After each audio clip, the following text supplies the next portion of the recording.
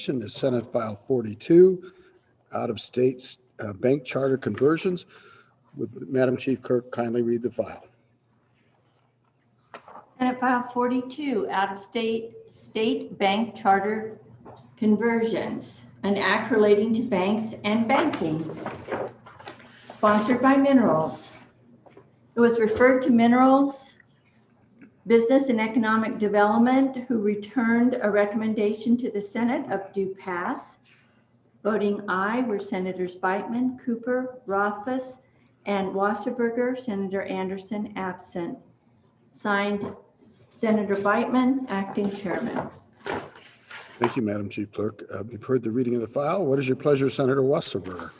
Thank you, Mr. Chairman. I move that when the Committee of the Whole rises to report, to do so with a favorable recommendation that Senate File 42 out-of-state bank charter conversions do pass. There is no standing committee amendment, and there is no fiscal note. And I turn it to the floor manager, the good senator from Aladine County.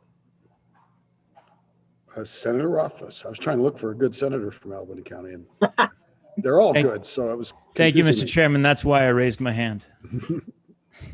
Go ahead, Senator. Mr. Chairman, out-of-state bank charter conversions was a bill draft that was requested of the Select Committee on Blockchain as well as the Minerals Committee by the Division of Banking. They have received over the last year 3 requests by last count by out-of-state state chartered banks. So in other words, these are banks that have their charter as state banks in other states, and they operate branches throughout that state, but they can also open branches across the country. They could even open branches in Wyoming based on banking law, but their charter and the administration of that charter is done by and in another state. Well, at least 3 banks from other states, Mr. Chairman, have decided that based on our recent advances in banking law, in trust law, in digital asset law, and all of the other good work we've been doing over the past few years as a legislature, that they would like to recharter in the state of Wyoming, effectively move their charter and become Wyoming state chartered banks. Upon reflection by the Division of Banking, Mr. Chairman, there was nothing in statute that allows for that to happen. We have everything that it takes to take a national charter and turn it into a state charter, and we've done that before. But there was just nothing that allowed the Division of Banking to accept an out-of-state state chartered bank and move them to the state of Wyoming for their state charter.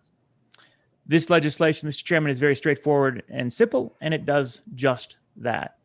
And we'll go through the bill, and then I'll explain a couple of points, but it is pretty simple. And the way that it's being accomplished is simply to utilize the same process that is utilized for converting a national charter to a state charter. So again, something that's already been done, but allowing some augmentations of the language in that section of statute to make it clear that an out-of-state state bank may convert.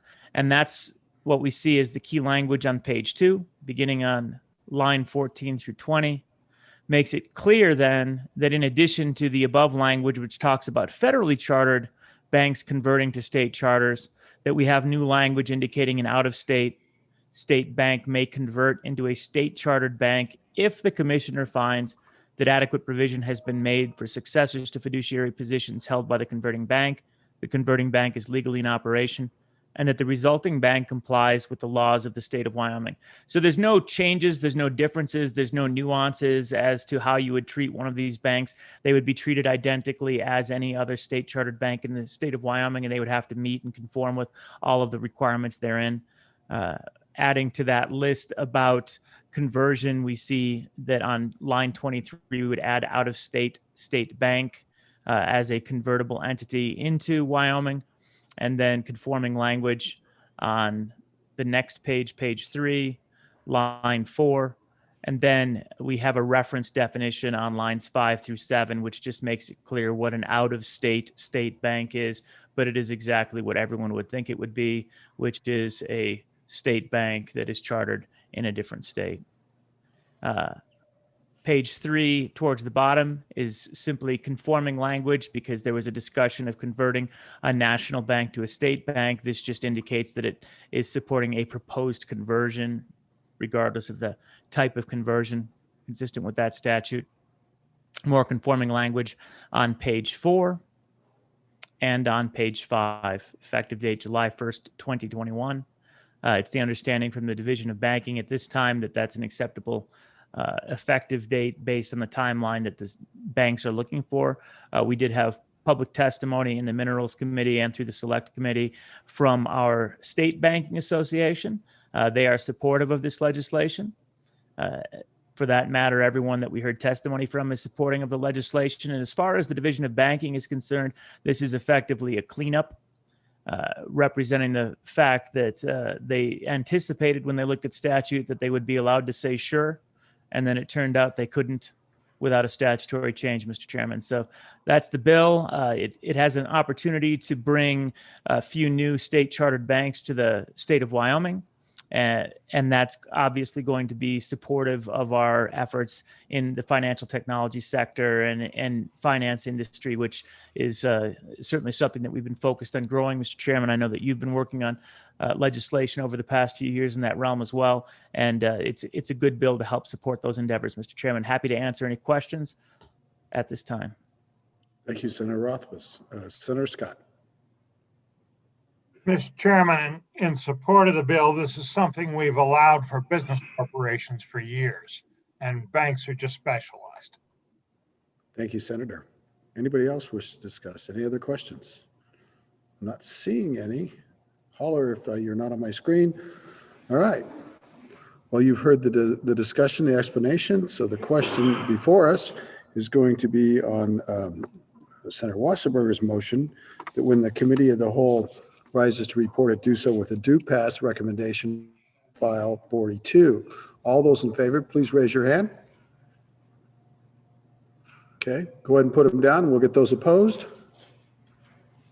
I'm not seeing any opposed, so Senate file 42 has passed committee of the whole. The next file for our consideration is Senate file 53.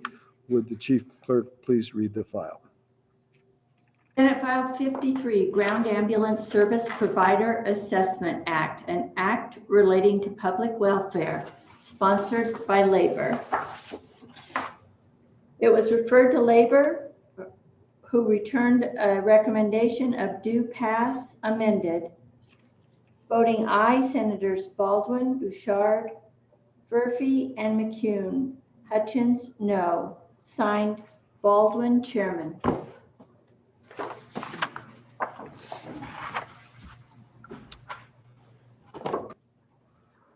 Thank you very much, Madam Chief Clerk. You've heard the reading of the file. What is your pleasure? I assume Senator Baldwin. You assume correctly. Thank you, Mr. Chairman.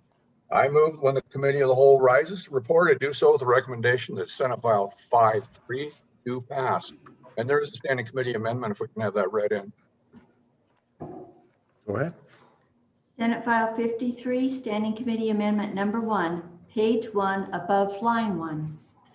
Back to you, Senator Baldwin. Thank you very much again, Mr. Chairman. You know, I'm noting while I'm sitting here at my own personal desk, and I'm thinking about one of our old colleagues that shared a desk, myself and the chairman. And this is a lot nicer because I can spread it out a long ways. And that now, state official, it doesn't matter what he says because my desk is a mess. Anyway, this bill will be familiar to those of you who have been on the Senate for very long. Concerns upper payment limits. We've discussed this with nursing homes, hospitals, and in several other instances. If I could, let's just look at the amendment real quick and we'll get it out of the way and then move on to the bill. Go ahead. The amendment is pretty straightforward. If you look at the amendment, it's long, but you see that it says the same thing over and over again, and except for the very part in it where we insert ground private or private ground and private in a number of areas. So, Mr. Chairman, yes, did you sir. move that amendment? I did not. Thank you for reminding me. I would move this standing committee amendment number 1 to Senate File 53. All right, back to you, sir. Okay, we'll go back to all these privates and private ground. You'll notice it all the way down, clear through items 13. That's all we're doing is inserting private. The reason for that, this bill is actually in two parts.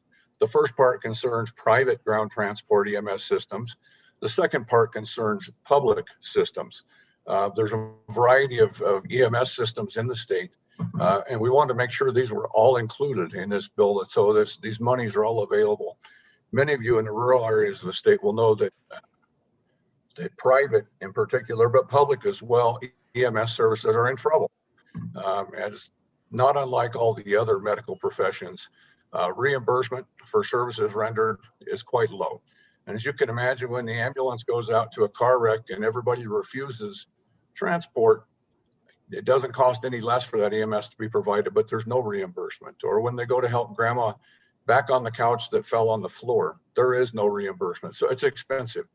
When I first got into EMS, I remember actually, and this is telling old war stories, but my brother-in-law actually ran the ambulance service for a small community, and he was also the mortician. When a car wreck or something happened, he took the hearse out. The hearse also doubled as the ambulance, but the EMTs, or they weren't EMTs in those days, they would throw the person that was hurt in the back of the ambulance, and they might try to comfort them and dab their head with a wash rag. But essentially the hearse went very fast, and we drove to the hospital as fast as we could from that rural community. Those days have changed. EMS requires a lot of money. It requires a lot of training. And this brings to mind another member of this body and I, and I'm not missing it right now. Well, I am missing it, but as we came together in the chambers there, we got together last year before session and drew straws on who was going to do CPR and who was going to shock if one of the more elderly members of our body had a heart problem. And then I realized that I'm becoming one of the elderly members, so I haven't thought about it much. That being said, yeah, we won't talk about who's old and who's not.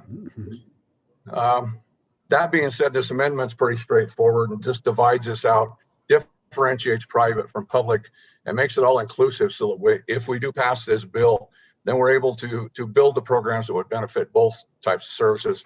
I would encourage your support and would ask a question or ask for any questions on the amendment now, and then we can move on to the bill if that's acceptable. Okay, questions on the amendment? I'm not seeing anything. If you're off my screen, verbalize. Okay, go back to you, Senator Boland. Okay. The bill, and as I said, it's probably pretty familiar to all of you, or some of you who've seen these bills in the past. When I think of upper payment limits, I think about it in simple terms. We talked about sheep a lot this morning. I don't own any sheep. My grandpa raised sheep. I don't know much about sheep other than they get in the highway and slow my trips down. I have horses. I have a horse who particularly likes apples. We learned this very much so when we had some relatives from out of state come visit us, and they drove their pickup through my pasture, and the horse walked up to him and their window was rolled up. Not such a big deal. He licked the window, whinnied a few times and walked away. But when they rolled their window down a little ways, trying to pet him, trying to move on, the horse became very interested in what was inside that pickup. The window was only down a little ways, but in their console, in their travels from out of state, they had apples that they were eating on the way over here. They rolled the window down a little further, and all those apples that they had available, that horse wanted them very badly. And they had a horse head inside the pickup in a matter of minutes. Which was no big deal to me. I didn't care, but to them it was huge. The kids were squealing. I compare that to this bill is that the federal government has made available us some apples. That window's closed, or when it's partly open, we know they're there. This bill amounts to opening that window the rest of the way so we're able to get those apples and able to satisfy our craving, or in this case, satisfy some of the funding needs of EMS. As I stated earlier, EMS is very expensive. This bill makes available for us the ability to capture some of that is not right now being captured.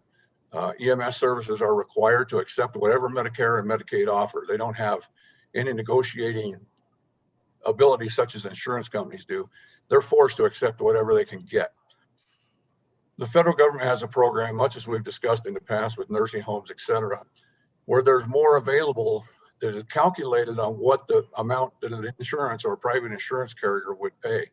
It's a lot different. in most cases than what they're being paid by Medicare and Medicaid. The federal government, or CMS, and centers, that being the Centers for Medicare and Medicaid Services, has made available for any state to apply to participate in a program that makes it available those extra monies that right now are not being captured. The way this is done is the Department of Health has to go to that, formulate a program, do an assessment on the bills or on what is being charged right now. And then when that difference comes back in, they can collect the money from the federal government and disperse that back to the participating ambulance services. That's a simple explanation of the bill. It doesn't require any funding from the general fund. Everything to pay for this is done through what is reimbursed from the federal government. That being said, what this bill actually does, and it's important to note, that just doesn't automatically set up this program. What this does is this authorizes the Department of Health to form the mechanism and to levy the assessment in the event it is able to obtain approval from CMS. And any of you are very familiar with CMS. That's not an automatic. Dealing with CMS is difficult at best. So CMS may or may not grant the approval to do this assessment and to operate this program. It has been successfully operated in other states, and chances are it will be operatable here, but there is no guarantee. And we're just simply making the ability of the Department of Health to form this program, apply to CMS, and then if CMS does come through and approve it, then they can operate the program. And the money for operating the program will come from those assessments and from the improved funding from the federal programs from CMS. With that, we could walk through the bill. It's a rather lengthy bill, and I don't have the numbers on the page here in front of me, but I believe it's around a 17 or 18 page bill. It's pretty hefty, but a lot of it is just explanation and how the program would be formed, how the assessment would be made, and how the reimbursement, they would be quarterly reimbursements from the Department of Health through the Intergovernmental Transfer Program. And those would go back to the ambulance services. The folks in the states that have done this, it doesn't save the ambulance service. This isn't going to take an ambulance service that's failing and bring them back from the brink and save them forever and ever. It's just a tool in the bag that improves their reimbursement and improves their chances. I would note that while we were hearing this in committee just this past week, that we actually had a phone call or a notification that one of the ambulance services in the state was floundering and considering closing within the week. And I don't know the outcome of that, if they have closed or shut down, but that's very real. I know many of you from rural areas of the state know how real that is. I've worked with a lot of the ambulance services in the state, not all, but I've worked with several of the counties of the state, and I know we've lost some of those services. One of the things to note is that ambulance service, emergency medical service, is not a required service, as are police and fire. It's something that some counties run, some hospitals run. It's something that is done sometimes just by donations from the committee. It's not, or from the community, excuse me. It's not cheap, it's expensive. It's getting more expensive every day. And with that, I would ask the committee for your approval and your support in this bill. And any explanation, I believe Senator Scott has a great interest in this. We've been working on this for a long time in previous committees as well as this committee. So I would ask for questions at this point. Thank you, Senator. Senator Hicks. Yeah, Mr. Chairman, just a little explanation. I haven't had a chance to do a detailed dive in here, but can you give me an overview on how the patient revenues and net patient revenues are utilized within this bill, and how is that calculated for and then distributed out? Is that a good one for Senator Baldwin? What it's done is, excuse me, I'm losing my voice. It's all that talking I've done this morning. The Department of Health obtains all the patient revenues from all the various services, all the services across the state. They submit those to the Department of Health. Then they in turn take all those revenue, what the ambulance services have taken in or what they've billed. They take those, calculate those, and compare those to what would have been available had these been reimbursed by the full rate by the paid insurance or by the insurance companies, the full allowed. That being said, then they can apply for the differences in those to CMS or back to Medicare, Medicaid through CMS and decide what the difference is. And then that is the amount that would come back into that fund, minus the amount that's taken out for the operation of the program. That would then be reimbursed back to the ambulance services or EMS services on a quarterly basis. Hopefully it answered your question. Thank you. And I do have a small point of order. It seems to be the tradition in the Senate that when the former president's wife makes flavored popcorn, that it's shared with the Senate. And I don't think that's happening right now. And I must admit, I don't like this. Senator Scott. And Mr. Chairman, in further explanation of what's going on here, we're talking Medicaid here. The general rule is that the federal government pays, and in our case, it's 50%, and the state pays 50% of the costs in Medicaid.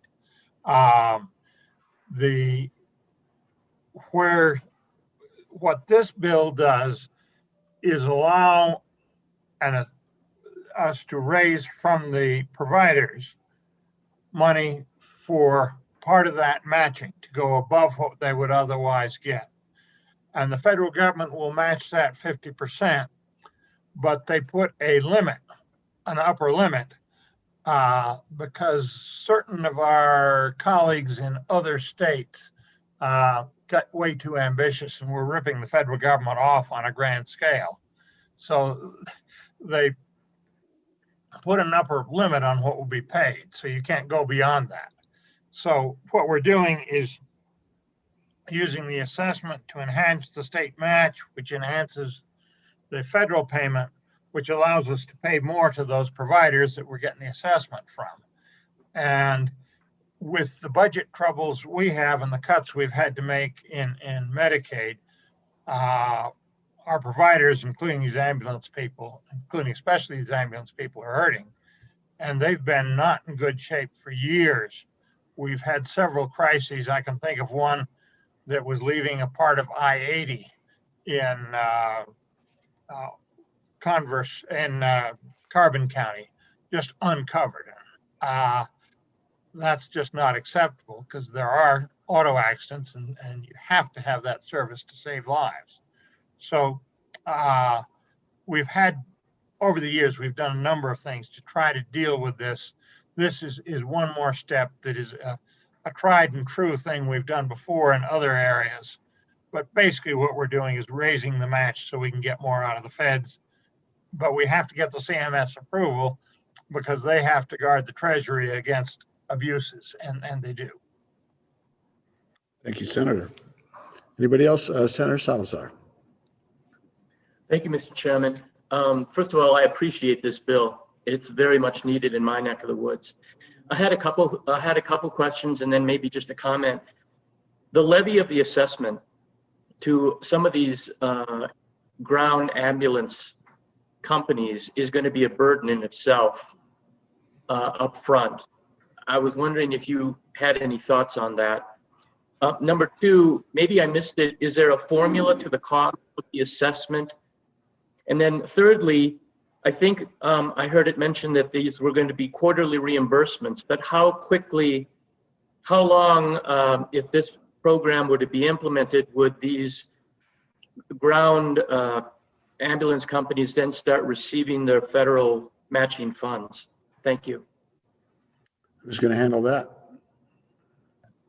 I can answer that. I see one guy smiling and the other one has got his mute on. So Senator Baldwin. Yeah, that mute button never works for me. It just always keeps clicking off. First of all, and it's built into the bill for those who have trouble with the assessment, a way that we can actually do a payment type system into that, so it wouldn't be a cost to them all at once. That's something that's built into the bill. Reimbursements, that's a good question. I'm just throwing out there some guesses, and perhaps Senator Scott has some better guesses, is that it's going to take a little while to build this system. We got to wait for CMS approval, and it will take a little while to get the system built, collect all the assessments. My guess is that the quarterly payments wouldn't be coming in until in 2022. It's going to take a while for them to build and start coming back in. But as for an accurate assessment, I can't tell you that would come back again. And Senator Scott has his hand up, so and he's off mute, so he can speak now. Thank you, Senator Baldwin. Senator Scott? Mr. Chairman, I would make it clear, though, that the assessments won't begin until we've got the CMS approval. So the gap between when the assessment is and when they get it back, plus the federal share, should not be. It might be a quarter. I doubt that it would be longer than that. And you get enough back, so it's going to be very much in the provider's interest. Now, what they get back may not be entirely proportional to what they put in, but it'll be profitable. Our previous experience with this is profitable for all the participants because you do get more money back than you put in, and that's real important in a service where we're struggling to preserve it, and frankly cannot afford to spend more state general fund on doing that unless we absolutely have to. Thank you, Senator. Senator Perkins? So thank you, Mr. Chairman. And just so I understand, so what's happening is, so I guess the thing I don't understand about the assessment is, so if you want to be in this, if you want to participate in this program and receive this essentially a federal benefit, you have to pay an assessment. Then if you pay that in, the federal government will match that. I don't know if match is the right word, but will match or otherwise pay some amount based upon what that. And then when you get it, from what I take it, you don't necessarily get back. You're going to get back more than what you're assessed because there's thresholds that say that you can't exceed these amounts that you would otherwise get back. But ultimately, you pay it in. So, but I guess that the amount that comes from the federal government plus the total of all assessments are somehow redistributed among all the participating ground service ambulance providers, and you're going to get back more than you put in. But I think, as my tall colleague from Natrona County said, it may not be in proportion. So you're going to pay it in, you're going to get back more, but it's those who I guess have some of the qualification or meet more may end up getting more that's non-proportional in their favor as opposed to non-proportional to their detriment. Am I understanding this right? Who wants help? Senator Scott? Mr. Chairman, basically, yes, that's the way it works. Your assessment is probably going to be based on the volume of Medicaid business you've been doing in one time period. You get it back in the next time period based on, you get it back in enhanced reimbursements for Medicaid. And you may be getting a little more, a little less Medicaid business in that particular quarter. So what you get back may not fully match what you're paying in. You may get a little more or a little less. Over time, it will tend to average out to being proportional, but in any one period, it may be a little different. Thank you, Senator. Senator Perkins, follow up. Follow up, and I guess this is where you should say, how do you like them apples? I don't know, but anyway, so I kind of get it. It's in some respects, it's not that much different than some kind of tax credit where you pay in and you get some kind of credit back. And so I guess it's kind of the same thing. It's what a great country we live in, huh? Anyway, thank you. I appreciate the explanations. Thank you, Senator Schuler. Thank you, Mr. Chairman. My question kind of goes along the same lines with the assessments. I see where the Wyoming Department of Health, they retain a percentage of the funds generated by those assessments for their administrative costs. Was there any talk about having that be a set percentage, or are you just going to kind of see how the program goes and then decide from that point on? Thank you. Okay, who will handle that? Senator Baldwin, you moved on my screen. You jumped clear across. Quit doing that. Senator I haven't Baldwin. moved in my seat. I do have a new chair, though. My wife built a chair over lunch, and I have a new chair. Anyway, the assessment actually, I believe, if it read through, is maxed out at a percentage that can actually accrue. So that the amount that they can charge or that can amount to for the administration of the program, I believe, and Senator Scott can correct me, but I believe is 3%. Without, that's maximum that can be assessed vote. So we can't go beyond that. So that's already set in the bill. Okay, thank you, Senator Baldwin. Let's go to Senator Hicks, and then we're going to pick up Senator Kolb.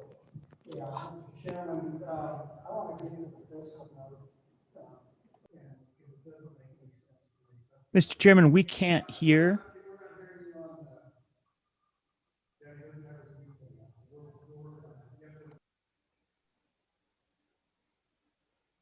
Mr. Chairman, we actually can't hear either one of you right now. Well, the reason you can't hear me is I'm muted, and now I'm unmuted, and we're trying to figure out why we can't hear Senator Hicks. Shall we go to Senator Kolb? Can you hear me? We can hear you, Senator Kolb. We're going to take All you right. up next. Thank you, Mr. Chairman. I just wanted to add to the conversation that Sweetwater County, particularly from Rock Springs to the border of Carbon County, is in fact facing a crisis with ambulance coverage down the I-80 corridor. There's been a problem for years, decades, and a lot of it revolves around what's called dry runs, or folks that refuse to take the ambulance ride. And it is becoming such a huge financial burden for the county. They were trying to come up with a cure for this, but I think this would go certainly in the right direction. But I just wanted to inform my co-senators that Sweetwater, in fact, facing a crisis for coverage on I-80 corridor, and I think it's very important that we keep on covering that corridor for the folks that travel through this great state, and for our, most importantly, really our own residents. Thank you for the comment. Thank you very much, Senator. Senator Hicks, can you do it now? I can hear you in the chamber, but I can't hear you over my headset. I can hear you muttering. So let's see if anybody else has any questions. We still have the amendment to dispose of, so we got some time. Senator Cooper. Thank you, Mr. Chairman. I'd like to kind of expound on what the senator from Sweetwater just was talking about in the I-80 corridor. In our district, we have. I'm sorry. Okay. I apologize. I should have been muted. Didn't mean to interrupt you, Senator Cooper. Go back to you. Not a problem, Mr. Chairman. In our district, we have 10 communities with an ambulance. In every case except one, that's all volunteer. This bill, this legislation is critical for our area.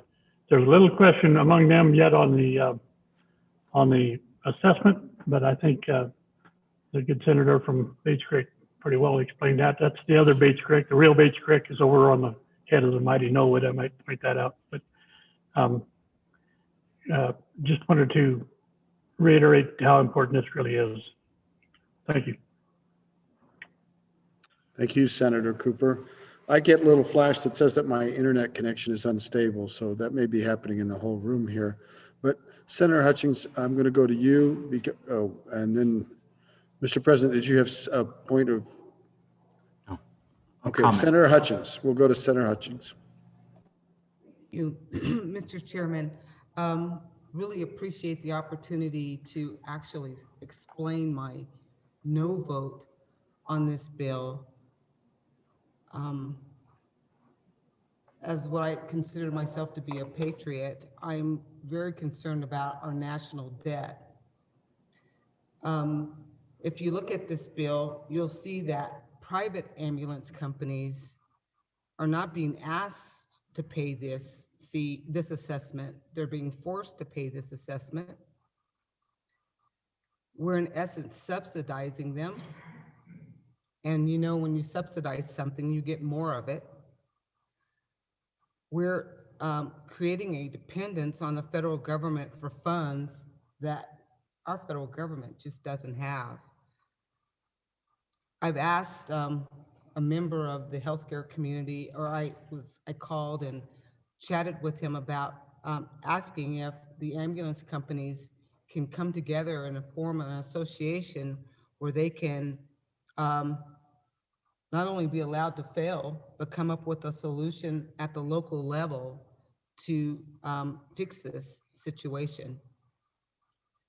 Like I say, it's another subsidy that's going to have a problem in the future that we're going to be back here again trying to fix. I don't like the fact that the assessment is forced and we're trying to collect from the federal government more than we put in. And I think that's kind of a shame. That's why I voted no on this.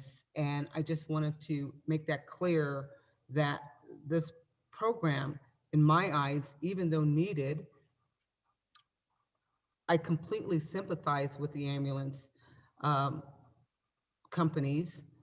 As a former EMT, I understand what they go through, but I just don't think this is the right thing to do, to reach out to the federal government for more money than they have. It's just that simple. Thank you, Mr. Chairman.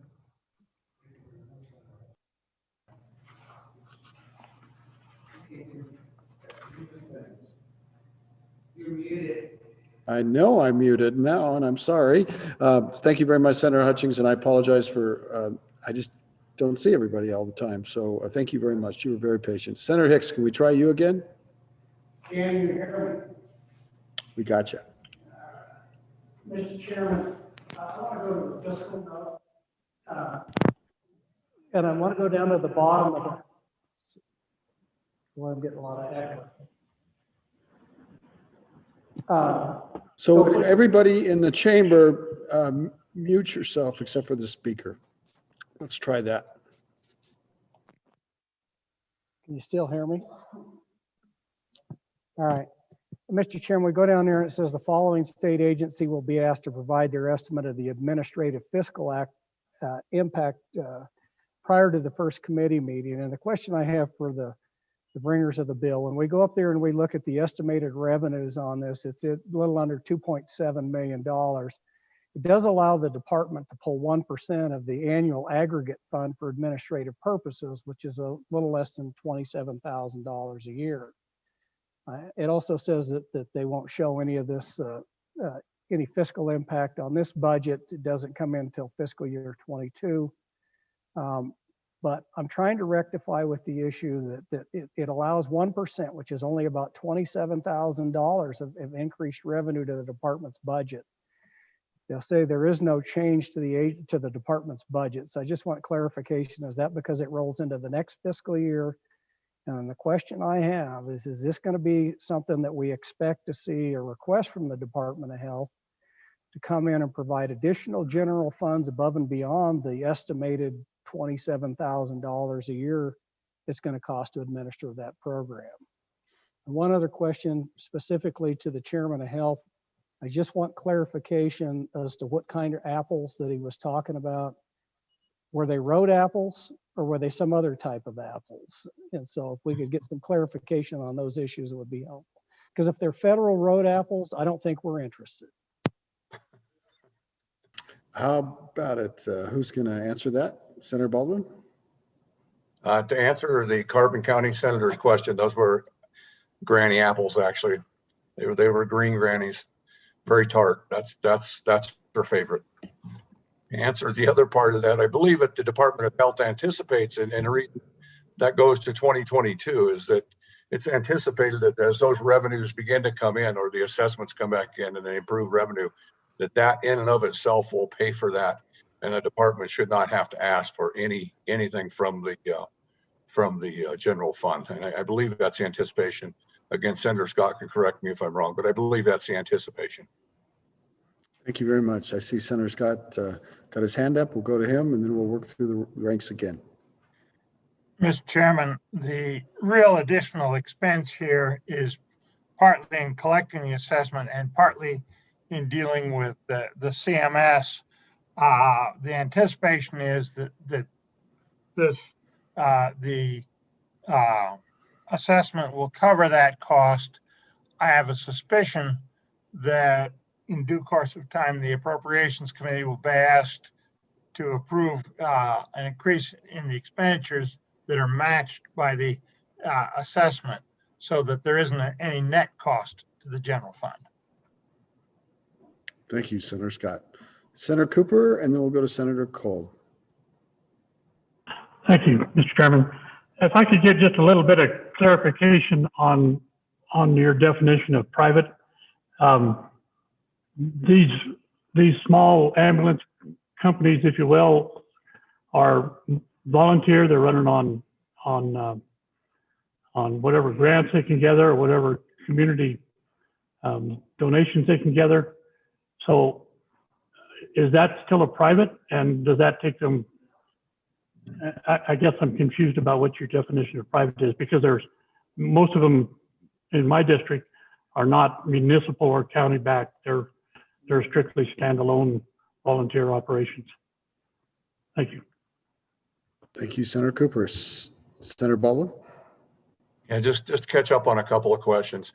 One back to the good senator from Cheyenne, and that is that all of the EMS services in the state have been surveyed and have been talked with and consulted as we built this thing for a couple of years. And all EMS services in the state did agree to it. There were some concerns, as the senator from Du Bois mentioned. There's some concerns about paying that initial assessment, but everyone has agreed that this is needed, and it is total agreement across the state. To answer the other good senator who just spoke, and that is that private services, indeed, those volunteer services that are not associated with a hospital, nursing home, city, county, et cetera, those are considered private services. The public services would be those that are associated with a hospital, perhaps a fire department in the city, perhaps county run. And I can't give you the numbers off the top of my head how many of each there are in the state, but my guess would be there's probably more private volunteer run ambulance services in the state than public, and they have varying degrees of efficiencies and training, et cetera, but those are considered private, those ones the good senator was discussing. And I would add one more thing on to the good senator from Sweetwater County, particularly in the eastern part of Sweetwater County.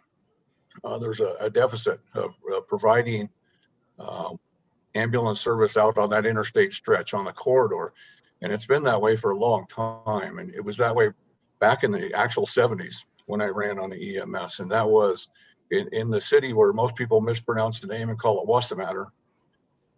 Often there's a hit and miss out there. There's ambulance service sometimes, and sometimes they're not. They associate with the hospital intermittently, and they're in better shape, but even that hospital struggles to meet the funding. And that's a difficult stretch of IE, which is most of the IE corridor is difficult. Also in the good Uintah County Senator's district in the far east end of her county. Actually, there's difficulty in maintaining service and maintaining things. Right now it runs with the hospital service, but it is a difficulty. And with the one in Sweetwater County, the county, and we're going to discuss that later today, the city and county funding, but that's also in trouble. They have less money than they used to have from revenues from the extractive industries, et cetera. And that's part of the problem in Sweetwater County at the moment is they've cut back on what they can put into that service and support the EMS, and EMS struggles even more to meet their needs. Thank you, Senator. Senator Cole. Thank you, Mr. Chairman. To be clear about the Wamsutter area, yeah, that's always been a difficult area to cover. The city of Wamsutter itself intermittently covers that area, but it's a transitioning to a permanent full-time ambulance service from a volunteer ambulance service like most services of transitioning at currently.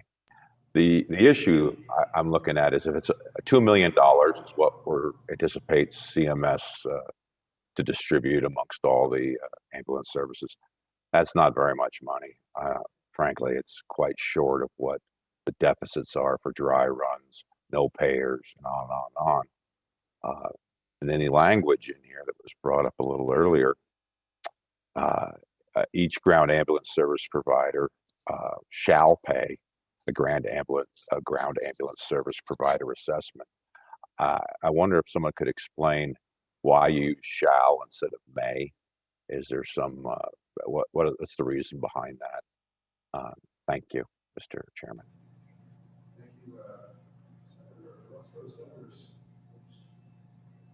Thank you, Senator. Let's go to Senator Scott, and then we'll come back to Senator Dockstader.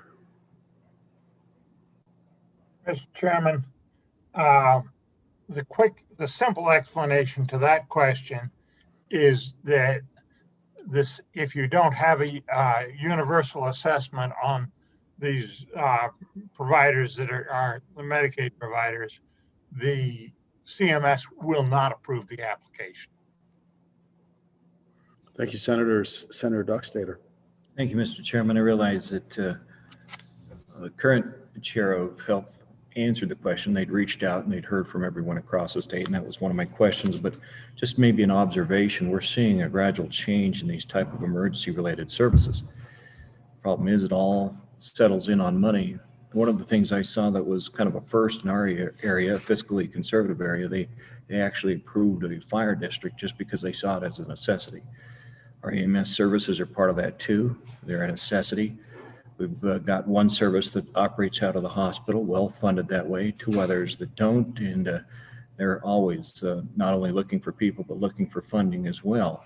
This may be an avenue. It's a little different than anything I would probably normally support, but we are seeing a trend in the importance of our emergency services and the need to fund them, and this may be an avenue. Thank you, Senator. Who's next? Anything else? Should we do the standing committee amendment? I'm going to call for the question on the standing committee amendment to Senate File 53. Would all those in favor please raise your hand? Okay, might need a count on. No, I guess we got all those opposed. Please put your hands down, and all those opposed raise your hands. Okay, the amendment is carried. Back on the bill. Senator Baldwin, anything else? I would just add in the good president's comments, and that that's something that we may need to consider down the road. And certainly it's been discussed in our committee, not just this year, but it's been discussed previously, is another way to fund EMS. And as I spoke earlier, that it's not considered an essential service. In my mind, it is an essential service, and it needs to be treated as such. And we may have to consider some means down the road, perhaps next interim, ways to begin funding those, because we are losing them. And even when they're funding through a hospital, as the good president discussed, it's a money losing proposition for the hospital. They take those out of the goodness of their heart to provide medical, for their county and for their area. But in truth, they probably lose money in that venture as well. And heaven knows that hospitals lose a lot of money anyway. But when you add an additional, it puts an additional burden on them. So it's something we will need to work at down the road, and perhaps find a way to fund these services better and adequately, so we can have efficient services across the state on I-80 and everywhere else in the state. It's problematic, and it's something we're going to have to solve. And I believe this bill is a small step in that direction, will help, but there's a lot more to do. And with that, I would encourage your aye vote today. Thank you very much. Sensing you're ready to vote, the question is on Senator Baldwin's motion that when the committee of the whole rises to report, that it do so with a do pass recommendation on Senate File 53. All those in favor, please raise your hand. Okay, could you lower your hands? And all those opposed, please raise your hand. Okay, the Senate File 53 has passed committee of the whole. The next file for our consideration is Senate File 61, amortization of sales and use tax. Madam Chief Clerk. Mr. Chairman. Senator, hold on. Mr. Majority Floor Leader. Thank you, Mr. Chairman. Real quick interruption. After this next bill, which is 61, we're going to insert in the schedule Senate File 56, Wyoming Gaming Commission modifications and corrections. And following it will be Senate File 50, COVID-19 business relief programs, agriculture. And then we will go back to the program as scheduled. Okay. Senator, do either one of those have standing committee amendments or committee of the whole amendments? If somebody can get those to me, that'd be great. And we'll go back to Senate File 61. Madam Chief Clerk, you have to read that in too. You're doing everything at once, I know. Mr. Chairman, point of order. Yes, Senator Kinski. Could I just, the two bills that were called out, they're being moved to where in the order? Senator Kinski, they're going to come directly after the bill we're taking up now. We're going to take up, after it's read, is Senate File 61. And then the majority floor leader has asked that we insert 56 and 50 subsequent to 61, and then we'll resume the order. So, Madam Chief Clerk, I'm sorry for throwing the, you're welcome, Senator. Thank you. Madam Chief Clerk, we have Senate File 61 read in. Yes, sir. Senate File 61, amortization of sales and use tax, an act relating to sales and use taxes, sponsored by Minerals.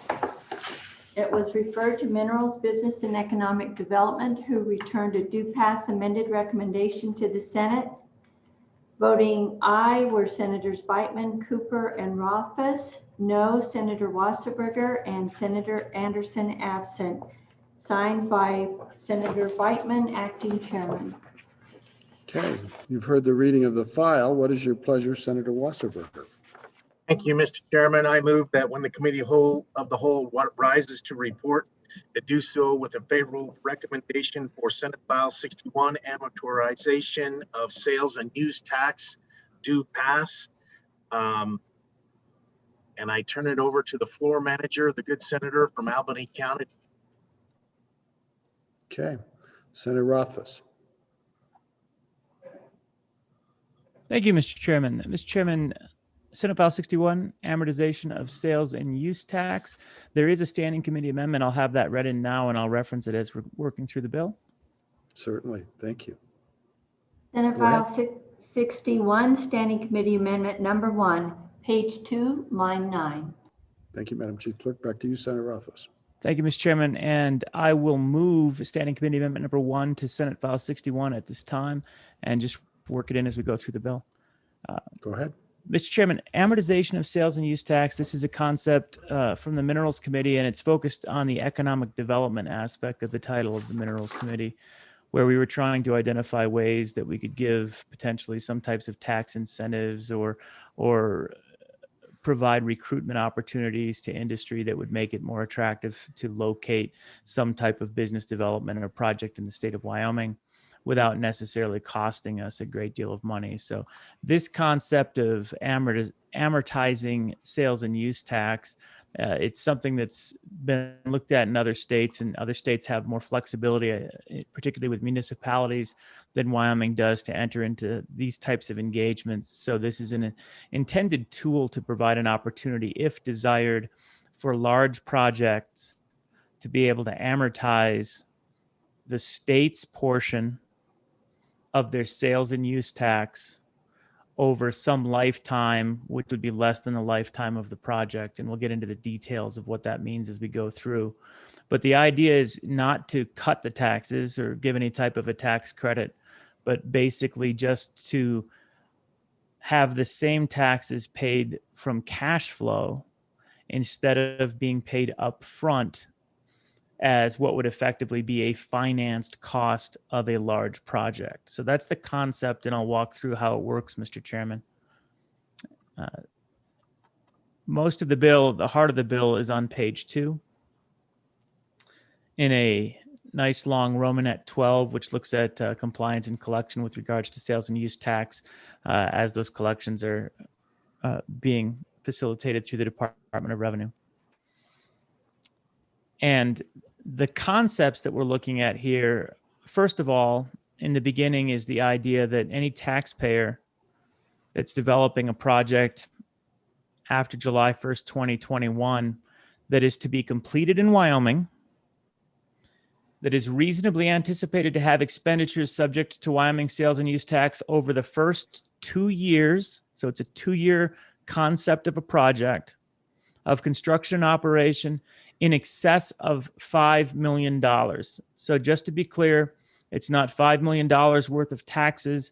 It's a $5 million or greater project to be potentially eligible for this. And there was discussion on why $5 million, and it's not a hard, fast, magical number.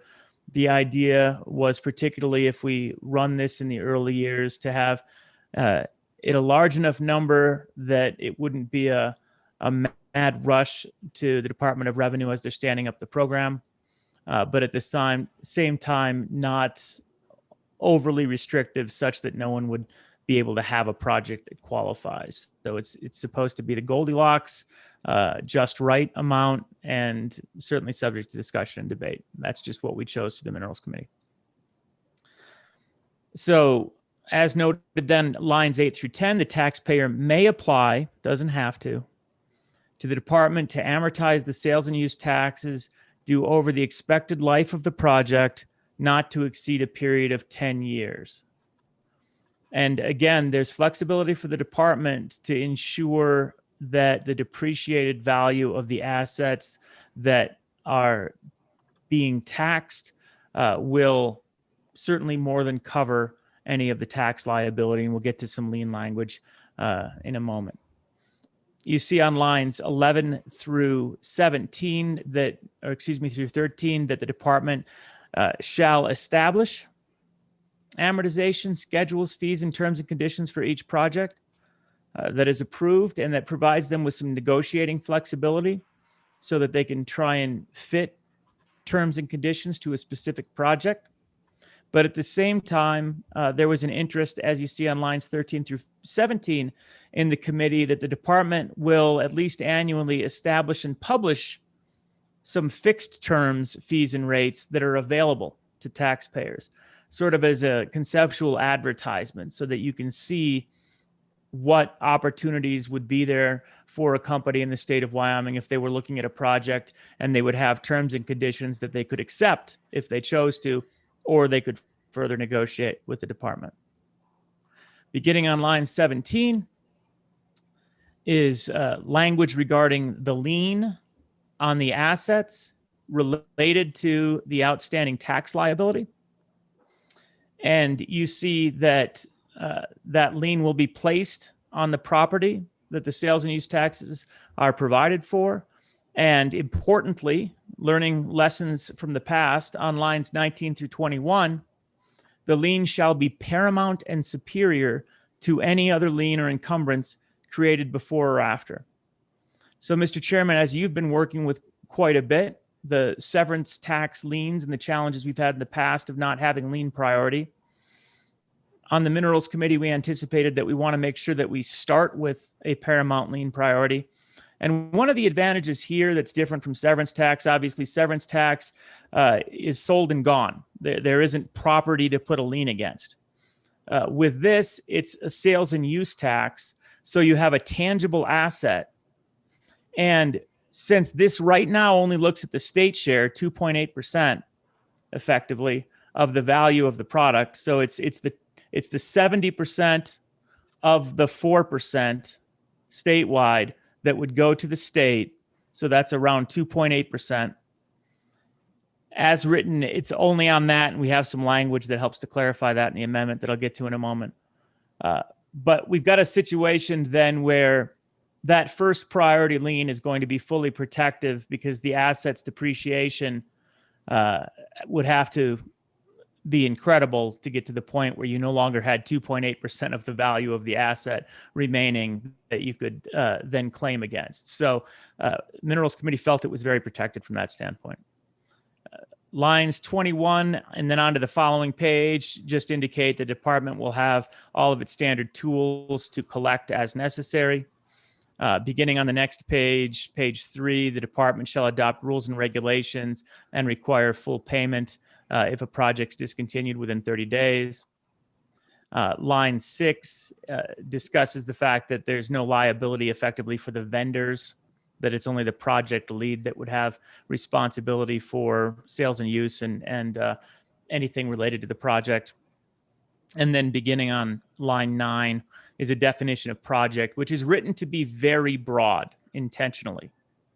It's including real project, real property and personal and property, including machinery, equipment, anything that, as you can see on line 13, will increase the assessed valuation of the county or counties in which the project will be located, that creates employment opportunities within the state, or that otherwise adds economic values to goods, services, or resources within the state.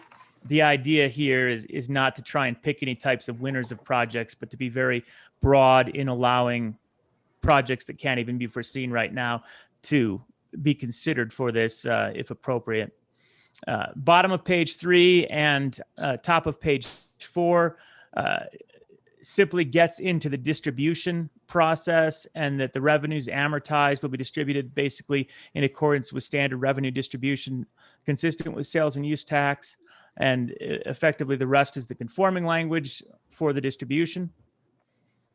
And then, Mr. Chairman, as we look at a couple of tweaks that we wanted through the standing committee amendment, so I would refer the Senate to the standing committee amendment at this time. There was some question as to the specificity that this only apply to the state's share of the 4% because it wasn't explicit. So the first part of the amendment that you see on the standing committee amendment lines 1 through 7 just goes in and clarifies that so that it is very clear explicitly that we're referring to the state's share of the 4%, which again, as I noted, is around 2.8%. I think it's a little off from that, but it's around 2.8%. And then the second change gets at the discussion that we had with the Department of Revenue related to interest rates. And they said that without amending the language, they would feel sort of a prudent investor obligation potentially for the interest rate, and they would need to be looking at market interest rates in the feeling of the department. And that wasn't the spirit of what we were looking to. We really wanted for interest to simply offset inflation and basically break even, so to speak. We weren't trying to make money off of the financing. We were trying to break even off of the financing as a state. So we add the sentence, interest rates for approved projects under this paragraph shall be established by the department to account for inflation during the term of amortization, to make it clear that that prudent investment concept doesn't have to come into play where the loan would have to be at a competitive market rate, since the purpose is really just to get our taxes but not lose value for those taxes. One last point I'll make before I'll conclude, and we'll try and take action and questions specifically on the amendment, or if there are broader ones that we need to get to as we're working the amendment, is we had discussion about applying this same concept of amortization to the local share and then potentially any local options as well. And there's interest in that. And counties showed up and they liked this idea. And cities and municipalities like the idea. But it was challenging enough, and there's enough nuance to how that would be done and how you would opt into it and how you would elect for it and make sure that there was appropriate approval and not just the state saying that a county or a municipality is going to do this, that this is effectively the first bite at the policy, which is the simplest bite. So there could be continuing conversation if the Senate and the legislature is interested in pursuing this path. We could potentially expand it to those local portions and then the local option as well. But that would be a future discussion, Mr. Chairman. And with that, we are on the standing committee amendments, and I'd take any questions on it or any further explanatory questions on the bill itself that are necessary to help facilitate the discussion on the standing committee amendment. Okay, let's go to Senator Hicks. Mr. Chairman, question on the bill, well, on the amendment and the bill, as it relates to the state share and the county shares. It's my understanding is that only comes into play through the industrial siting, and those projects typically have to have a threshold, and I believe, not off the top of my mind, but it's like $200 million before you get to that industrial siting where you split the sales tax between the local share and the state share. And so when you've set a threshold of 5 million in the bill, that's far below what we would normally do when you have those industrial sightings for quote large projects. And so I'm just trying to figure out, is this gonna, if we implemented this, it looks to me like it's gonna have to take a statutory change in that distribution, because the way I read this, the way it would work, any project that falls below what that threshold is under the industrial siting and above this, the state would still recapture the full 4% of that, and that would be amortized. So can you help me work through that, or is there a loophole here?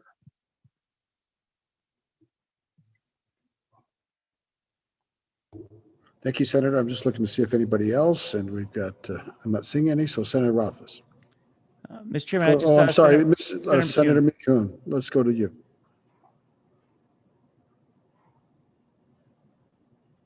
Well, Mr. Chairman, I think part of the language in it too, we're going to have some serious difficulties. Are you guys getting audio for the Yep. senator? Mr. Okay. Chairman, no, I can't hear anything. Okay.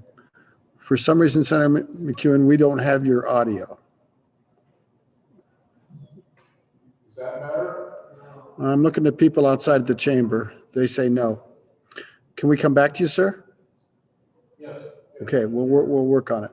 I think Senator Hicks knows the key to that. He probably does. Senator Rothfuss, you want to go to the first question? Yes, thank you, Mr. Chairman.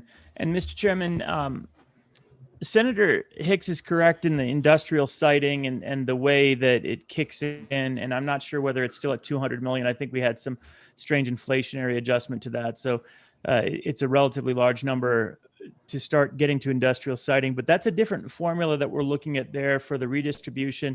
And it's the pre-distribution of a portion of anticipated sales tax that will be coming in that is provided before an industrial siting project to help pave the way for that project.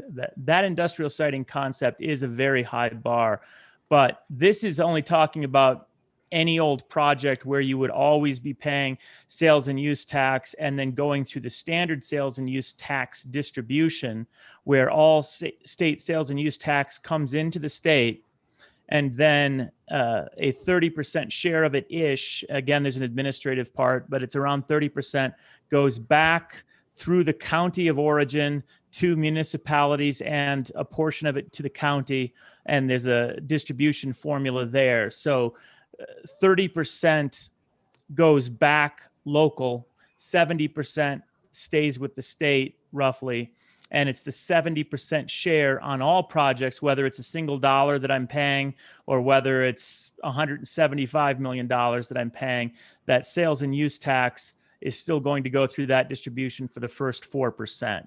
So this has nothing to do with industrial siting and should not be conceptually coupled with industrial siting, because again, the $5 million threshold is the only relevant threshold to when this would or wouldn't kick in. I hope that clarifies for the good senator from Carbon County. Thank you, Senator. Senator Steinmetz, we're still waiting on Senator McEwen, I think. So Senator Steinmetz. Thank you, Mr. Chairman. I was just curious about how we'll collect the taxes. Currently, the tax is collected by vendors rather than the project owner.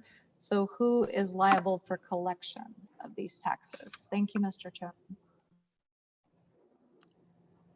We're still working on audio for our other members here. So Senator Rothfuss, can you help with that? Yes, thank you. So this is going to go through rules and regulations as to the details, and we left flexibility. We had that discussion, Senator, in the Minerals Committee, and the Department of Revenue determined at this point that the most likely approach would be effectively a credit back concept where all of the taxes would be paid, but you'd keep receipts, so to speak.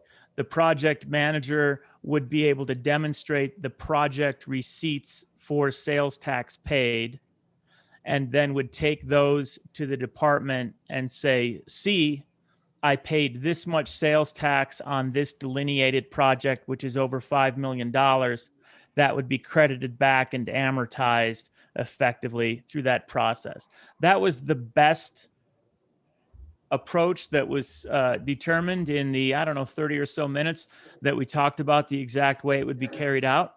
So I wouldn't necessarily stand by that, but there was flexibility intentionally given to work out the very details that the good senator to my east has determined. Okay, thank you, Senator Rothfuss. Senator Cooper, did I see your hand go up?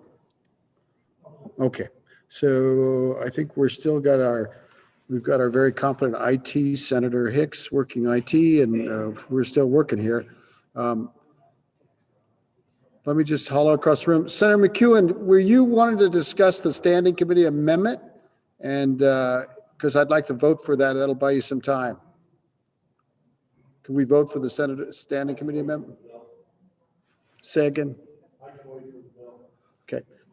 Senator McEwen has relayed that he's not wishing to speak on the amendment. He's wishing to speak on the bill. So let's go ahead and take care of the amendment. Give us something to do. And so all those in favor of the standing committee amendment, please indicate by saying aye or raising your hand. Okay. Put your hands down, and let's have all opposed raise your hand. The standing committee amendment has carried, and I've got a note here from our chief clerk, and I'm going to see if I can find it. It relates to IT. From our chief clerk, advice from IT: when people use headphones and it has a built-in mic, they need to make sure it isn't muted because it's overriding the laptop mic muting function. Okay? I didn't know that. So everybody, back on discussion on the bill. Who wants to get my attention? If we, Mr. McEwen, Senator McEwen, would you like to use my microphone? I'm still trying to work to get Senator McEwen so he can have his question answered. Chairman Case, I saw Senator Kolb put his hand up. I think he may Okay. have a question. Thank you very much, Senator. Senator Cole. I'm not hearing you, Senator Cole. Thank you. I had to find my mouse cursor. Got lost on my screen. The question I have is a general one. Why would a solvent company, why would a company that's profitable, that's going to come here to make money, and they're coming here not for an incentive of some deferment of sales tax, why is this a good thing? I mean, what was this modeled after some other state that uses this type of incentivization to get some companies to come into our state? You know, for what we're all trying to do is solve the employment situation to get more, businesses here for our people to work within. So I just kind of wondered. I've seen a lot of this done locally with other incentives, and it seems like at the end of the day they came here because they were going to make money here, and it wasn't some little local amount of deferment or whatever it may be, incentivization, that made them come here, because there's a bigger force driving them. So I guess I'd like to hear the reasoning behind this if I could. Thank you, Mr. Chairman. Thank you very much, Senator Kolb. And let's just see if we got any other questions. Kind of like to speed this along if we can. I'm not, Senator Hicks. Yeah, Mr. Chairman, one other question when it comes to the property and putting a lien on that property.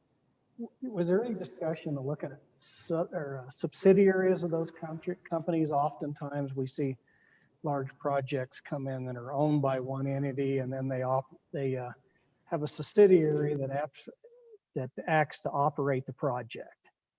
And under a scenario like that, and we've seen this particularly in some mineral industries, where the subsidiary then goes bankrupt, the parent company walks away, and we end up with nothing. So is there some way to make sure that doesn't happen, or some way to capture that subsidiaries put a lien against that property? Was that contemplated? Senator Rothfuss, can we take one more? Because I think that Senator McEwen, Yes. his mic is working now. Absolutely. Thank you. Senator McEwen. Can you hear me now, Mr. Chairman? I cannot. I'm so sorry. Dave, you're still around? Mr. Patrick? Could you help the senator? He's our rising star, and we want to get him lit up. Just start talking. Okay, so Senator Rothfuss, we'll go to you. Thank you, Mr. Chairman. So addressing first the question from the good senator from southwestern Wyoming about why would a company do this, and sort of the why of this. I had a call from, I think, 6 or 7 individuals from one company that saw this and immediately called about the bill. We're talking hundreds of millions of dollars worth of project, because this is exactly the kind of thing that they want to see. So when you contemplate, and we'll just arbitrarily say a $100 million project, well, they're going to have to pay sales and use. If it's a $100 million project that is something like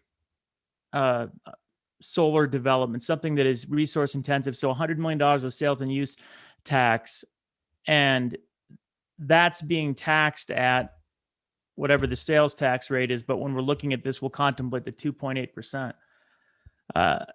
There's no cash flow at the beginning. So when you buy your solar facility, you're paying $102.8 million plus. Actually, you've got taxes, the rest of the taxes, but you've got these millions of dollars worth of taxes that you have to roll into your financing upfront. And that financing interest rate is going to be whatever cost of capital is in the market, 7%, 8%. It's going to be speculative, and it's probably not going to be down in the 2% area for an investment of this risk category. It'd be great if it was. They wouldn't apply for this program. So in those situations, then they look at the cost of capital, and if that cost of capital in Wyoming of the total cost of capital is lower than the cost of capital for carrying the same project, assuming all the other same conditions in another state, then they'll have a potential to save quite a bit from the state of Wyoming. Well, when you're amortizing, or excuse me, when you're carrying the finance charges of $2.8 million over, let's say, 10 years, that can be substantial. And if you're building that project in the state of Wyoming and we simply take it to inflation, then there is going to be a significant savings there of hundreds of thousands of dollars for the overall project cost, which adds to the project profitability. And as to where this came from, yes, other locations do similar things for large projects. There's a state to the south of us that provides a lot of flexibility for large projects to their municipalities to restructure tax code, and they do things like this. They refinance, and they're incredibly attractive, even though Wyoming is far better, for example, for wind projects. The attractiveness of the financial framework and the fact that, again, the taxes can be amortized in certain circumstances over a partial lifetime of the project has provided sufficient incentive. So there is good financial reason. And again, if it doesn't get used, if this turns out to be wrong, there's not a lot of risk with this, which gets actually to the second question of, what about the risk and what about subsidiaries and the lien on the property? If a lien is placed on the property that is the target of the sales and use tax, and that's a requirement of this program, it doesn't matter who owns it or whether it's transferred, because that lien is going to transfer with transfer of ownership. You will not be able to sever that first priority lien just because you sold the property unless you pay off the lien prior to sale of the property. You just can't extinguish a lien because you hand it between subsidiaries or some other LLC or whatever else. So one way or another, the property and the lien will go hand in glove. And again, since as drafted, it's only a 2.8% of the value of the asset, I think you'd be hard pressed to get to a point where you didn't have full collateralization of all of the liability at any minute. So if there is a bankruptcy, this is one of those deals that I think it's a pretty good condition to be in, to be financing only 2.8% of a tangible asset and have first lien priority. I think you're in good shape. And I spoke long enough that perhaps the good senator has audio. You're muted, Mr. Chairman.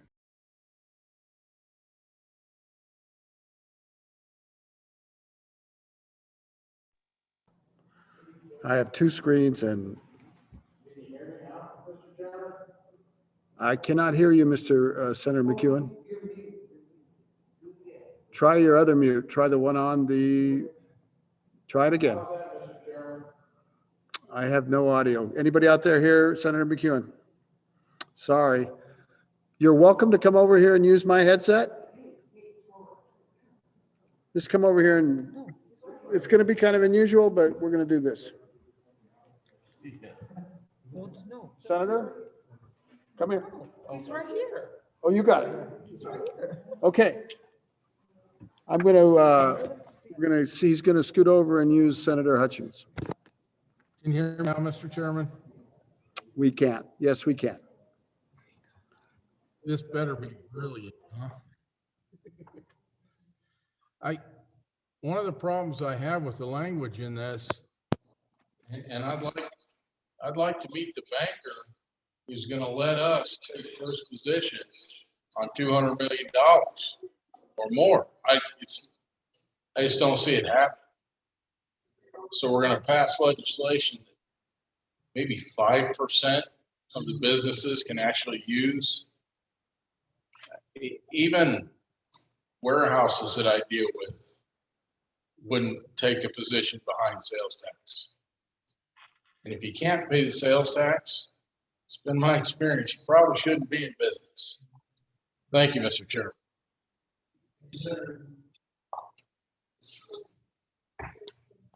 Okay, thank you, Senator McEwen. And it was pretty echoey, that was, but I think we heard you. I think it's better for the people outside the chamber than it is in the chamber.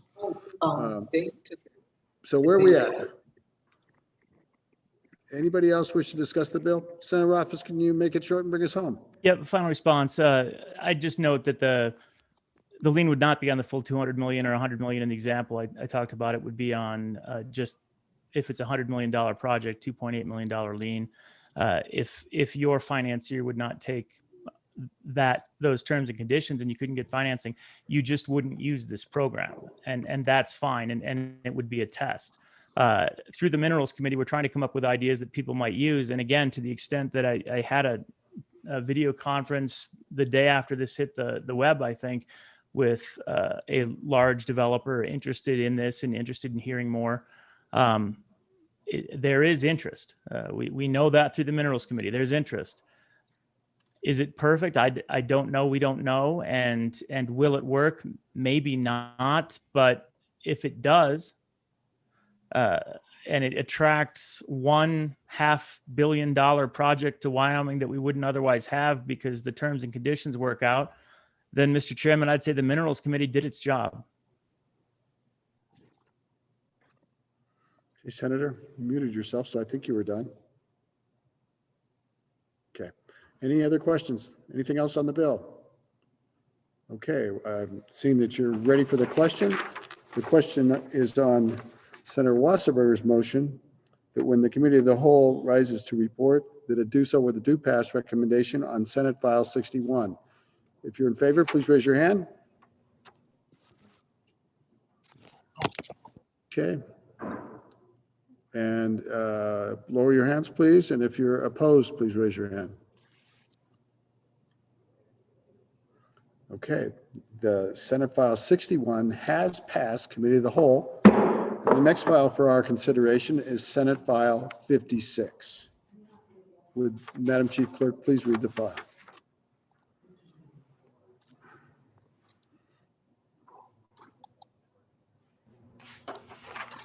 Senate File 56, Wyoming Gaming Commission Modifications and Corrections, an act relating to gaming, sponsored by Travel.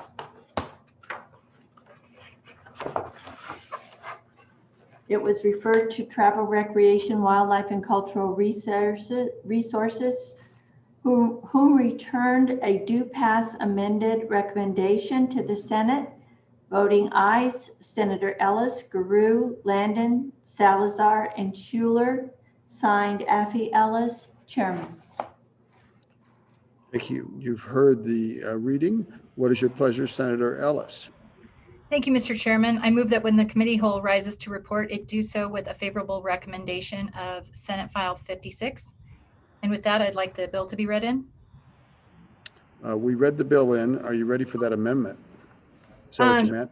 Yes, I apologize, Mr. Chairman. And if I bumble through this, I would move Standing Committee Amendment Number 1, Senate File 56, and senators, that takes the form of a substitute bill. So just the motion has been made, but let's have that read in. Then you can make it again. Okay. Madam Chief Clerk. Senate File 56, Standing Committee Amendment Number 1, that substitute number 1. Senator Ellis. I move Standing Committee Amendment Number 1, Substitute 1, Senate File 56. Thank you, Senator Ellis. So for folks that are new to the Senate, what this does is the Standing Committee Amendment becomes the new bill. And if you approve the substitution, then we'll spend the rest of the time talking about the substitute bill. I've never seen it not approved, so it's kind of pro forma, but I suppose anything could happen. So I don't think there's any discussion. So the question is on the Standing Committee amendment to Senate File 56. All those in favor, please raise your hand. Okay, please lower your hand. All those opposed, please raise your hand. The amendment has passed. We're on the substitute bill. Thank you, Mr. Chairman. Senators, I know that I might be going over some information that many of you are familiar with, but I know we have a fair number of new members. And so I wanted to, before we jump back into the merits of this bill, just kind of give you some context of how we got to where we are today. As many of you know, I'm Navajo. I currently serve on the Navajo Nation Gaming Enterprises Board. And I was appointed to that board a number of years ago because of my background and familiarity with Indian gaming. Around 20 years ago, I spent a brief amount of my early career working for the National Indian Gaming Commission, which is an independent federal regulatory agency which oversees Indian gaming nationally. In that role, I learned a lot about the gaming world, a lot of challenges that are unique to rural tribes and challenges facing urban tribes. And the work was really interesting. And for purposes of today, I just want to highlight something I always found to be fascinating, and that's the fact that you might have two machines that both look a lot like slot machines, but looks can be deceiving. One might be classified as a game of chance, while the other might be classified as a game that has a predetermined outcome. And the difference between these machines, even though they look very similar, is a really close examination, a very technical understanding of the mechanics of what's happening inside the machine. And depending on what's inside that machine and how it fits with federal definitions is really important because it determines how those games are classified and how they are regulated. So in Wyoming in recent years, there's been a growing concern about gaming machines that have been coming into our state. And there was a lot of confusion about whether these games were permitted as what we call games of skill, which we allow, but were loosely defined, or if they were games of chance, more like a slot machine, which are not permitted under Wyoming law. So to begin to clear up this confusion, in 2020, the legislature passed House Bill 171, which established the Wyoming Gaming Commission. And specifically, it didn't create a new commission entirely. It converted the existing parimutuel commission into the Gaming Commission. The act authorized the commission to permit the use of skill-based amusement games until June 30th, 2021. This is a sunset date, and it means that on July 1st, based on this session law that we passed, that any skill-based amusement games that are in operation would be required to be shut off and removed. So this year, as we had kind of an experimental year in seeing how we could start standing up a new regulatory agency, we've learned a lot about what is happening in Wyoming and what's inside these machines. Rather than growing the technical expertise for the Gaming Commission to determine what's in and what isn't in skill-based under our definitions, House Bill 171 instructed the commission to look at lab reports that are nationally recognized, and those labs make a determination and a recommendation about whether the machine complies with Wyoming law.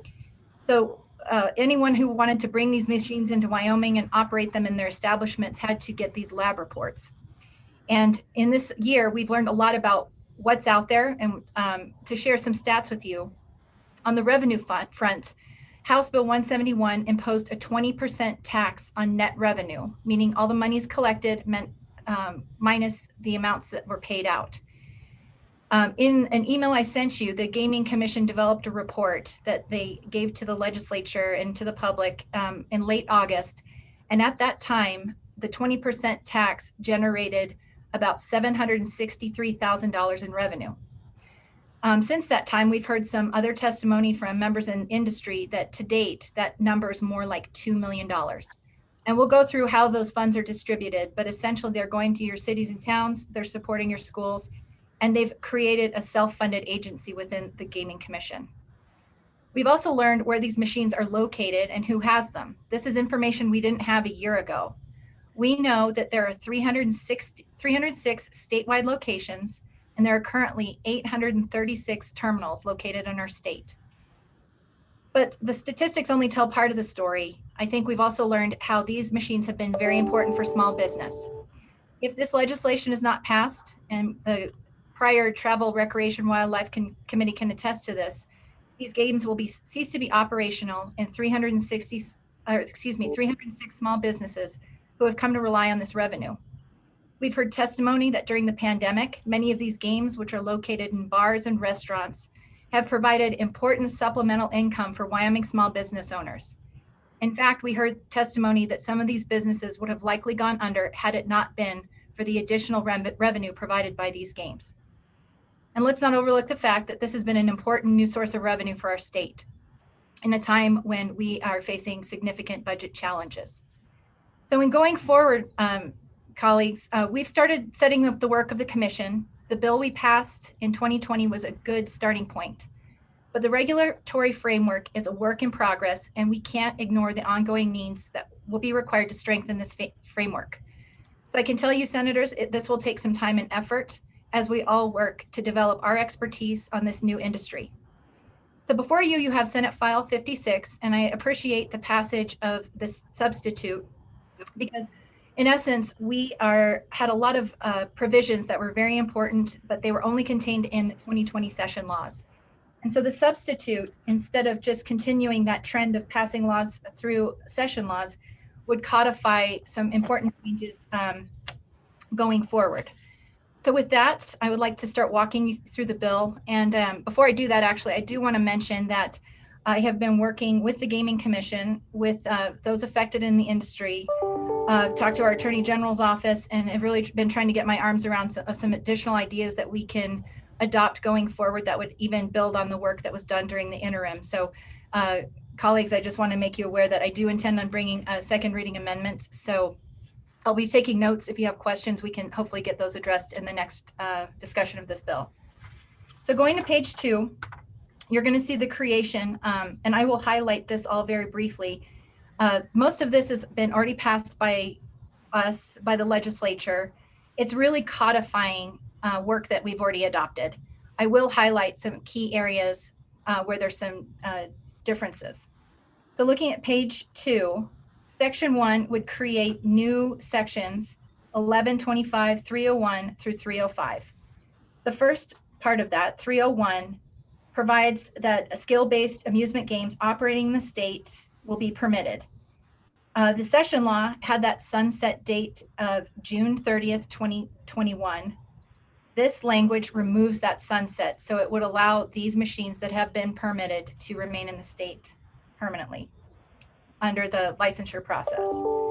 Going on to subparagraph B, this talks about skill-based amusement games meeting the requirements, being allowed to continue to operate in Wyoming. And then C gives broad authority to the Gaming Commission to promulgate rules to administer parts of this article. This is all consistent with language that we worked on last year and adopted. Going into page 3, you'll see 1125.302. This section talks about the lab reports that examine the internal mechanics of these games.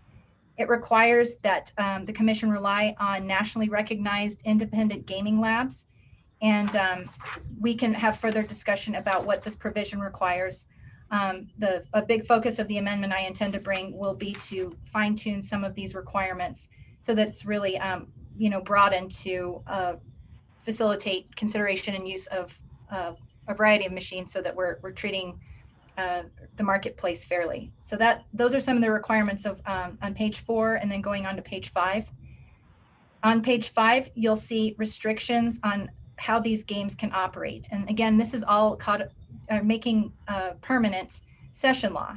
So we, back in our last session, said that no skill-based amusement game shall allow a game to be more than $3 per play, some limits on the payout to $3,000 per play, and that no establishment could contain more than 4 skill-based amusement games at any one time. And so, Mr.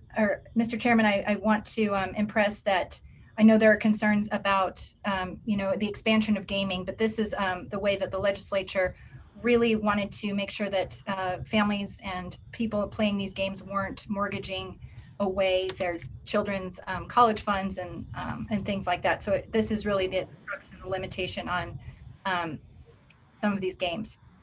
Moving on, it says that these games cannot be placed in areas that are, or can only be placed in areas that are restricted to 21-year-olds. Moving on to page 6, again, all this is codified, or would codify language we've already passed. It would create section 304 about applicable fees. And so you'll see that establishments are required to pay $250, operators $2,500, and that any skill-based amusement game that qualifies under the definition has to bear a decal, and those decals cost $50 a piece. Moving on to page 7, paragraph D, this is all clear again, just clarifying or codifying session law, how these fees are to go, or excuse me, where these fees are to be deposited, and we created a commission gaming account. One important distinction in this legislation before you is that on line 6, it provides a payment date. So we selected July 1st. That's an addition. Going on page 7, subparagraph E, this talks about taxes and how they'll be calculated on a weekly basis. And as I mentioned, the operator remits to the commission 20% of the net proceeds. One distinction from the prior session law that we passed would allow operators to prepay. They can estimate what their tax might be. And so we heard from some operators that they did want to have that ability. And we wanted to make sure that they had the ability to pay taxes early. Going on to page 8, lines 1 through 20, again, is more codification. And this talks about where those dollars go. 45% to counties, cities, and towns where these games are located, 45% to the school foundation program, and 10% to the gaming commission account. And then finally, 1125-305 would provide a penalty provision that anyone who was guilty of violating these provisions could be fined no more than $10,000 or be subject to 6 months imprisonment. Moving on the bill, in page at the bottom of page 8, you'll see section 2. And this is just kind of more explanation and providing some conforming amendments. You'll see that it amends 6-7-101, which is the definition of that we currently have in statute, which prohibits gaming activity. So under subparagraph M on the bottom of page 9, you'll see the exemption that any games permitted by the Gaming Commission do not violate the Wyoming gaming prohibitions. Moving on to page 10, a conforming amendment. Rather than reiterating the definition, we'll just reference the new definition we created. And then here's where we start to add some really important elements to this bill. We want to make sure that the Gaming Commission has access to criminal history records. Any kind of game that is cash intensive like this certainly draws elements of opportunities for criminal elements to become more present in our state. And so we want to make sure we're preventing that. Section 719-201, again, more authorization to look at state and national criminal history records. Going on to page 11, you'll see the definition of law enforcement officer. When we created the Gaming Commission, we appointed someone from the law enforcement community to sit on the Gaming Commission as a member. And currently, this would provide that, it just would amend their duties, recognizing that that's part of their duty as a law enforcement officer. Moving on to page 12, these are all conforming amendments to existing statute. You'll just see the expansion to additional new paragraphs that have been added. Going on to page 13, just an extension that this act extends now to a subsection 305. And again, more conforming amendments. But on page 15, we're going to see some definitions. And here we define establishment, meaning a physical place of business, an operator, meaning a person who possesses and operates a skill-based game for profit. The definition of skill, meaning a player's knowledge, dexterity, or any other ability or expertise relevant to gameplay. And as a forewarning, senators, I think we can add a few more definitions in there that will add even greater clarity and more regulatory ability to make sure that we're capturing those individuals who actually have access to these games. On page 14, you're going to see the definition of skill-based amusement game. It's very similar to the prior definition. However, you're going to see a change on line 7, whereas we in prior definitions said that the skill is a factor in determining the outcome. We want it to be the primary factor. And so we've inserted that word there. And then you'll also see a definition of what skill-based amusement games do not include. And those include games of nominal value. And so I want to be clear, those don't, you need to think about arcades that maybe issue tickets that kids can redeem for candy and toys, or if you have a claw machine that can pull out a stuffed animal, those will be exempt from regulation. Moving on to page 14, this is authorizing the commission to access criminal history records for those who are applying for permits under this section. And then again, more clarification and conforming amendments on page 15 through 16 through 17 and then through 18. And then finally, you'll see section 3 does a renumbering.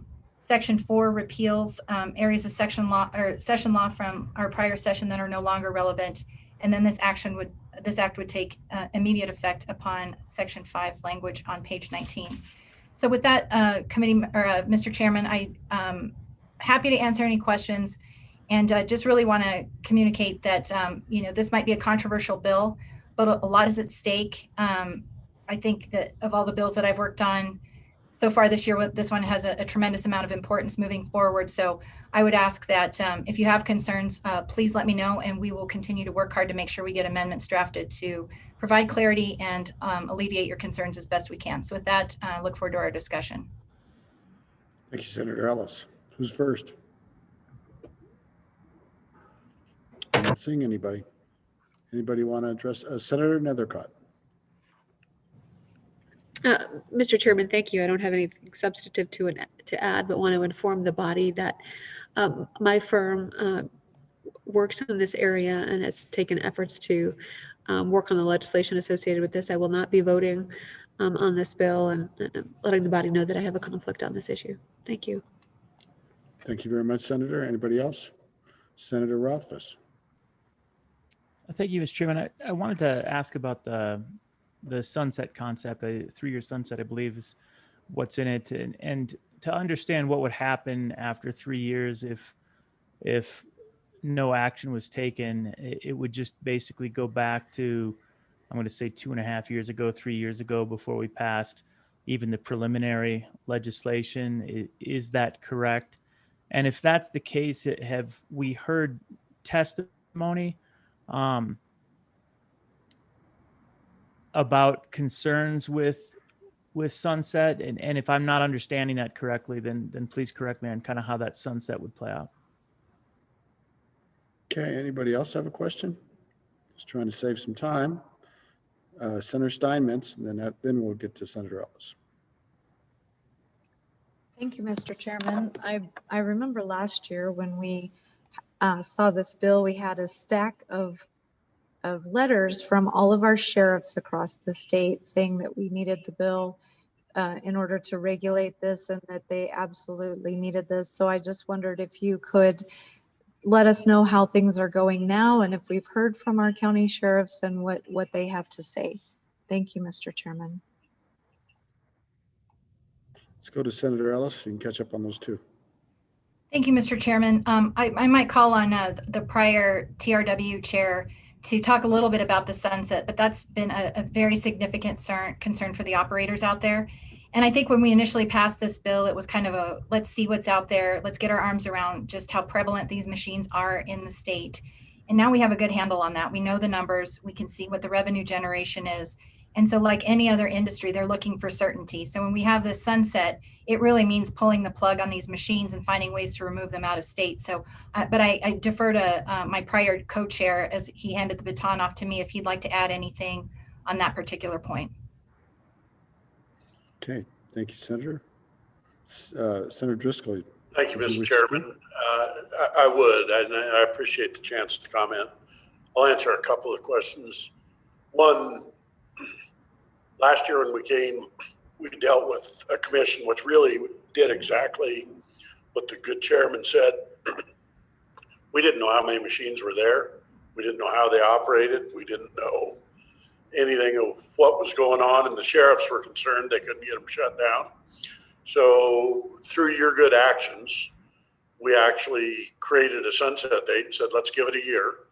Let's see what's there, and let's see if things are capable to work, and then the legislature can revisit it. And we have, and I can tell you, I have visited with lots of sheriffs. And all in all, the law enforcement community, I'm sure we'll hear at some point from Mr. Odekoven, but all in all, the law enforcement community has been positive on what's happened since it went in. I don't believe there's been any either widespread problems nor massive violations. The industry has lined up and followed the rules willingly and done it well. And in the interim part of it, it's generated quite a little money in tough times for different places. So without ever saying plus or minus where you're at on gaming, I can, without a doubt, thank all of you for playing a role to make sure that we're on the right track to make it fair and right. And the sunset decision is truly that. It's, do you want to see them continue on, or do you want to make a hard end date on it? And it's hard for me to say that because I'm not taking any particular shot at that with this body, but that's what it does. If you fail the bill, ultimately the machines will probably go away. If you pass the bill, then they'll continue to be regulated, and it will evolve as we make new rules and the commission makes new rules. So thank all of you for doing it. We do have a handle on it now. I think things are much better than they were a year ago. A good case of once in a while, a little bit of regulation isn't the end of the earth. Thank you. All up, Mr. Chairman. Follow up, and then we'll go to Senator Schuler. Thank you, Mr. Chairman.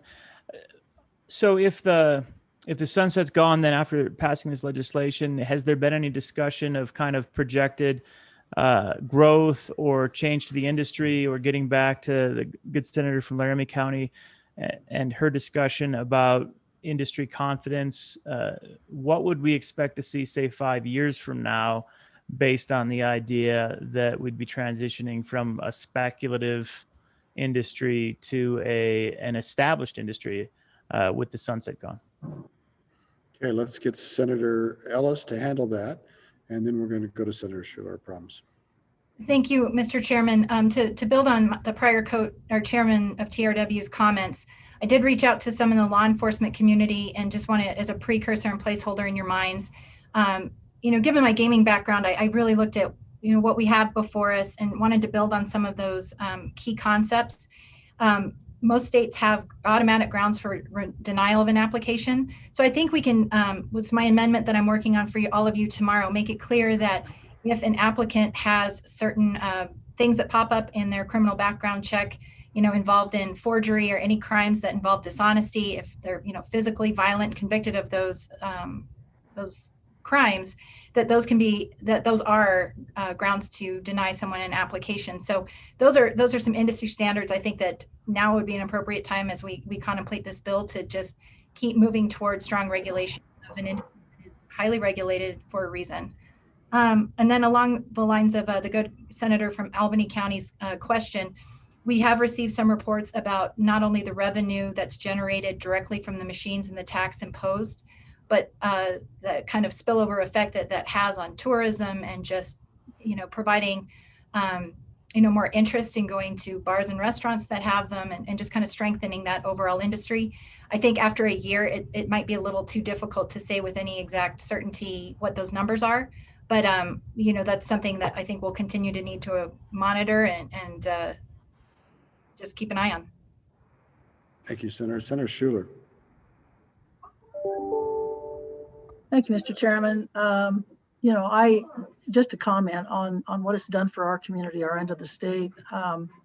As you well know, we have, we're really close to the state line here. And so we have a lot of visitors from the West that like to come over, and they like to play the games. They like to, buy their lottery tickets. We have horse racing, we have a variety of things that pertain to this bill. I remember when it first started happening, I did have some questions. People had asked, are these games regulated? And before we passed the bill, I was a little nervous about it. But and I've stayed in contact with our county sheriffs and our local police, and we just haven't had the problems. I don't know if other people have, but I tell you what it has done. It's been a very positive shot in the arm for restaurants, bars. Some of them are near a truck stop, so we have truckers that'll stop in and play. And on a weekend when there's not much apparently going on in the other state west of us, there's a lot of folks that like to come up here and play the games. And so it's definitely been a great shot in the arm. A lot of these folks that own the bars and the restaurants will tell you, hey, people are staying overnight in the motels, coming back and playing again the next day. I drive past 3 of these every day just to go from downtown to my house, and I just don't see any issues. And none of the law enforcement people have mentioned that there's problems. So we're definitely very appreciative of the bill and definitely in support of it. Thank you very much. Thank you, Senator Schuler. I see Senator Beitman's with us and he has his hand up. Thank you, Mr. Chairman. I'll try to get through this without coughing. My question is on page 8, where it has 10% going to the Gaming Commission account. What discussion was had on that? That seems to be a lot of money going to the Gaming Commission. I saw in your report that the revenues generated are upwards of $2 million. So that would be $200,000 a year going into the Gaming Commission account. What was the discussion on that? And is that number set in stone, or is that something we could work on? Thank you, Mr. Chairman. Certainly, Senator Beitman. Get better fast. Senator Ellis. Mr. Chairman, I'll defer to my co-chair or the prior TRW chair in just a moment. I would add that, that is one of the positive aspects in my view of this bill, is that it's a self-funded commission.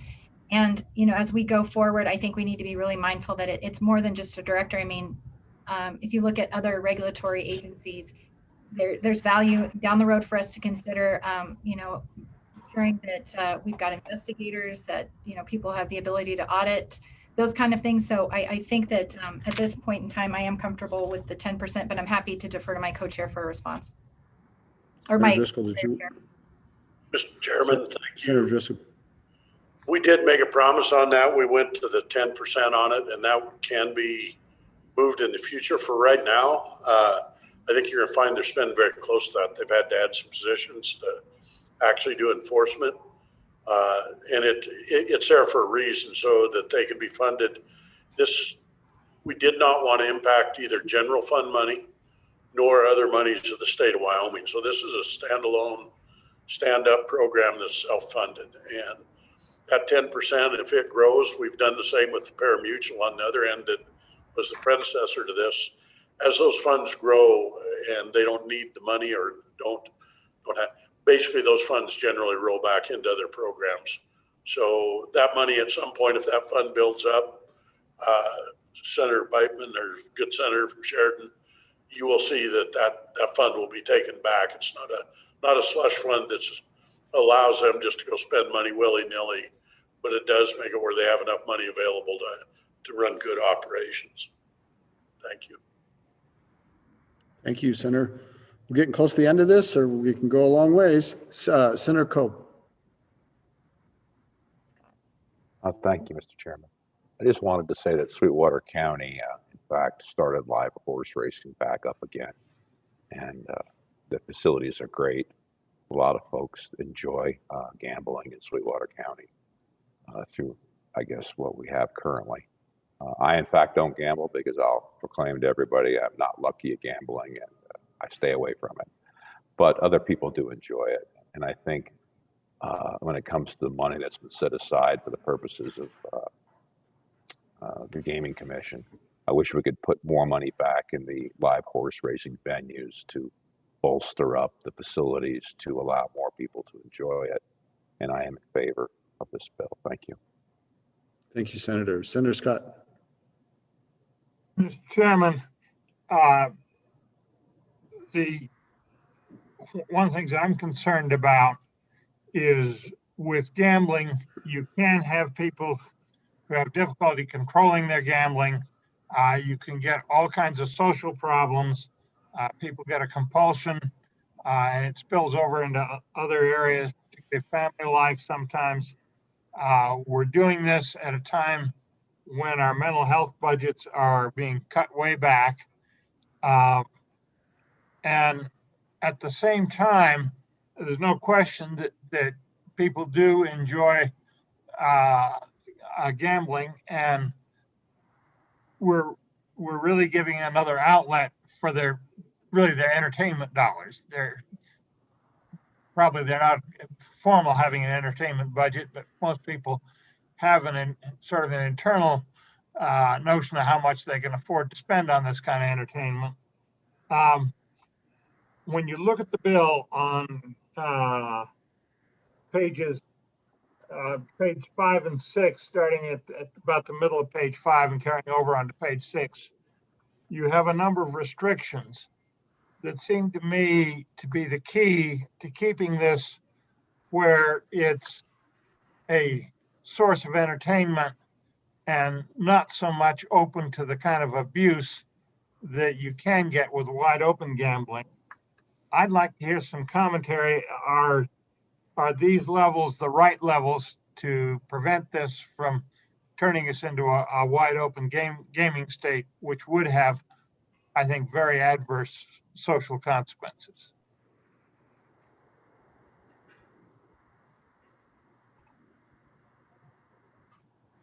Okay, we've got Senator Ellis and then Senator Driscoll. Just by way of telegraphing my intentions, I think we'd take a short break after this bill, okay? If that's any incentive. Senator Ellis. Thank you, Mr. Chairman. To answer the tall senator from Natrona County's question, I think the answer is yes. You know, I have kids, and I often look at my son who loves to play video games. And I remember being a kid, you know, when you go to a restaurant and play a certain arcade game beforehand, you know, maybe that's not everyone's cup of tea, but I think that the intention is to really kind of view these skill games in that same manner. There is a very significant element of skill. It talks, you know, if you think about, you know, the jeopardy of gambling away in your mortgage payment or your kid's college savings, the protections on page 5, I think, are really key to limiting that, because it's just a matter of time that you can sit at a game and actually you know, feed a machine that much money. And so I do think that these, for the time being, really do strike a good balance. And anecdotally, in visiting with players at these games in Wyoming, they're fun. I think they're a way to, you know, kill some time if you're waiting in a restaurant before you're seated. From what I can understand, my friends that play them will play $20 or $40, and then that's about it before they walk away. So I really do think that we've done a good job of, at least in this initial stage, of setting those limits and making sure that this doesn't lead to some of those larger issues that are related when you have high stakes gaming. And then again, I also want to be very clear that these are not gaming machine or casino style gambling machines that have no element of skill, that are randomly generating numbers internally. There is an element of skill. And so I always want to caution this body that even though a machine may look a certain way, it really requires a technical understanding of what's happening inside the machine for you know what's going on. So just that caution. Okay. Anybody else? Anybody else? Senator Landon. Thank you, Mr. Chairman. Just real quickly, I wanted to come back to the good comments from the senator from Sweetwater County. That's kind of been on my plate as well. As a newcomer to the TRW committee, I will tell you that I'm going to be listening very carefully to what's going on with our parimutuel racing portion of things that we're doing here in Wyoming. Having been a co-sponsor on the bill that was brought by the senator from KC, I've really watched with a lot of pride what that has done to the horse racing industry here in Wyoming, and the horse breeders and all of the byproduct sales in our ag facilities has been tremendous. And honestly, all along, I've been a little bit concerned about maybe chipping away at what does support our racetracks. And so I think, you know, in talking with the chairman at our committee meeting, I agree with the good chairman who's done a lot of work on this already. I think this is an issue that we're going to have to keep on interim studies for a few years to come. It's definitely a work in progress. It really took a lot of effort to stand it up, and now I think we just need to continue to work on it. I'm going to support the bill because I think we need to continue forward with what we're doing. Thank you. Okay, thank you very much, Senator. Looking for more testimony? I'm not seeing any. I'm going to call for the question. Did somebody try to interrupt me? Okay, I'm calling for the question. The question is on Senator Ellis's motion that when the committee of the whole rises to report, that it do so with a do pass recommendation on Senate File 56.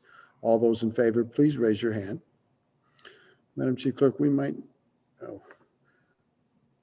Okay, go ahead and lower your hands. I'm going to call for the noes next. All those opposed, please raise your hands. Okay, it clearly is passed. Senate File 56 has passed committee of the whole. We're going to take, is it okay to take about a 5-minute break, Mr. Majority Floor Leader? You okay with that? Okay, we're good, 5 minutes, so let's come back at 4 o'clock. I know. Time is one number. It was a round number.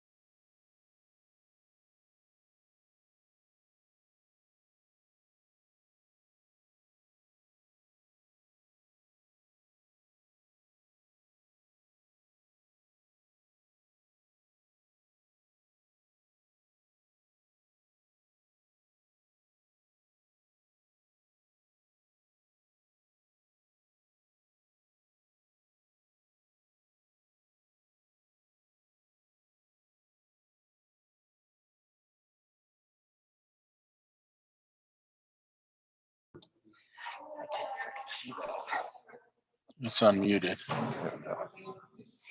Yeah, go ahead and mute it back.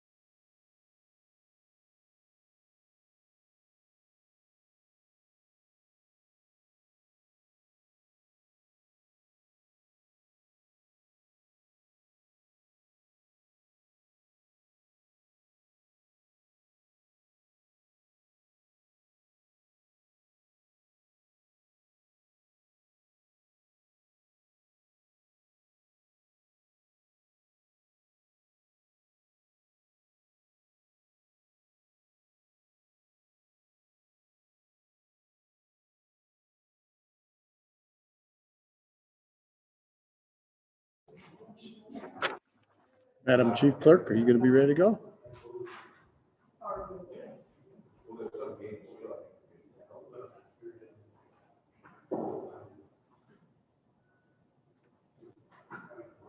Madam Chief Clerk?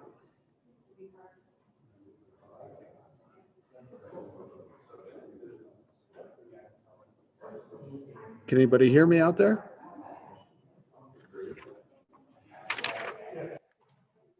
You can hear me? Okay, thank you. All right. Senate will come back to order, or the Committee of the Whole will come back to order. And I'm looking for Madam Chief Clerk.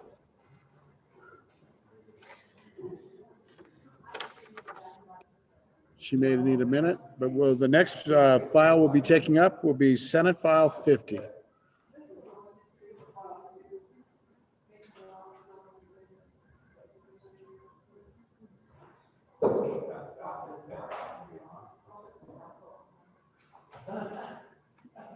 Still waiting to have the bill read? Is there?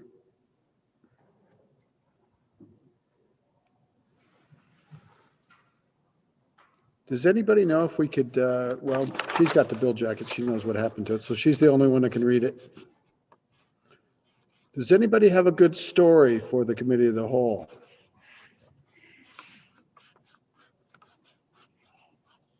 Senator Kinski, you always have a good story.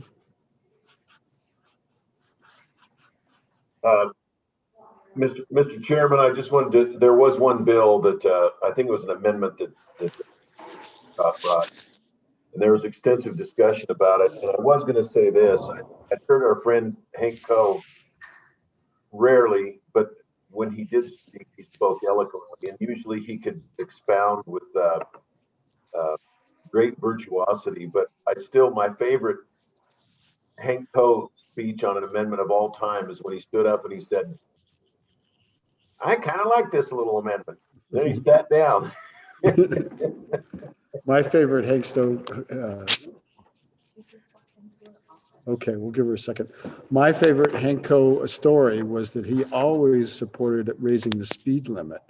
And so I love that. And one time I was going between Shoshone, I was going from Shoshone home via the Casper route, and he flew by me.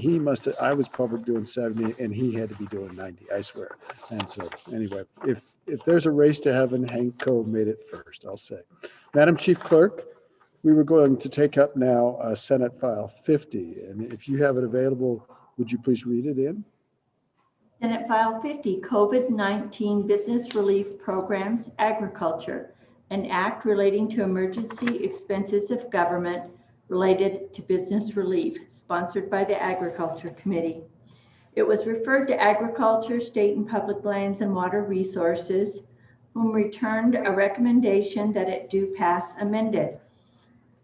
Voting aye, Senators Boner, Bouchard, French, Cost, and Wasserberger, signed Brian Boner, Chairman.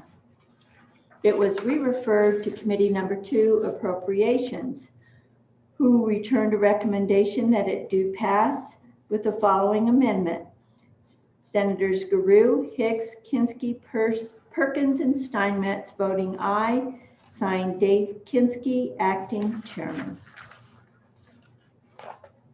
Thank you very much, Madam Chief Clerk. You heard the reading of the file. What is your pleasure, Senator Boner? Thank you, Mr. Chairman. I move that when the Committee of the Whole rises to report to do so with recommendation that Senate File 50 do pass. There is a standing committee amendment from Committee Number 5. I'd ask that that one be read in Standing Committee Amendment Number 1 at this time. Thank you, Senator. Madam Chief Clerk. Senate File 50, Standing Committee Amendment Number 1, page 2, line 6. Senator Boner. Thank you. Thank you, Mr. Chairman. I defer to my colleague from Campbell County that's on the Ag Committee to explain this good little Senate file. Thank you very much. Senator Wasserberg. Thank you, Mr. Chairman. I am going to talk to you about this cute little bill. It is an old friend from our special session. This is federal COVID 19 money or CARES Act money. And of course, in the interim, we had about $40 million that was used for the agricultural community.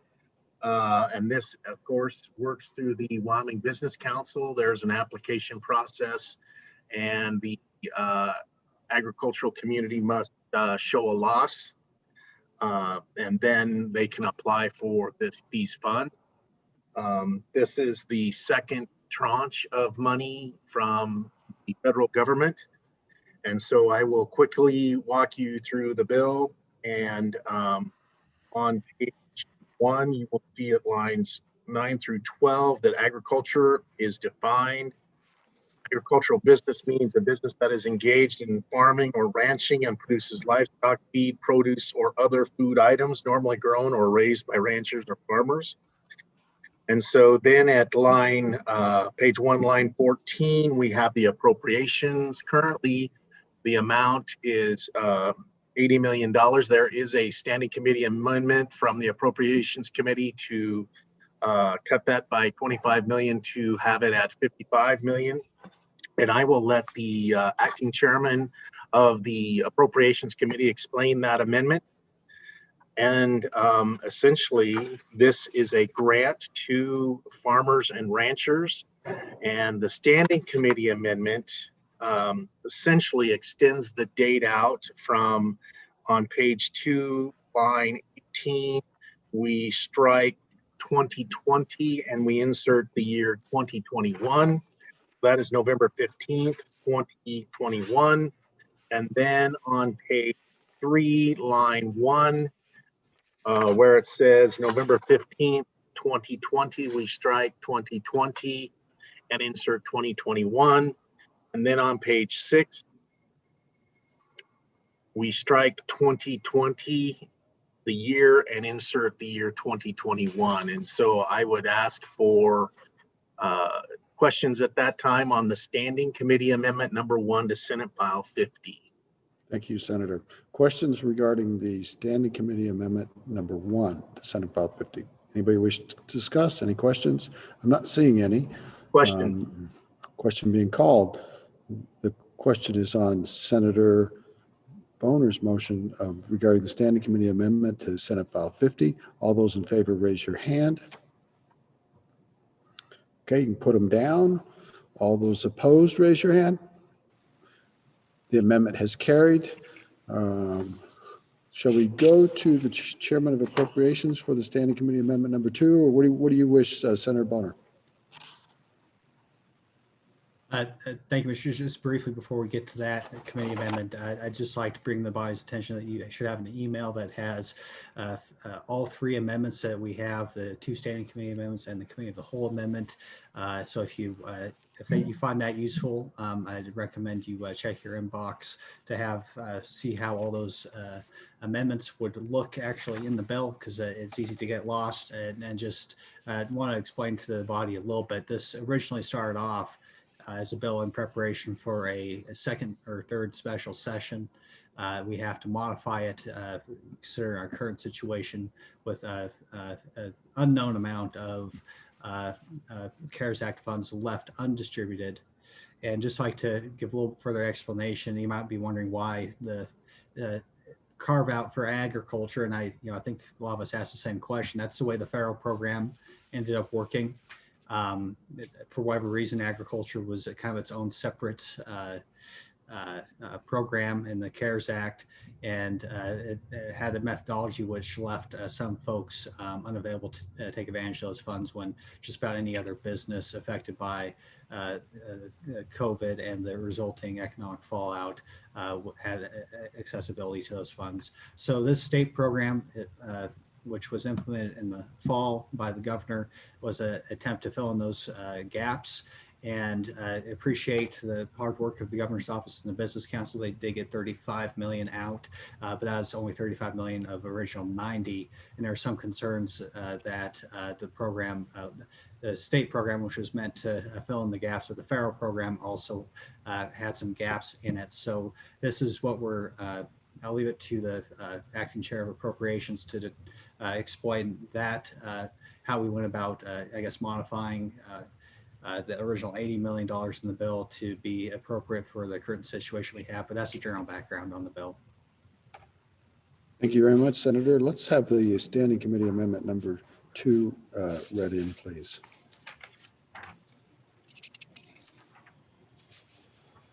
Carter. Senate File 50, Standing Committee Amendment Number 2, page 1, line 3. I search for someone to offer that amendment. Would it be you, Senator Perkins? Senator Kinski. Yes. Thank you, Mr. Chairman. I would move Standing Committee Amendment number 2 to Senate File 50. First reading Standing Committee Amendment number 2 to Senate File 50. Urge the body's favorable consideration. And if you turn to that email that Senator from Wheatland referenced, wherein he has kludged together all 3 of the different amendments, the part that I'm going to be walking through is in blue. And this is an amendment that came out of your Appropriations Committee after discussion with the distinguished chair of Ag. So the first portion of the amendment is on page 1, line 3, striking the letter A. And then on page 4, striking reappropriation, putting in appropriation preceded by and. So it reads providing an appropriation. A Federal CARES Act, which is the money that's bygone money, and then inserting or similarly purposed funds, anticipating that more may come down the pike. Then again on page 1, on line 15, after Business Council, we insert the word up to, and then striking 80 million and inserting 55 million. As I think you heard the Ag chairman say, the rationale for that is originally the governor's program and our bills allocated $90 million to Ag, but the deadline for application was very short. So 35 million of that actually got used by Ag producers, and 55 million went back and went to other purposes. So some may revert for one reason or another, and this bill seeks to capture some of that and redeploy it to the Ag folks. Because the deadline was so short, and because proving loss under the rules that were promulgated was extraordinarily difficult. 2019 was a bad Ag year, and 2020 was a bad Ag year. So how do you show that you were actually due to have a much better year, but for a pandemic? And then the timeline was just so short that many just were kind of left out in the cold. Continuing with the amendment on page 2, starting on line 1, starting with the word funds, strike the balance of that sentence and insert CARES Act funds from any federal CARES Act funds. Strike lines 2, 3, 4, and 5, such that it now reads from any federal CARES Act funds program to be used for grants to agriculture businesses, period. The balance of that having been struck by the Standing Committee Amendment number 1. And that is the Appropriations Committee Amendment. Mr. Chairman, stand for any questions. Thank you. Questions regarding the amendment? Senator Wasserberg. Thank you, Mr. Chairman. Just on and in favor of this amendment. It appropriates the money that's left that was originally started out, and I would ask the body for a favorable vote. Thank you, Senator. Senator Scott.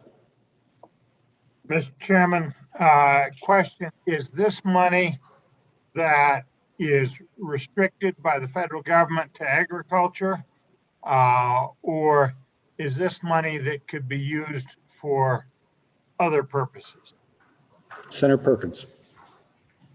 Thank you, Mr. Chairman. To answer that question and provide some additional information, of the $1.25 billion that came in the initial CARES Act, of course, the deadline for that to be expended was the end of the year. Now we know in the more recent versions of COVID relief that's been extended for a period of time. And of course, our special session, most of our special session authorizations ended at the end of the year. So what we've got in the most recent communications and information I've received from the governor's office, who's been tracking the amount of CARES Act money that has been actually expended or is otherwise encumbered, and that which has not been expended. The number that is somewhere between a little under 19 million and somewhere could be as high as 50-60 million dollars that's actually been unexpended, yet to be expended. Money that came back, for example, of there was money that came back and in the effort to meet the original deadlines. Some of that's been allocated other places so that it's, for example, there's almost a $40 million deposit that is to be made into the unemployment account to keep down the unemployment insurance rates for all the unemployment benefits that are paid out as a result of COVID and some of the actions in the special session that were taken. So that's one of the reasons why we have the up to is we don't know how much money is left and actually unexpended at this point in time. To answer your question directly, no, this is the general money. This is a part of the 1.25 billion that came into the state. It's not restricted by federal statute other than it has to be expended for the purposes of COVID relief as containing the original CARES Act. That really hasn't been modified. So, this is money this is the same money that was used for PPP, for unemployment insurance, to reimburse state governments, to reimburse local governments for expenditures in additional expenditures in PP. So there's this is and this would, I believe, put a specific restriction on for the use of whatever the unexpended monies are up to the $55 million. That's what I believe the effect of the amendment is. Thank you. Senator Perkins, Senator Scott, follow up. Yes, Mr. Chairman, for the benefit of the body, we have in the Education Committee a bill that would expend some of this money for the Wyoming Investment in Nursing Program designed to meet a key educational need and relieve a key shortage area. And we will bring that out. It's much smaller than the amounts here, but we will bring that out for the in-person session. And so we will have a decision to make ultimately on that sort of thing. So there is competition for this one. Thank you very much, Senator. Anybody else? Who else would like to address? Who else would like to address on the second standing committee amendment? Not seeing any. I'm going to go ahead and call for the question, which is on Senate Standing Committee Amendment number 2 to Senate File 50. All in favor, please raise your hand. Okay, put your hands down. All in favor, please, or all opposed, please raise your hand. Looks like that amendment is carried. Back on the bill, there is a committee of the whole amendment. Senator Boner, I'll let you direct me. Okay, thank you, Mr. Chairman. It's a good time to have that one read in. Let's have that one read in. Madam Chief Clerk. Senate File 50, Standing Committee Amendment number 1, corrected copy, page 2, line 8. Madam Chief Clerk, I think you should be reading this committee of the whole amendment. I apologize. Senate File 50, Committee of the Whole Amendment number 1, corrected copy, page 2, line 8. Thank you. Thank you, Madam Chief Clerk. So you guys think I'm not paying attention to this stuff, don't you? I know how it goes. Senator Boner. Thank you, Mr. Chairman. I move that the Senate adopt Committee of the Whole Amendment number 1 to Senate File 50. And just to go over what this amendment does, if you're tracking along in that PDF I sent you, this is in the red, or now I look at it, maybe it's more pink writing. I might let you make that determination. But what this does primarily, it finishes cleaning up the bill. and make sure it's ready to move forward instead of something that would have been more appropriate for a special session a couple months ago. That's the language basically on line 7 through the end of the amendment. The top part of the amendment page, starting on page 2, line 8, is probably the more substantive addition to the bill that gives direction as to how this program would actually be implemented. There was some disagreement as to the methodology as to how best to have these programs be distributed to our ag producers. And what this does is it simply makes grants available based on the number of livestock or acres of crops produced. This is how the federal program was administered. This method allows for a consistent manner, a consistent form of support.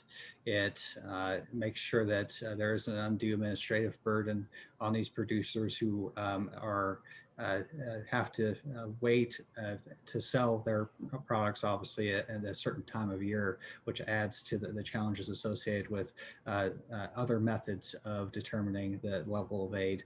And there's strong feelings in this body and the one on the other side of the building that this is the best way of going about administering such a program, with the caveat that it has to be obviously allowed by the federal law. So that's the committee of the whole amendment, and I certainly stand for any questions on that. Senator Scott. Mr. Chairman, I want to make sure that I understood. So this, instead of having to prove a loss, which is a good deal more difficult, then it's simply based on, say, the number, the amount of livestock you have. Is that a correct understanding? Senator Boner's nodding his head affirmative. Senator Rothfuss. Well, go ahead, Senator Scott. Mr. Chairman, with that knowledge, this transforms this bill into one in which I will declare a conflict of interest. Thank you very much, Senator Scott. Was it you, Senator Rothfuss? I saw a hand up. Go ahead. Thank you, Mr. Chairman. I do have a couple of questions about this, and I'm not familiar with the fact that this has been used elsewhere, but it seems to equate, and maybe I'm just misreading it, but it would seem to say that all livestock owned are somehow equal in value. All acres of crops produced are somehow equal in value. That's the way I'm reading it. Or is the intent that it's on a basis of crops and livestock, and that somehow there is an associated valuation where there's differentiation based on the crop type and maybe the expected production by those acreage and same thing for livestock type. So a little more explanation on that would be helpful. Thank you, Mr. Chairman. Thank you, Senator Rothfuss. Senator Boner. Thank you, Mr. Chairman. So this is meant to mimic the USDA system, which was very detailed. I'd say detailed to almost to a fault, where depending on the breed of the animal or the type of animal where it's at and its lifespan, the species of the animal, and same thing for all different crops. There's simply a so if you think of, corn got a certain amount of payment per acre, beans got a certain amount per acre based on the actual commodity. So it's very detailed. And like I said, part of the original issue was that it was so detailed that there are commodities such as sheep that were kind of left out, just missing entirely from the federal program. And so so we have general direction to pursue a similar but not exactly the same, I'd say, methodology, bearing in mind that, once again, I mean, if it's according to the current federal CARES Act, I do believe, my interpretation, they would probably still have to demonstrate some sort of loss as part of that, but at least we'd have a more something that's based off a per head basis. And like I said, that can get to be very detailed. Thank you, Senator Boner. Senator Rothfuss, follow up. Yeah, thank you, Mr. Chairman. It seems to me then that it would be helpful to add just a little bit more language to include type and projected value or something along those lines, just to make it very clear that chicken does not equal cow. Thank you, Senator Rothfuss. Let's go to Senator Kolb. Thank you, Mr. Chairman. I had a general question. Are these monies we're talking about restricted only for ag use? Are they restricted? I guess the question really is for non-ag use and for CARES Acts for our businesses here in the state of Wyoming that are still suffering. Thank you. Thank you, Senator Kolb. Senator Perkins. Thank you, Mr. Chairman. I do have one question, and I'll try and answer the good senator from the Sweetwater area, his question. And also just to follow up on the previous discussion, first answering the question, this is again, I think we talked about this before, and maybe I was unclear, and I apologize for that. But this is the only restrictions to this money are that it be a necessary expenditure occurred due to the COVID-19 pandemic that was not accounted for in the budget most recently approved as of the enactment of the CARES Act, which was March 27th of 2020. And then it was incurred between March and December of 2020, which has now been expanded by the more recent CARES Act to extend beyond that because the pandemic has provided longer.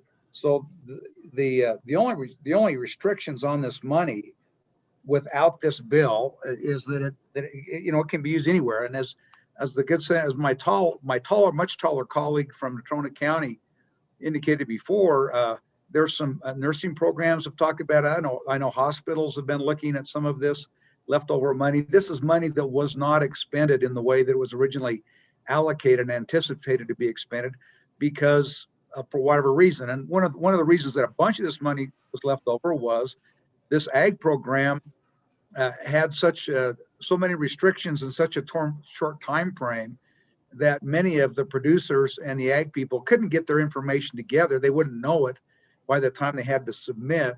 And so there were many that just couldn't participate in the program. It was just not feasible and realistic in many of them to be able to get their information in on time. So, but it's not restricted solely for ag.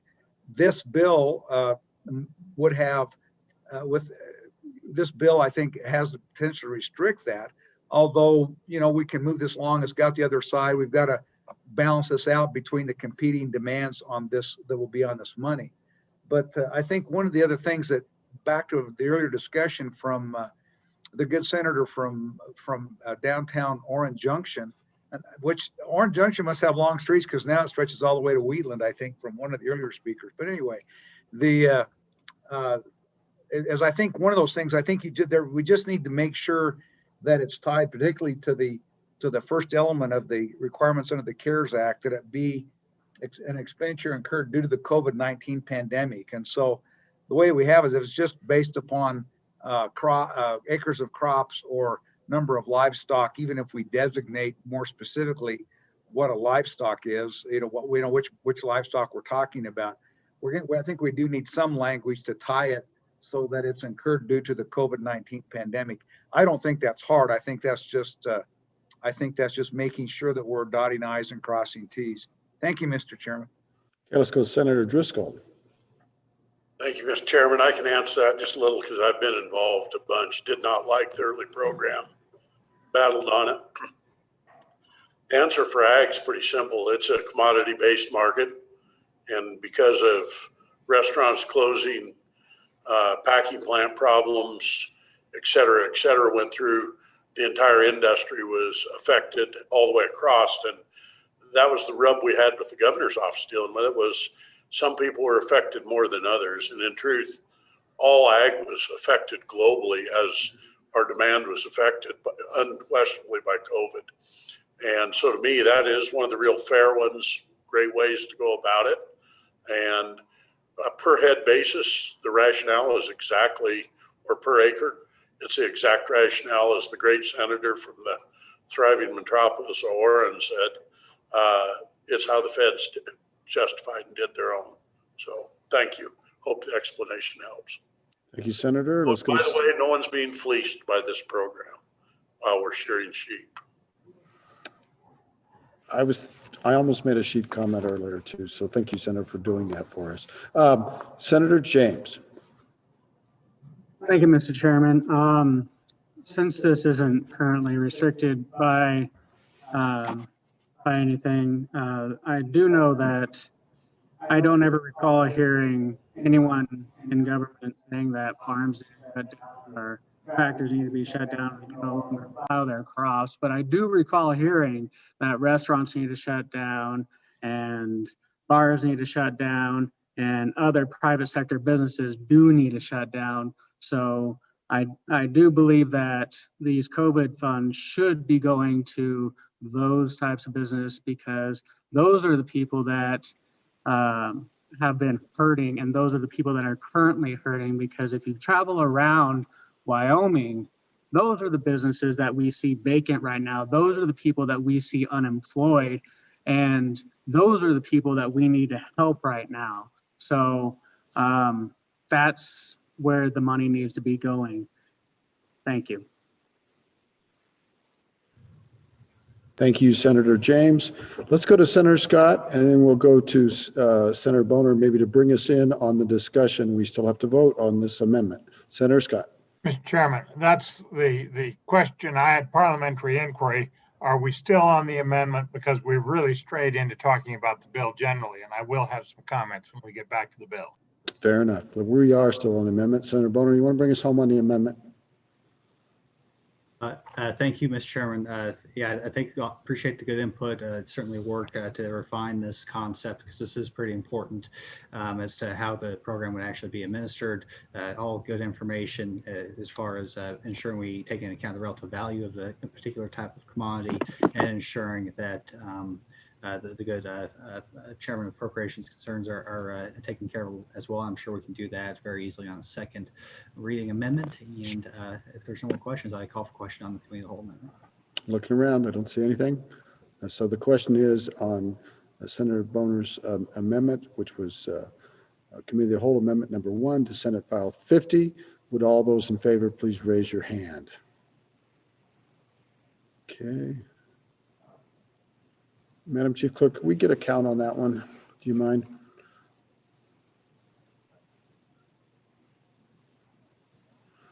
I think we're doing better than that. All those opposed, please stand. I'm sorry. Or It was please. 18. Yeah, you're very quick, and thank you. I realized that the whole bottom row was one. So opposed, please raise your hand. 1, 2. Okay, the amendment has carried. We're back on the bill. Senator Scott. Mr. Chairman, clearly there is going to be apparently some COVID money left over that we are going to have discretion as to where we put it. I don't really want to do this on a first come, first served basis.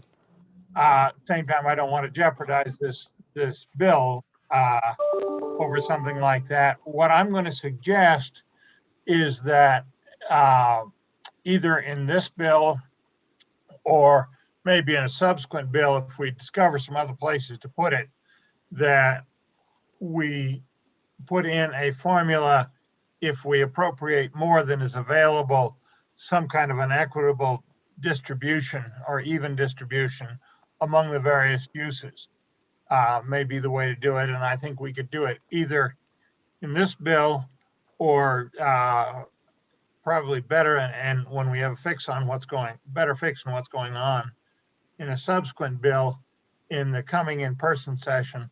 I don't think that they'll manage to get enough spent so that they'll jeopardize our ability to do this. Thank you, Senator. Anybody else? So Senator Kinski. Thank you, Mr. Chairman. With respect to the question of the relative merits of ag versus restaurants and other business sectors, I'd like to offer this comment. Throughout that crisis, and I know a number of you did, spend a lot of time as a go-between businesses that you heard from in your communities in Cheyenne. And I did a lot of work to try and intervene on behalf of restaurants, manufacturers, and ag producers. So why ag in particular? If you consider this, at the worst moment of the pandemic, the markets for wool, lambs, and beef collapsed. You could not get a price. You could not sell. You could not ship if you can't sell. And so I called Cheyenne, and what I was told is, well, until they ship in the fall, they can't really prove their losses, can they? So time ticks by. Finally, it comes time to ship, and all of a sudden you're on a short fuse. You got to come in from the field. You got to start calculating losses. You got to start filling out paperwork. And then how do you calculate that loss given that 2019 was already a bad year? So the instructions came with things like this. Well, if you had calves that you were going to ship, but you didn't ship, and so you've got that extra feed cost so that when you do ship, you can get paid, that's countable as a loss, but we don't allow speculation. You actually have to prove it. And I was at one meeting of the wool growers where one fellow stood up and said, short of perjury, I don't know how I'd prove anything on this, but I know that I sustained a loss. And so some producers were able to get something in, some degree of relief, but I think it tells you the difficulty of the ag program, that $90 million was allocated and $35 million went out the door. And so what the ag folks are asking for is a chance to circle back now that the deadline pressure is off to the business council and say, let's work in a little bit more collaborative fashion to talk about how you document these losses under the circumstances that are nearly unique to agriculture. And so everybody else had their shot at the brass ring, and many people received relief. Ag in particular was left out. And so that's why they're singled out by this legislation. Thank you, Mr. Chairman. Thank you, Senator. Anybody else like to address the bill? Oh, I've got Senator Steinmetz, and we'll go to Senator Cobb. Thank you, Mr. Chairman. And also to help bring clarity to some of those early bills that we did during our special session, we did have $50 million that we set aside specifically for those businesses that were closed and shuttered and made to close down by the health orders. And so we're just asking for the same level of response for our ag community, which is our third leading industry in the state. And so we would hate to see them sustain losses and never have an opportunity to receive their relief. Thank you, Mr. Chairman. Thank you, Senator Steinmetz. Senator Cobb. Thank you, Mr. Chairman. I do agree ag has sustained loss. I don't have an argument about that. What I do have a point of view is equality, and majority of our state, the vast majority of our state is powered by industry, minerals extractive industry and all the supportive industries. And I would just hope that we could have some equity here and give something back to those folks also. And I'm not arguing that ag has not had a loss. We all have had a loss. But if we're going to recover from this pandemic, which we will, we need to support our industries that support us most. And I think it'd be only equitable if we could do something in a way to give something back. It wouldn't be, a huge portion, but something, and equality. I speak for industry, and I think they need to be supported. Thank you. Thank you, Senator Cobb. Senator Guru. Thank you, Mr. Chairman. $1.25 billion came to the state last spring in CARES Act money. And as a small business person in the hospitality industry, we worked hard to make sure opportunities were there for small businesses to get relief.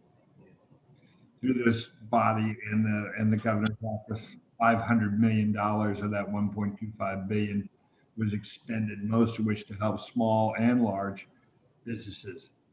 I voted on it. I didn't declare a conflict. I was part of the class. I applied for some of the money. I received it, and it made a difference. I'm still losing money at this moment on this day. I can give you an exact dollar figure of where my losses are to this day from March 15th of last year, when my business went down 85% in 3 days.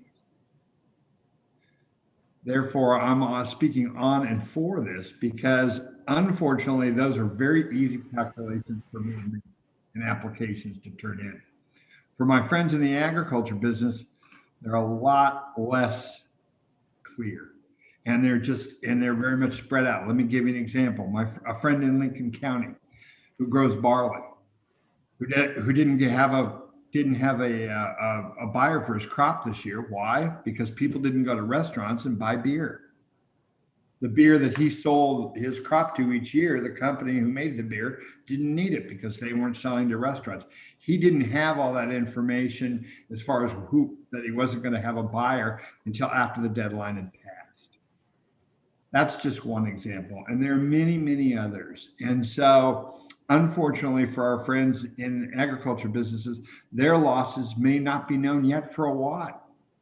And so, and as the good senator from the Tower talked about agriculture and beef and beef prices and what was happening there, and what Senator from Wheatland had talked about his losses, they're just a little bit tougher to grab a hold of, and it was a little too fast of a window for them to apply.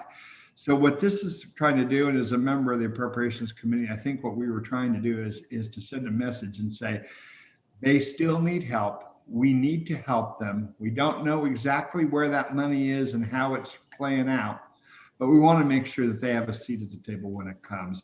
And I hope you'll support this. We need maybe some more amendments on it and it needs some work, but I urge you to support this and send it down the road. Let's get something done. Thank you. Thank you. Thank you, Senator. We'll go Perkins, then we'll go Driscoll, then we'll go Boner. Senator Perkins. Thank you, Mr. Chairman. And small businesses in general had, I think, with the money that was allocated to the CARES Act and the money that directly came through PPP and the disaster relief loans, when you add all that together, it was close to, I think you'll find it was close to $1 billion or more came into the state for the assistance of the very people that many of our senators are rightly concerned about. So, but again, I think as the good senator that survived the first flood and hopes to survive the second flood over in Teton County, eloquently pointed out that there's a reason why ag needs a little bit of special consideration. I think the other thing that may be of some problem or some concern to people is if we pass this bill, does that mean nobody else can get any shot at this money? And the answer to that question is no, that's not what this means. These things aren't law until they get to the governor's desk, till they make it to the other side. And at some point, the appropriations, between the Appropriations Office and the Appropriations Committee on this side and on the other side, and the Governor's Office have to sit down, and we don't even know how much money is out there. Like I say, the last number I saw was just a little bit less than 19 million, but that number changes every day. Everybody thinks it's higher, but we don't know that number yet because it just takes time to get that information in. There'll be a process later on to weigh these things and solve this so that we're not over appropriating. And so, at this point, all you're doing is moving forward the idea. The fact that it's got an appropriation in it of the size that it does doesn't mean that's what it will be at the end. Thank you, Mr. Chairman. Thank you, Senator Perkins. We're going to go Driscoll, Boner, and then we'll pick up Scott. Senator Driscoll. Thank you, Mr. Chairman. First, I need to do the same as the good senator from Natrona and declare conflict on the bill because it very well could affect us. I will tell you, I worked with the Business Council on the first program. I recommended almost every ranch that I talked to and a few farms to be very careful if they applied because the program was really set to be tough. A quick answer for down to the Southwest, we were talking about why didn't we help the oil and gas industry? We actually did. We had the CARES funding. We had the Energy Rebound Program that they put $30 million back into. And I can proudly tell you one of my good friends in the oil business, they're fracking wells up in, but my senators, good senator from Converse County because of COVID funds. So these funds have worked in the areas they've been distributed, right? They've worked. And this one actually is it's a good bill. And I applaud the good senator from Wyoming's biggest small town for his work on it. Thank you, Senator Driscoll. Senator Boner, you want to go now? Or you want to go after some people? It's your choice. I'll defer to a few other folks. Looks like Senator Cooper has his hand raised. He hasn't had a chance to speak yet. Okay. Yeah, I'll just. Yep, everybody wants to pile on, so we'll let you hold up. Senator James, let's go to you. And then I see Senator Rothfuss, and I heard Senator Cooper, so we'll do James, Rothfuss, Cooper. Senator James. Thank you, Mr. Chairman. So I'm assuming that out of the 566 ag people and companies that applied through the Business Council, that they will not be eligible to apply again for this money that's going to be appropriated, since they were already went through the process and were given the money that they were approved for. So they will not be eligible to receive any more out of this money, correct? Thank you. We'll put that on the list. Senator Scott, I overlooked you before. Does anybody mind if I take Senator Scott now? He's actually been pretty patient. Senator Scott. Mr. Chairman, and my question may really be aimed at the Appropriations Chairman. Suppose we pass several of these bills and allocate more than proves to be there. Would it be appropriate in the general budget bill to have a section 300 that gives a methodology for reducing the total sum of the appropriations to what's available? I'm thinking some kind of an allocation formula if that gets to be a problem. Sounds like a clever idea, Senator Scott, and we'll get to it in a bit. Senator Rothfuss. Thank you, Mr. Chairman. I do have a couple of concerns, and I agree again with the general concept here that we failed to deploy resources, and we need to take a second swing at deploying the resources to the folks in the ag community that need it. At the same time, I'm concerned that we swung the pendulum a little bit too far with the way the language is right now. And it sounds like there is a second amendment, a second reading amendment being contemplated. And if so, even signing off by either a rancher or a farming community member, signing off on the fact that they will attest to having suffered losses, is honestly a big step, I think. We did that a lot, particularly with the smallest scale of the business investment program, or excuse me, the business support program. The smallest phase one was largely on a signature, but it made sure that you at least had to show up and say, yes, we took losses, and therefore we are entitled to funds under the program. I think that helps with compliance, pursuant to the former president's concerns. And again, when we talked about that on the Minerals Committee, as we were scaling the different levels of the business support program, the further you got up in dollars, the more you needed potential proof. And so maybe that won't be sufficient, but at least something going in that path, and maybe an after the fact audit and reconciliation, something along those lines, so that we do have a concept of loss being recuperated, I think is important. And then again, pursuant to the conversation we have and the good senator from Southwestern Wyoming's concerns about prioritizing small businesses, it is important that at the end, we don't lock in these funds so that they're disproportionately toward ag if it turns out that other sectors do prove more needy. And honestly, Mr. Chairman, I just don't know who is most needy at this point in time. I don't know that we have the data. I have heard from many different constituencies and stakeholders concern and need, and I know that businesses have shut down, and it's largely anecdotal. And for us to lock into any one sector at this point and say, this is the one that needs support, I don't know how we would do that. I certainly haven't seen any new evidence today. I've been listening to all the reports and reading everything that's been made available through the governor's office, and I don't know who needs these funds most. So if there's a way that we can make sure this is legislation that's structured to, again, compensate for the fact that if we only have 19 million available, a portion of it is used for ag, but there's still a portion available that might be used for small businesses or for individual needs, depending on what that need. I think that too would be beneficial. But again, I appreciate the work that's been done on this, trying to bring it forward and make it more effective for the agricultural community. Thank you, Mr. Chairman. Thank you, Senator. Senator Cooper. Thank you, Mr. Chairman.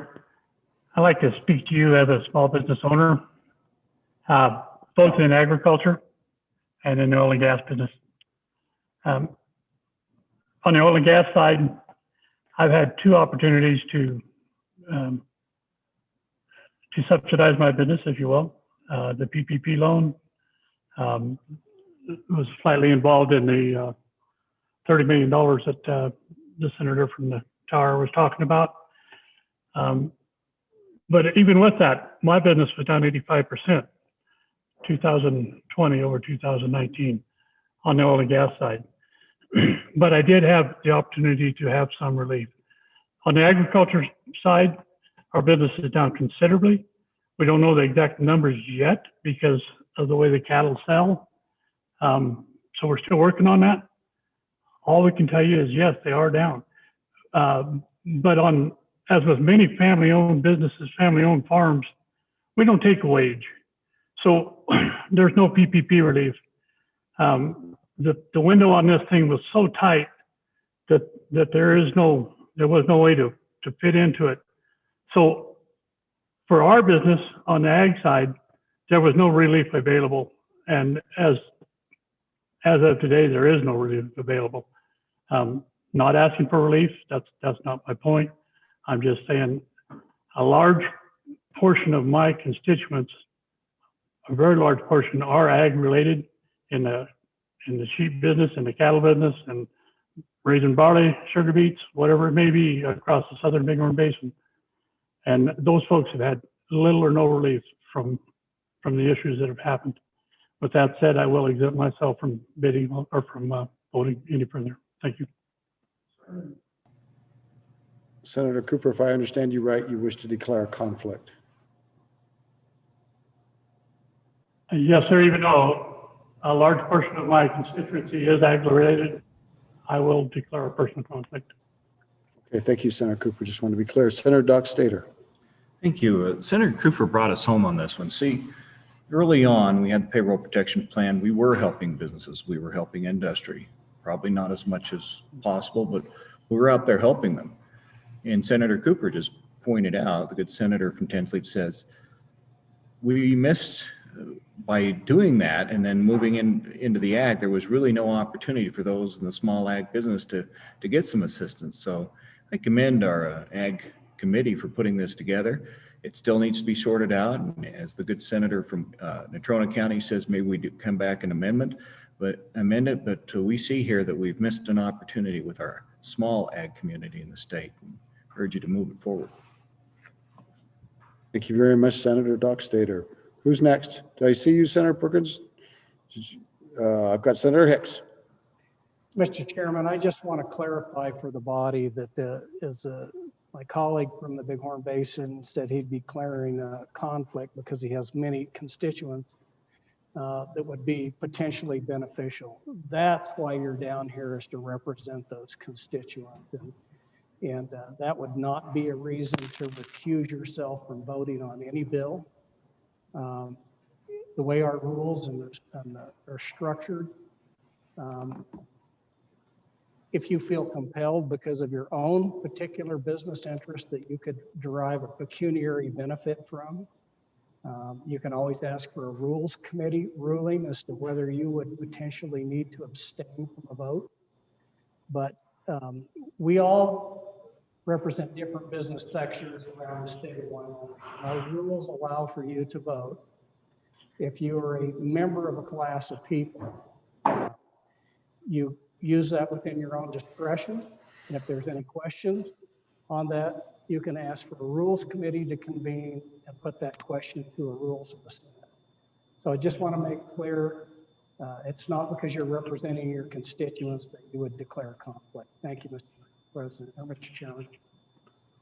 Thank you, Senator Hicks. Senator Hicks, as I understood it, the good senator stated that he had ag interests and he was declaring a conflict because of that. But he also said that he also had constituents. So we will hear from him.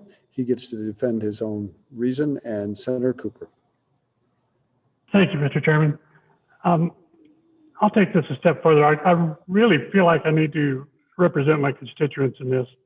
So what I will do is I will tell you that I will not participate in any programs for brought forth here today, but I would like to have the ability to vote for my constituents. Thank you.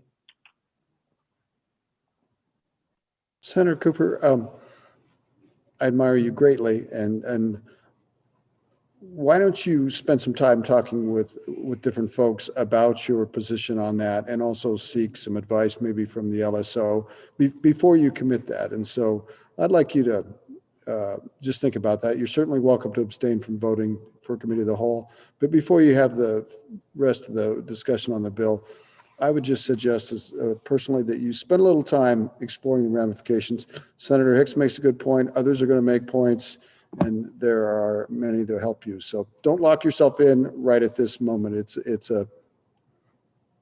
is a big bill for your community, so I want you to think about it. Senator Rothfuss. Thank you, Mr. Chairman. And just a little bit of discussion in terms of the rules on personal or private interest in the disclosure of that and declaring a conflict for the body. A lot of what you want to look at is under Senate Rule 12-2, and it talks about declaring a conflict and potentially withdrawing a conflict if circumstances change under paragraph A.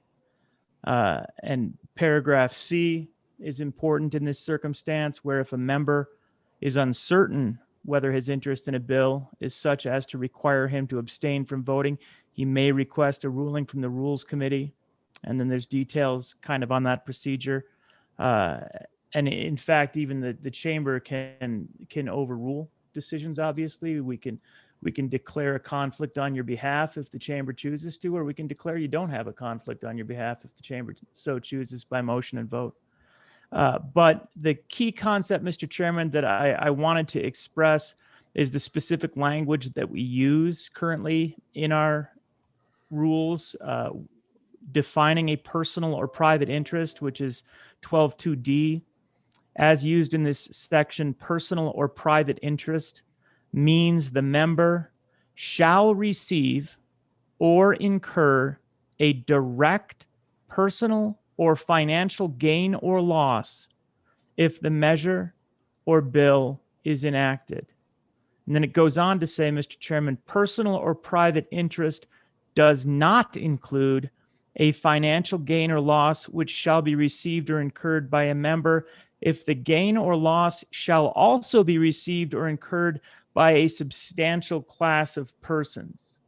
And we debate that substantial class of persons concept a lot. We've had a lot of discussion about what that means. But by and large, we've always accepted the idea that the ag community, for example, if you're casting a vote, if it's not directly enriching you relative to others, that we often vote on that because, again, it's the interest of constituents. Sometimes it might be a specific gain and make individuals feel uncomfortable. That is up to the individual. But, Mr. Chairman, I just wanted the opportunity to go through that. We do have a lot of new members, and that's the specific language of the rules that we're discussing, Mr. Chairman. Thank you, Senator Rothfuss. It's appreciated. Senator Scott, on the conflict of interest. Mr. Chairman, yes. And frankly, I feel we've got a major problem in this area. The Constitution speaks to personal and private interests.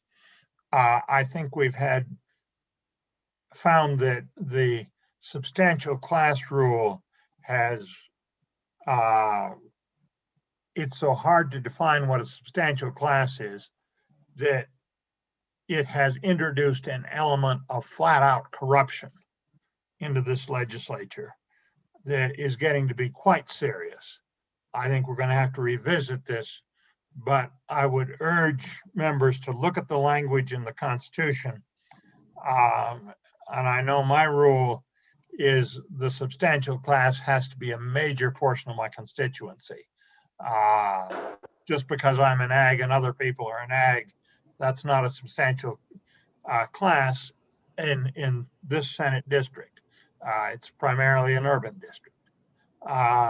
And I think we're seeing major abuses in this area, I think we're going to have to revisit that statute because frankly, we're becoming corrupt.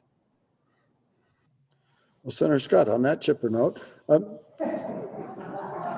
so I don't want to spend all of committee of the whole talking about conflict of interest. It's going to get resolved. I'll let a couple more people make some points, but then let's get back to the bill and bring it home. Okay, Senator James.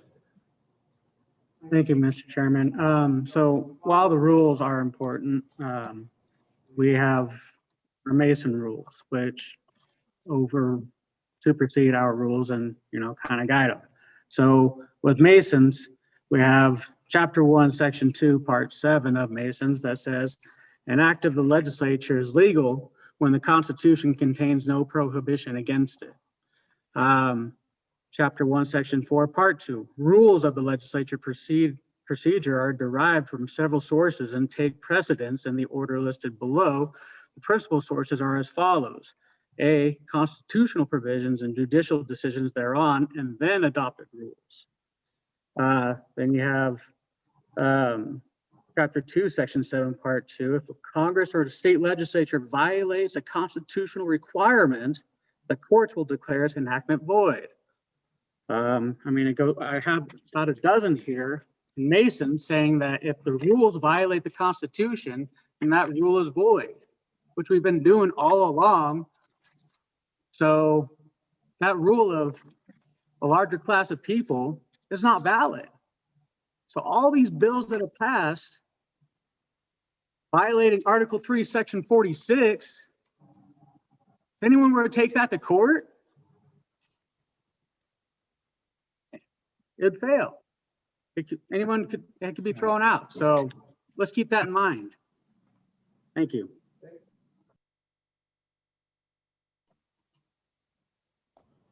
Okay, everybody's got to take a deep breath. We're going to get through this and we will get better answers on everything. Senator Perkins. Thank you. Can we talk about the bill, Mr. Chairman?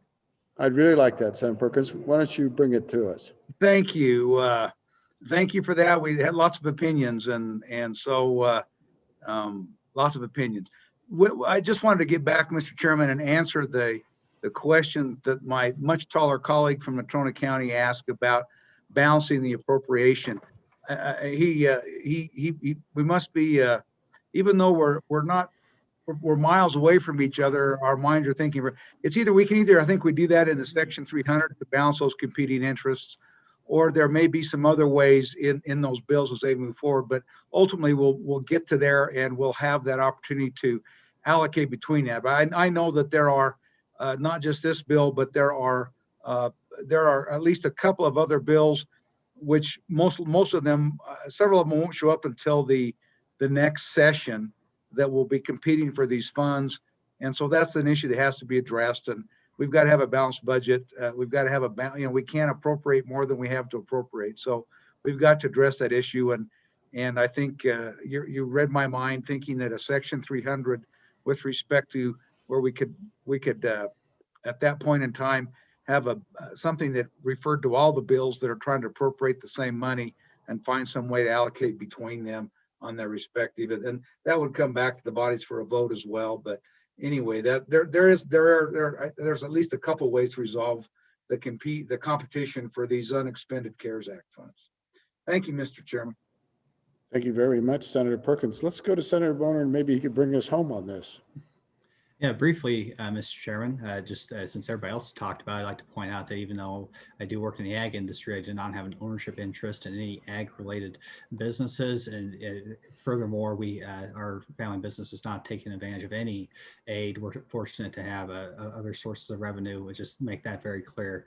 So there's no way that there's any conflict in my personal circumstance, since everybody's so concerned about that.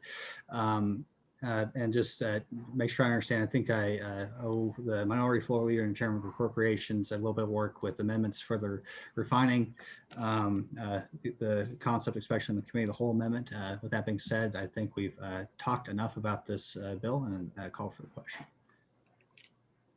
Thank you, Senator. I think that'd be a great idea. I'm not seeing anybody that's trying to get my attention. So the question is on Senator Boner's motion, when the committee of the whole rises to report, it do so with a favorable recommendation for Senate File 50. All those in favor, please raise your hand. Okay, put them down. All those opposed, raise your hand. The motion has carried. And the next file for our consideration is Senate File 63, which I want to bang my gavel. I never do it very often. So that motion is carried. The next file for our consideration is Senate File 63. Would the Madam Chief Clerk please read the file? Senate File 63, Permanent Wyoming Mineral Trust Fund Reserve Account Distribution Timing, an act relating to public funds, sponsored by Capital Financing.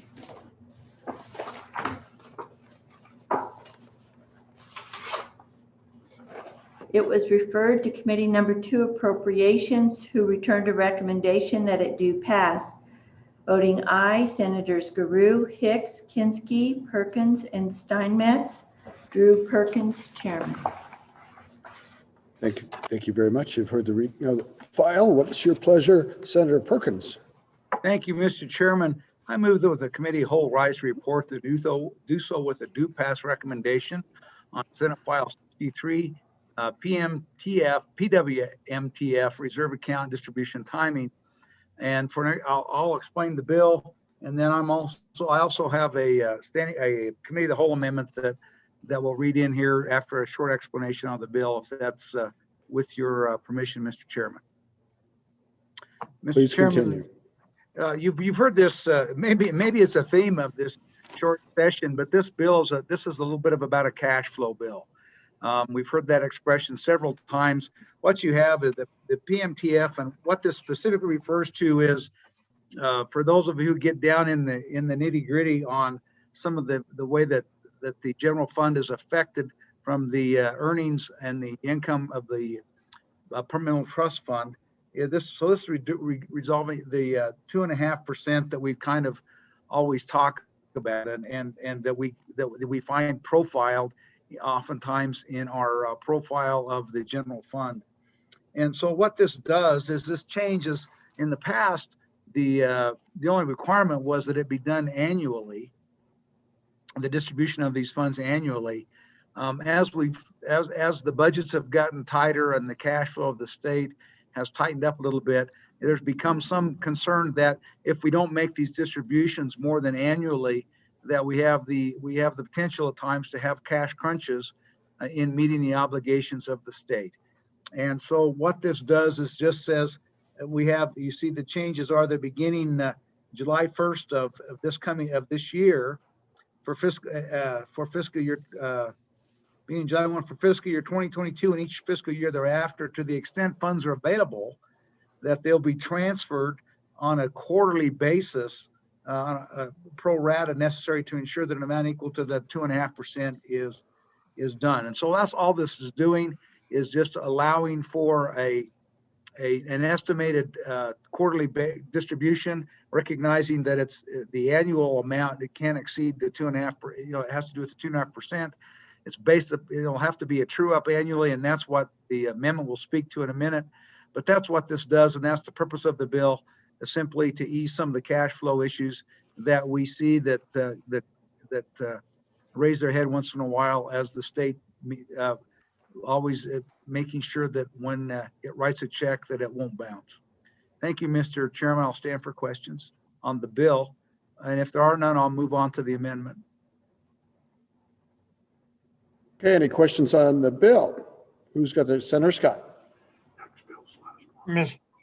Chairman, is this strictly a cash flow situation, or, Mr. Chairman, is it going to affect how gains and losses are profiled? Because one advantage of the system we've got is that you can have particularly capital gains at one time of the year, and then you have capital losses at another time, and those do offset. Can we get ourselves in trouble by having capital gains profiled and earlier, and then having it knocked out later by a capital loss? does this have implications there? Is it strictly a cash flow item? Anybody else want to ask a question? Anybody else? Any other questions? Senator Perkins, we're back to you. Thank you, Mr. Chairman. I believe it's 90, it's at least 90% a cash flow issue. Because this only, if you remember in the past, what's only been profiled in the past is the 2.5%. Now that number moves up and down. And the reason I say 90% is that number can be adjusted by Craig. And so that, it's been at times it's been higher than 2.5%. And there's times that it's been 2.25%. But the main reason for this is a cash flow item because we do not profile capital gains. Thank you, Senator Perkins. Senator Hicks. Yeah, Mr. Chairman, and just to add on, some of the testimony that we got from the state treasurer's office is this more closely reflects to what the actual practice is today. When there has been cash flow issues, they've done distributions at other times of the year. So it's not something that hasn't been going on. And again, it's subject to available funds. So I hope that answers questions. Thank you, Senator Hicks. Not seeing any more questions. How about if we work on that amendment, Senator Sure, Perkins? thank you, Mr. Let's have it read in. Thank you. Senate File 63, Committee of the Whole Amendment Number 1, page 1, line 8. Thank you, Madam Chief Clerk. To you, Senator Perkins. Thank you, Mr. Chairman. I move Standing Committee Amendment number. Committee of the Whole. Thank you. Committee of the Whole Amendment Number 1 to Senate File 63 and ask the body to vote aye. One of the things that we talked about as we heard this in our Senate Appropriations Committee meeting, and then ultimately this is a Committee of the Whole Amendment because due to the time constraints we had in getting these bills out of committee and onto and into this session, didn't allow us to amend the committee, to amend it in committee. And so that this is something we talked about in committee.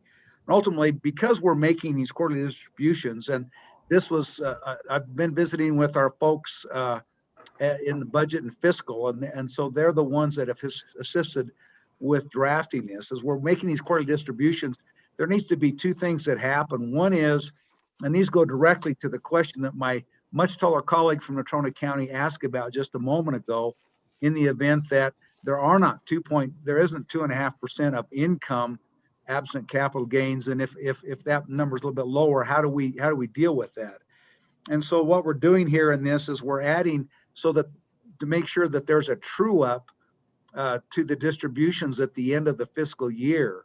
And so we're making these quarterly distributions. There'll be a reconciliation at the end of the fiscal year to see if we've over distributed or under distributed in the quarterly disbursements, the quarterly distributions. If it's under distributed, what we have in the amendment is that we'll distribute any other amounts to make sure that we've distributed the amount that should have been on the annual basis when they're all conglomerated. Or in the event that we have over distributed, which if you could be off some. Well, I don't think it's that covers the 10% that I talked about a second ago. That if it's not, then the distributions will come out of the reserve. There'll be a tapping of the reserve accounts that we have for these very purposes, and so that the money will be made up from that reserve account, so that we don't get in a position where we've over distributed. And of course, we always have the constitutional restriction that we can't distribute corpus, and that's why we've got the reserve funds, and so we're trying to make sure that we don't run into that. And I think this finishes that off to make sure that there is a true up, and that at least once a year annually, and so and we can take the appropriate action to make the true up mean something in the actual distribution of the money. With that, I'd stand for questions. Thank you, Senator. Senator Schuler. Thank you, Mr. Chairman. Just a quick, this is probably just more for my edification than anybody else. When you talk about true ups and reconciliation, aren't they basically the same thing? And if not, what am I missing there with is it just a match, making sure that we that we're good at the end? Or, I hear people talk true ups and reconciliation. Is it one and the same? Could you just clarify that? Senator Perkins, would you help us? Sure. Thank you. I was just waiting to see if there are other questions. You muted yourself, Senator Perkins. Sometimes my mouth moves when I don't say anything. So sometimes it just works out that way. But the in the context that I just used it, people may use it in a different context, but in what I just said, they mean the same thing. A true up or a reconciliation, just tying what we thought those quarterly distributions, for the very reasons Senator Scott just said. At the end of the year, we may find out that we didn't have 2.5% of the income. Maybe our income was 2.8% and we distribute more, or maybe it was 2.3% and we may have to go into reserve account to make up for what essentially we've over distributed in the earlier quarters. And so that's the function. But to answer your question directly, in when I use them, they essentially mean the same thing. Thank you so much, Senator Perkins, because I was thinking about it in terms of all my divorces, and a true up and a reconciliation are two different things. The true up occurs in court. Senator Landon. Thank you, Mr. Chairman.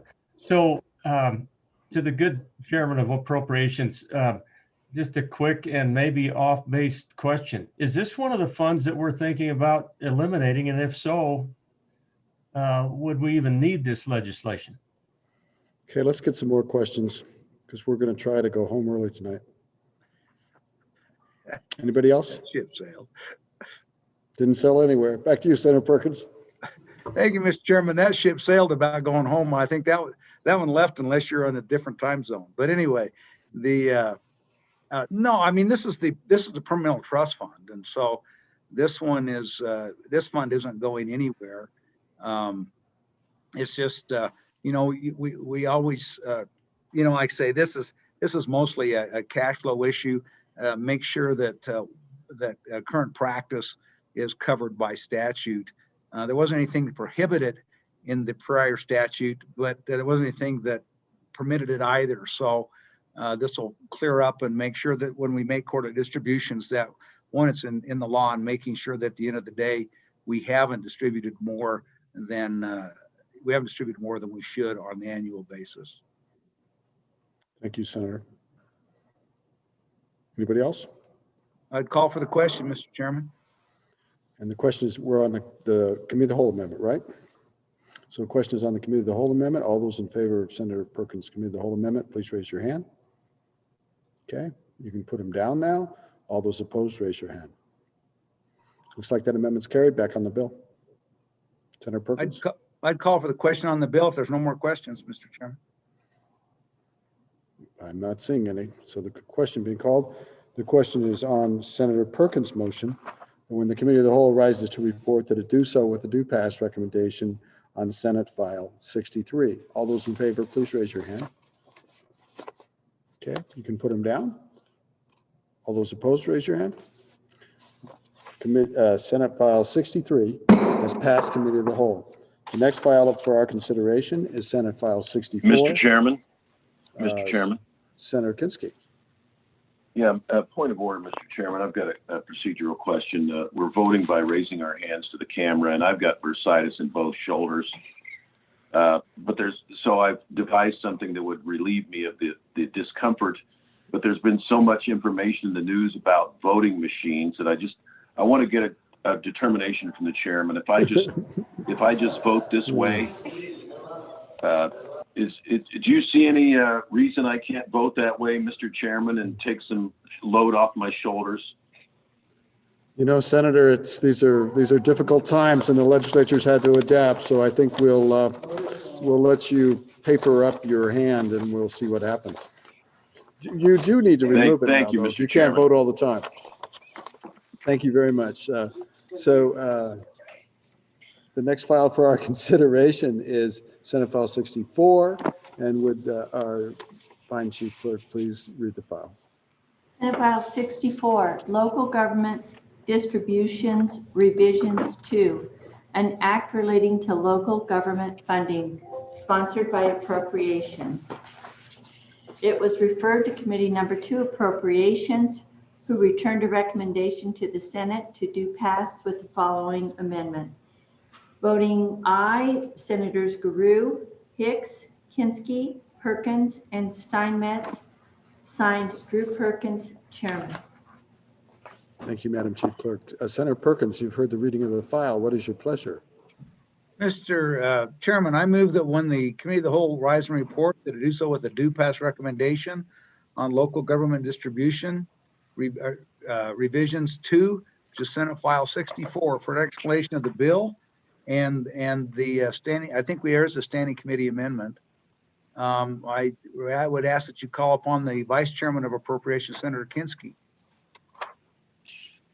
Thank you, Mr. Chairman. Go ahead, Senator Kinsky. The bill.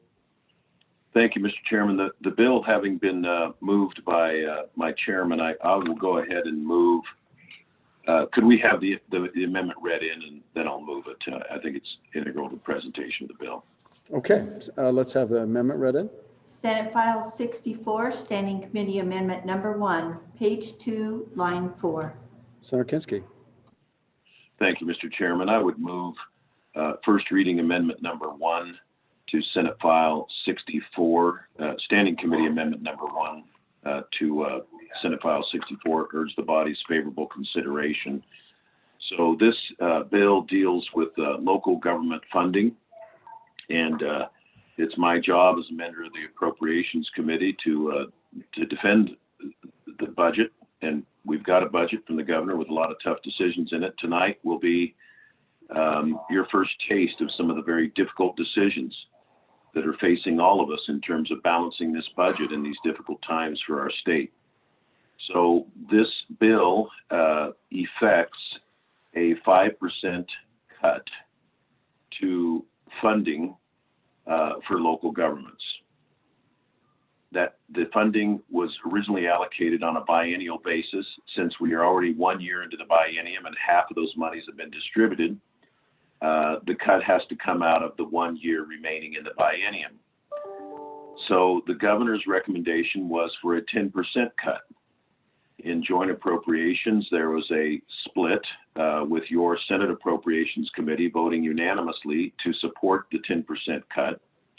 And our colleagues across the hall prevailed with greater numbers in cutting that in half. So the amendment unanimously approved by your Senate Appropriations Committee is to restore the governor's cuts. So if you take the bill and the amendment, let's go ahead and walk through the amendment on page 2, line 4. You would delete 99,000,007, and then line 5, you would delete that entirely, and you write in $94,500,000.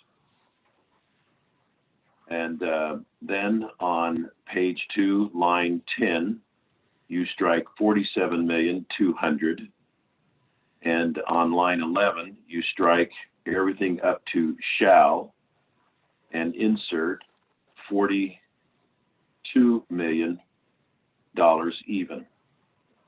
So the net effect of this is it restores the governor's recommendation in his budget, which is a 10% cut to local funding. So I'll go ahead and start in on the amendment, and we'll see how we fare on that. So a number of things I think for folks' consideration. This distribution from the very get-go was intended by the legislature to be one-time money. And in fact, my predecessor, the senator from KC, when I was mayor, made it very clear to me.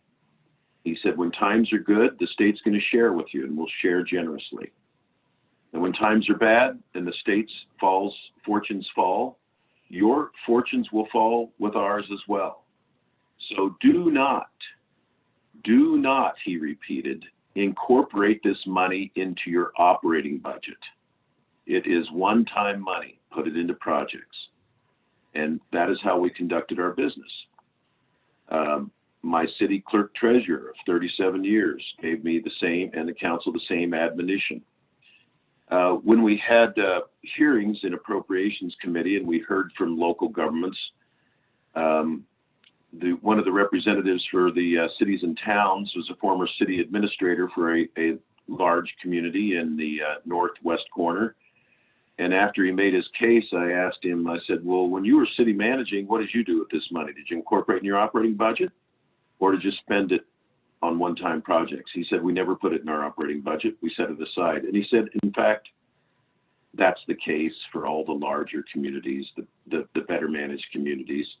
They never incorporated it into their operating budgets. So it was project money that can go away without impairing current operations.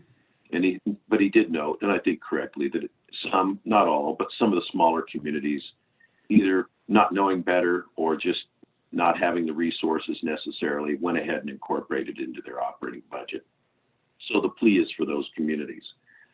And I've heard from back home, and as perhaps you as well, and the angle that I get is watch out for the little guys. And I appreciate that. I believe that. I do want you to be aware of something, though. And I'm cognizant of this because I've been a small community guy in my time in the legislature. The funding formula for cities and towns has a flat distribution. Everybody gets the same dollar amount, and then they get a dollar amount on top of that based on their population, and then an inverse formula for their taxing capacity. So there's a little bit of a Robin Hood element in the formula that the poorer you are, you get a little bit of a kiss out of it, a little bit better boost. So prior to 2015, for towns above 35 people, there are only 2 towns below 35 people. So essentially for all towns, they received a minimum distribution of $10,000. In 2015, that was doubled to $20,000. Now, it doesn't mean anything to the very large communities, but you take a town, well, you know, I've got 2 in my community. They have 200 to 600 people. That's a big deal.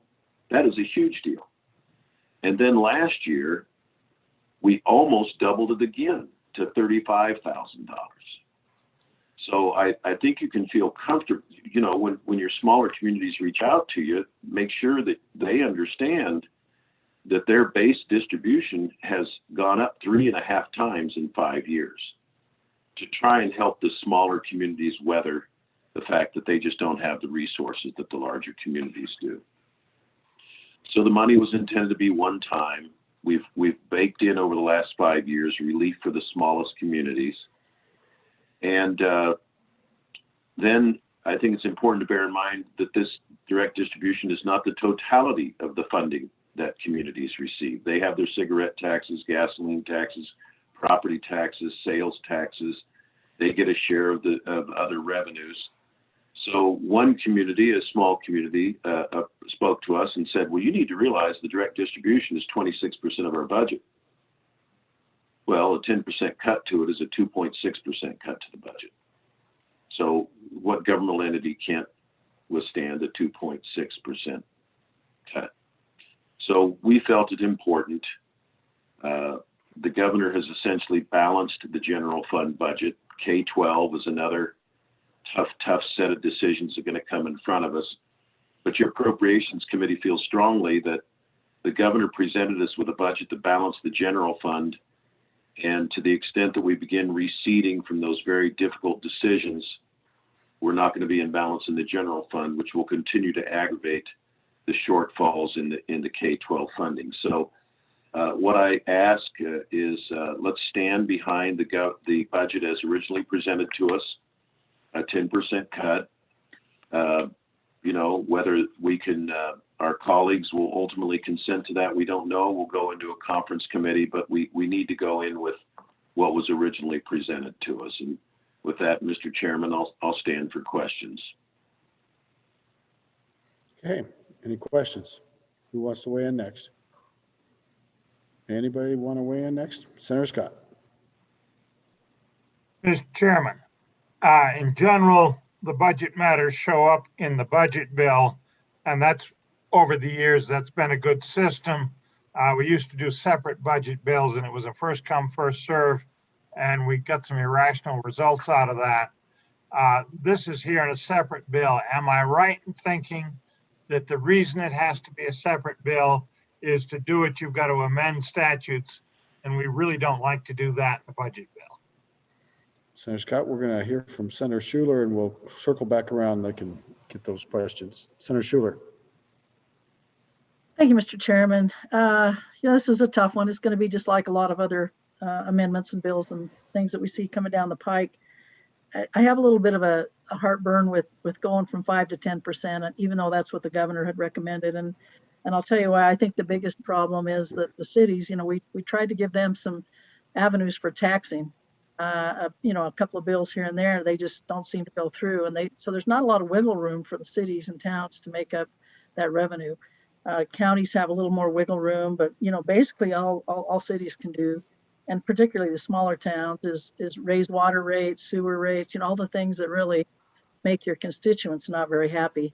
So I understand we've got to make some cuts, and I would just feel more comfortable with 5%.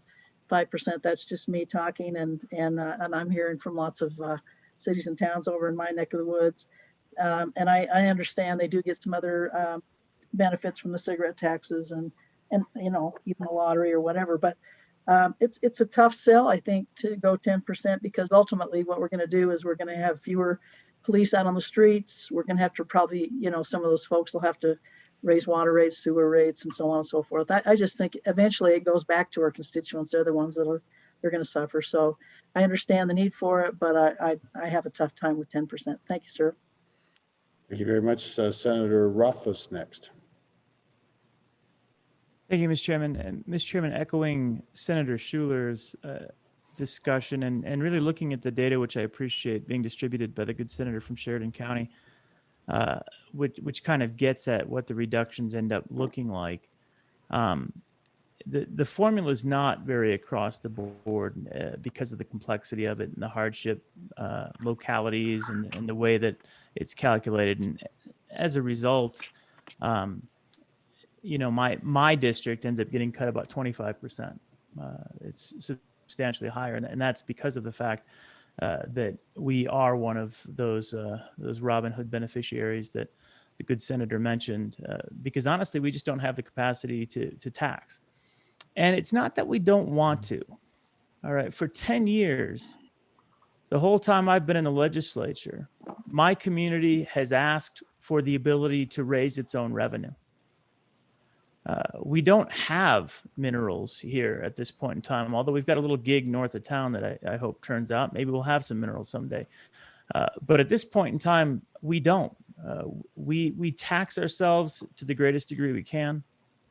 We have high utility costs. We raise the costs to the best of our ability. We raise as much funds as we possibly can, and yet we still come in towards the bottom.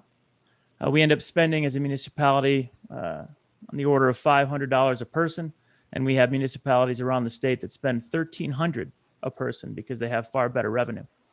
And then we still give a distribution from the state to those entities that have $1,300 per person to already spend, even before the state distribution. So the challenge is, and the good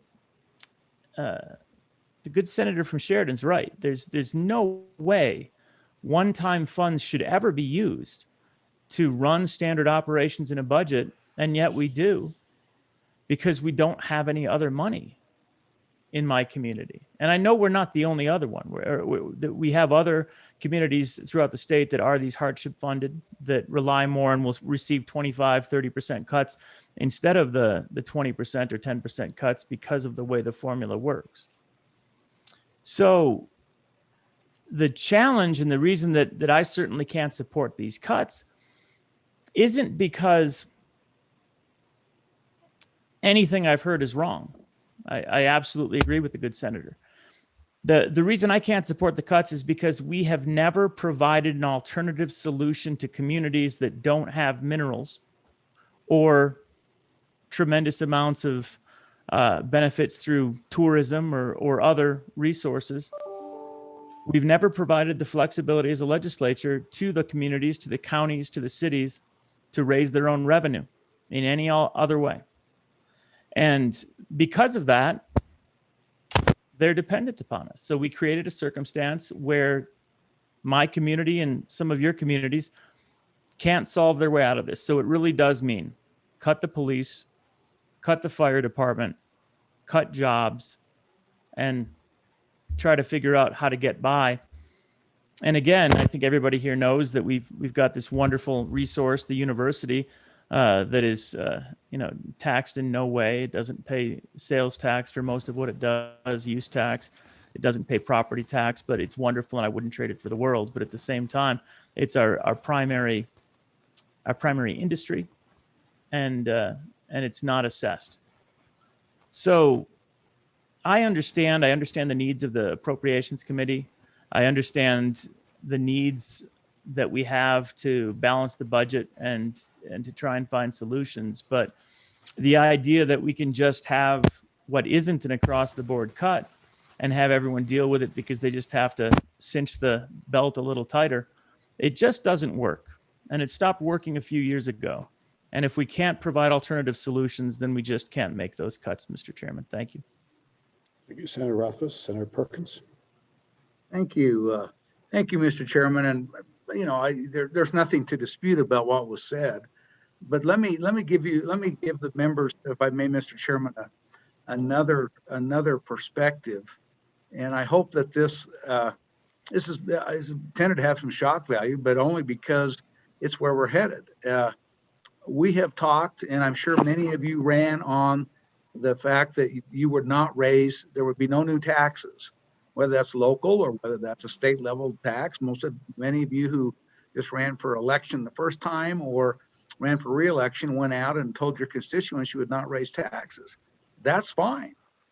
That is there's nothing wrong with that.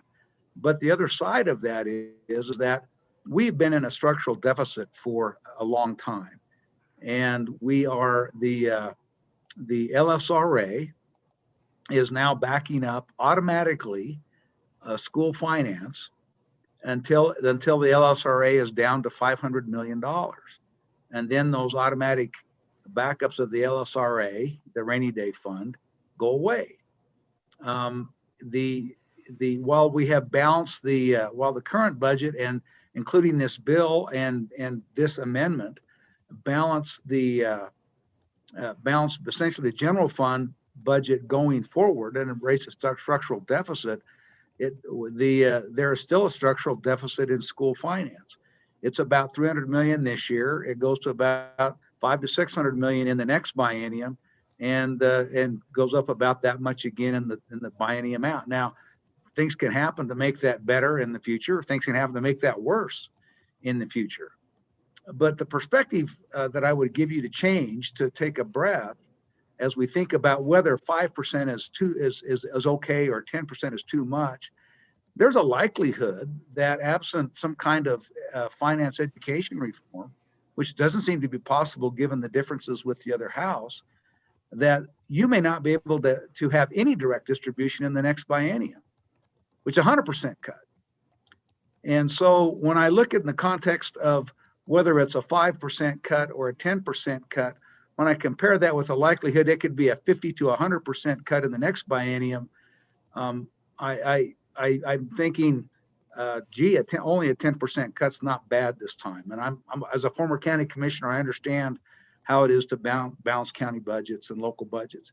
The other thing I would talk to you about is, as we've said in the actual budget bill, and this used to be in the budget, but then over the threat of a lawsuit and also re-examining the Constitution and what general appropriation budgets are, the decision was made by leadership a number of years ago to break some of the things that used to all be in the budget bill out. And some of us think that's a great idea, and some of us think that's not such a great idea. And so we have the separate bill.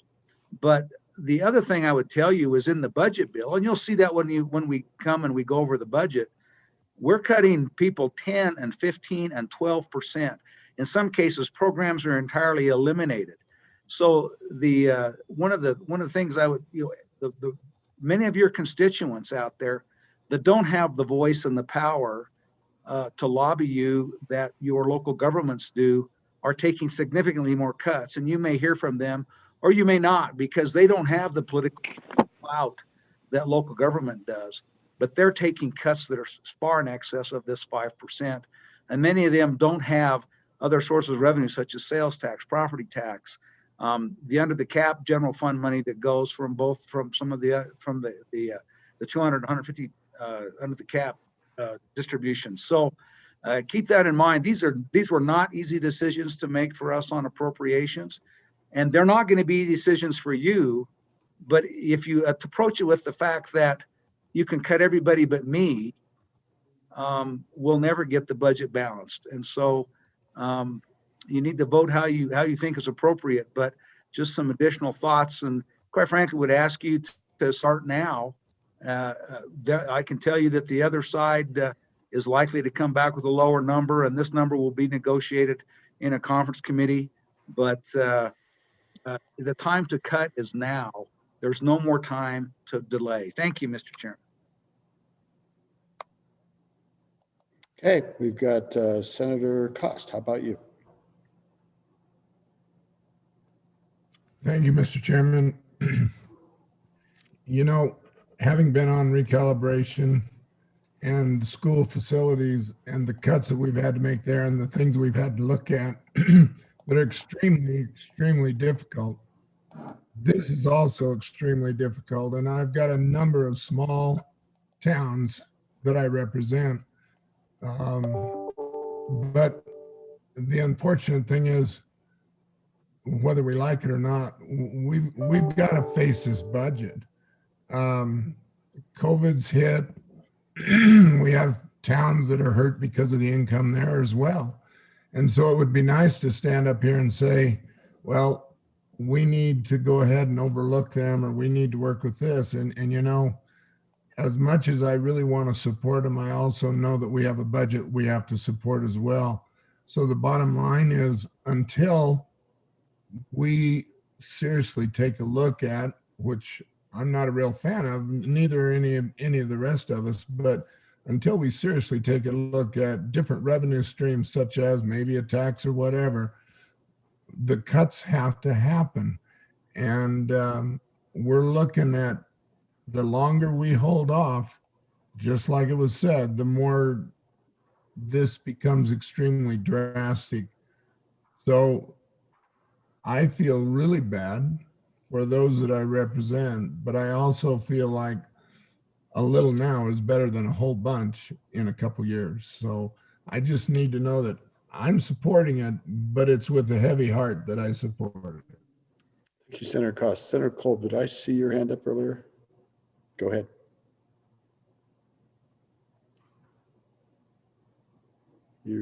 Thank you, Chairman. Yeah, Rock Springs has been hit very hard by COVID-19, the downturn, the oil and gas industries. Moreover, we have folks, of course, without jobs, closed up very large facilities there, and people, the regular folks, have been making very tough decisions on their life. And I think some of them will be happy to have a 10% cut and still have everything else they have. That all being said, cities, towns, and counties, especially in Sweetwater County, are one of the people that give to the other folks in, say, Laramie County, because of the way the distribution works.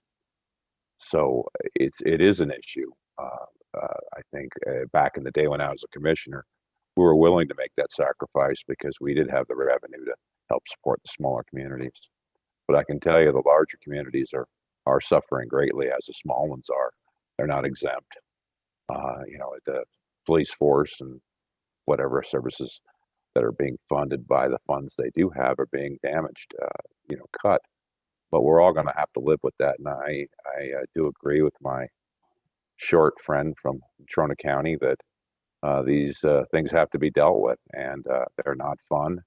I don't relish in the fact of anyone taking a 10% cut, especially in my area in Senate District 12 that have frankly been giving.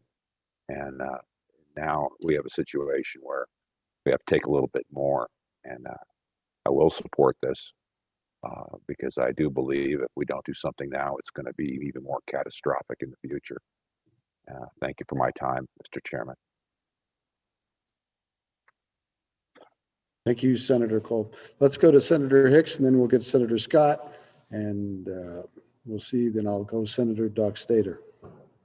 Yeah, Mr. Chairman, when you look around the state of the 96 municipalities that we have, I've got 13 of them. I've got more municipalities than anybody on this floor, and I've also got 3 counties. And I've had the privilege to serve for 3 years on your Appropriations Committee.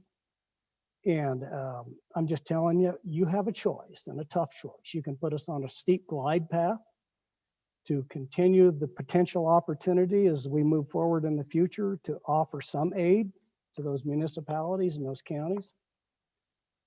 Or you can vote this down and you can crash the ship and crash the plane and run off the edge, because I think the good chairman of appropriations, Senator from Natrona County, has portrayed our economic situation. You look at us pushing $1 billion surplus in 3 years, 4 years from now. And folks, we're going into a situation right now where our primary revenue generators are minerals, and a lot of those are federal minerals. And I'm not so sure we're going to see the level of production that we've seen off those federal minerals going forward with some of the actions that have been taken in Washington, D.C. So now is the time to tighten your belt, hang on, and let's see if we can land this plane versus crash it 2 years from now. So I would strongly support, if you want to have the ability to provide these opportunities for these local governments in the future, you need to take action now. Thank you, Senator. Senator Scott. Mr. Chairman, I'd like to start off by seconding what the previous 4 senators have just told you. I think they're right on target. Let me speak to you a little bit from the perspective of your education chairman. We're going to have some, if you think this is bad, when you get there, you're really going to hear from back home.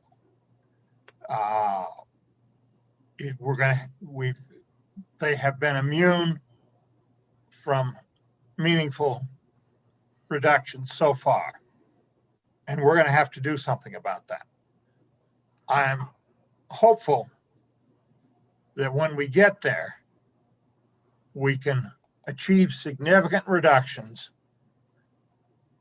without doing significant harm to the actual instruction that our children get in the K-12 system. But it's going to be very unpleasant for some of the people in that system, and some of the ways are going to have to change. We'll do our best on that, but I almost guarantee you we'll bring you something that the people that run the education system are not going to like at all. And if you think the special pleading we get in this one and some of the other cuts are going to be bad, you're going to hear worse. And Mr. Chairman, if we don't start, and this is the first one of these tough decisions to hit us, if we don't start out supporting our governor and supporting our appropriations committee, at this point, we're really going to have to be tough later on.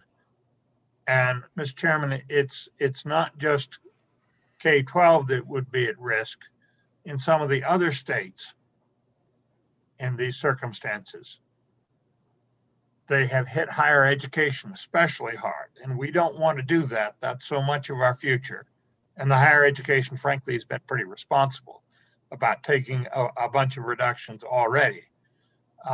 So you're going to have to make some tough decisions.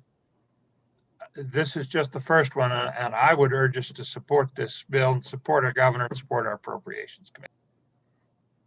Thank you, Senator Scott. With the next will be Senator Doug Stater, then we're going to get Senator Salazar, and then Senator Nethercott. Thank you, Mr. Doug Stater. Thank you, Mr. Chairman. For years, all the way back into my days in the House, the folks in the local governments and come to me after the budget was kind of coming together and say, could you find a way to move an amendment in there and help a little bit? And I would, and we got it approved many times. And that just comes from probably 30 years of sitting through town council meetings late at night and listening to little towns saying that, well, let's see what we can do to get this backhoe to last a few more years. For that police vehicle, can we buy a military hand-me-down vehicle and turn it into a police vehicle? Those types of stories late at night. Little towns that got 1,000, 2,000 on their population sign. And so I feel these are little places that if they make it, they're making it through some unique ways of manufacturing or services or things like that. There's no college or no university, nothing like that props them up. They're just sorting it out and figuring out how to make it. But now they know. I truly believe across the state, they know.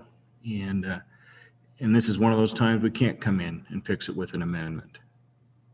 Folks, this is the time when we stand up and support committee number 2 in their decision to bring this state budget where it needs to be. These are difficult times, and you'll be hauled into those town council meetings, those school board meetings, and they'll tell you how much they appreciate you in a different way. But let me tell you, this is the time where the Joint Appropriations Committee 2 has done the deep dive, and we as a Senate need to stand up and support them for the bill. Thank you, Mr. Chairman.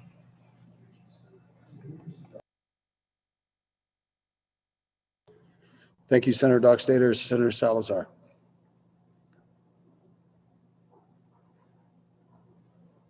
Thank you, Mr. Chairman. I so appreciate the Appropriations Committee. It's a difficult job. But I will tell you, in my rural Senate district, I've gone through the budget of Du Bois. I've seen what's happening to Pavilion. I've seen what this cut will do to my major town in Riverton. It will destroy them. And over the last 4 years, as a member of the other chamber, I proved that I'm willing to cut. This is not the place to cut. And because of the committees that I sit on now in the Senate, I will prove that again in this chamber. But for this cut, it will devastate my communities, and I cannot support it. Thank you. Thank you, Senator. Chairman Nethercott. Thank you, Mr. Chairman. I appreciate the work of committee number 2 and recognize the need to make these cuts. But one thing that strikes me is some equity towards the cities and counties. As long as it's reasonable. As long as it's reasonable and strikes that balance associated with our role in doing more than just potentially cutting budgets, which of course we have to do, but evaluating those mandates that we also require our counties to pay. So I know, and I'm going to say unfunded mandates, but we have funded them in some ways, but now we're cutting budgets, but we're keeping those mandates in place. And so asking what committee number 2 may be doing or thoughts about a committee evaluating those county mandates as associated with these cuts. I know there's a great deal when it comes to the criminal justice world where we have these wonderful programs and ideas that the state puts together to provide criminal justice resources to our communities and then require the counties to pay at least half. And so that can be difficult to burden. So appreciate the work, but that's just a question. And I think maybe a thoughtful analysis as these cities and counties maybe start dealing with these cuts more severely. Thank you, Senator Nethercott. So I'm not quite sure the next order because I'm not sure who was up first, but let's do Senator McEwen, then we'll do Senator Steinmetz, and then we'll do Senator Boner. And I think Senator Hicks, you got in last on that, so we'll do you after that. Senator McEwen. Thank you, Mr. Chairman. In the area I'm at, we live on oil and gas and coal. And as we look at this 10% cut, I really appreciate the work the appropriation committee has done. At the end of the day, especially where we're at, this is just the beginning. And if the onslaught keeps coming, this 10% cut's going to seem like we scraped our knee. So I appreciate the work they did, and I definitely support it. Thank you. Thank you, Senators. Mr. Chairman. Thank you, Senator. Senator Steinmetz. Thank you, Mr. Chairman. And I appreciate the good chairman of Judiciary's comments. Those are the very things that I asked of the County Commissioners Association. And so hopefully they will be bringing us a list that we can look at and try to make some changes, because we are aware there are some mandates that we've placed on them. And so we're working on that as well, and we do recognize that. The other thing that we talked about at length in our meeting with them is looking at what the proper size and scope of government is, what the proper functions are as we move forward. We have been dining on steak, quite frankly, and we're looking at a diet of hamburger at this point. And so we do have to make some adjustments, just like we do in our own businesses and personal lives.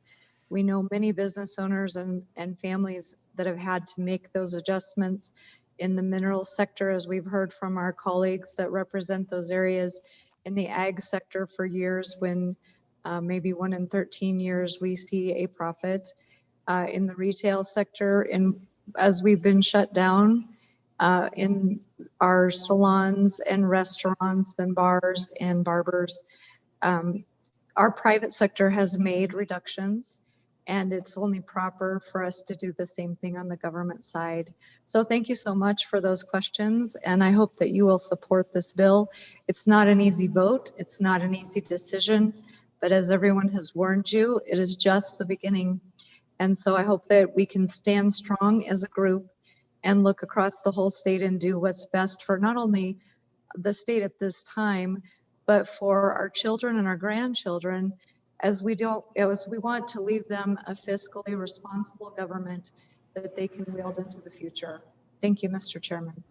Thank you, Senator Steinmetz. And your commentary was right on, especially when you were talking about dinner. And I have hope that I can bring us all out to dinner tonight. And I'm not buying, by the way, but I do hope we can think this is going to be our last bill we consider today. And, you know, I'm not sure we're changing a lot of minds, but we'll find out.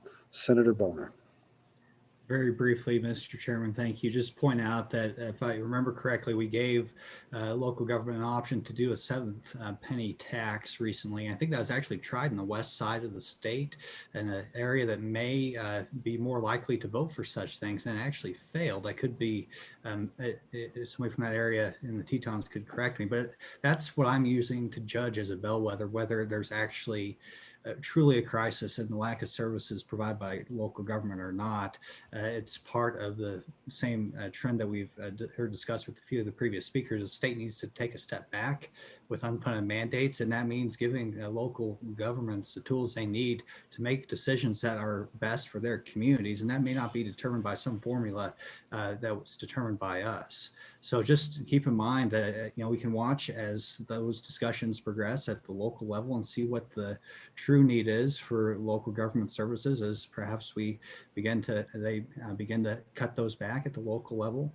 And if it gets to be dire, and a significant amount of local governments have taken advantage of all the resources available to them, to include a voter-approved 7th tax, perhaps then we can reconsider. But until then, I just don't think we're to the point where we're really at the crisis level that some of our emails may be implying. Thank you, Senator. Senator Hicks. You're muted, Senator Hicks. See if I can answer a couple of questions that have been raised out here. First, my colleague from Laramie County about those cost shifts onto local governments. And in fact, the Joint Appropriations Committee rejected 2 proposals that would have cost shifted onto the counties for that very purpose. One of those was veterans tax exemptions. Another one was indigent burials, that we rejected those potential cuts to the budget and shift those over on the county. So yes, we've been working along those lines. But here's some other information that I think is very important, and I think it dovetails in to what the good chairman from Ag just talked about. So I want to share with you, right now there's 21 of 23 counties, only 21 counties assess the max of the 12 mills under the Constitution. There's 2 counties that do not. Under Article 15, Section 6 of the Wyoming Constitution, cities and towns are allowed to tax up to 8 mills. Only 19 of the 98 municipalities currently impose the max. We have the local option sales tax that allows cities, towns, and counties to go up to 6%. There's only 9. There's 14 counties that do not exercise the 6%. So there is an excess taxing capacity for many of the cities and towns and counties that have not exercised that option. These local distributions are not the only funds that we put out to cities, towns, and counties, so I'll just run you through a list.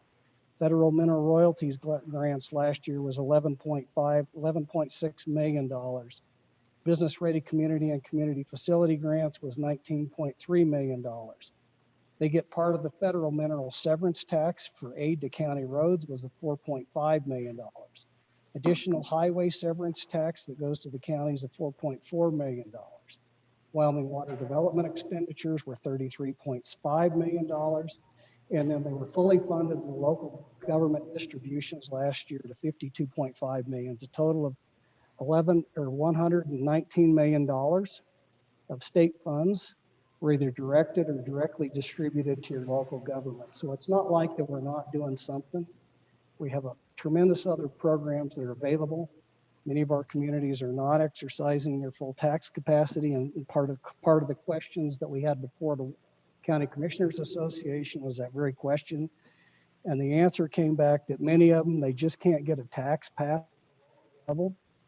And so when you run through that scenario of the tax capacity that may be out there in some communities and some counties, and the fact that we have numerous other programs, and yes, we did not shift costs onto the counties in several instances or municipalities. Folks, we're doing everything we can to help our local governments. Thank you, Senator Hicks. Looking for some more volunteers. Senator Rothfuss. Thank you, Mr. Chairman. And if everyone were in the same boat, if each community had the same dollars per capita to spend, particularly the larger cities, a lot of these arguments I think would make sense. But the reality is we don't have uniform circumstances. We don't have uniform laws. We have communities that with their 4 cents make far more per capita than my community taxing at 6 cents. And we'll probably go to 7 cents now that we passed the legislation last year that would allow us to do that with only 2 of the 3 votes that we need. So that was actually meaningful, and we'll probably end up being the first city in the state to go to a 7 cent. But even with that 7 cent, Mr. Chairman, even when we get to the 7 cent, we will have less than half the dollars per capita, even with the direct distribution fully in place, as some of the folks that spoke. Converse County, for example, $1,000 per capita. That's what they're at. Gillette, $1,000 per capita.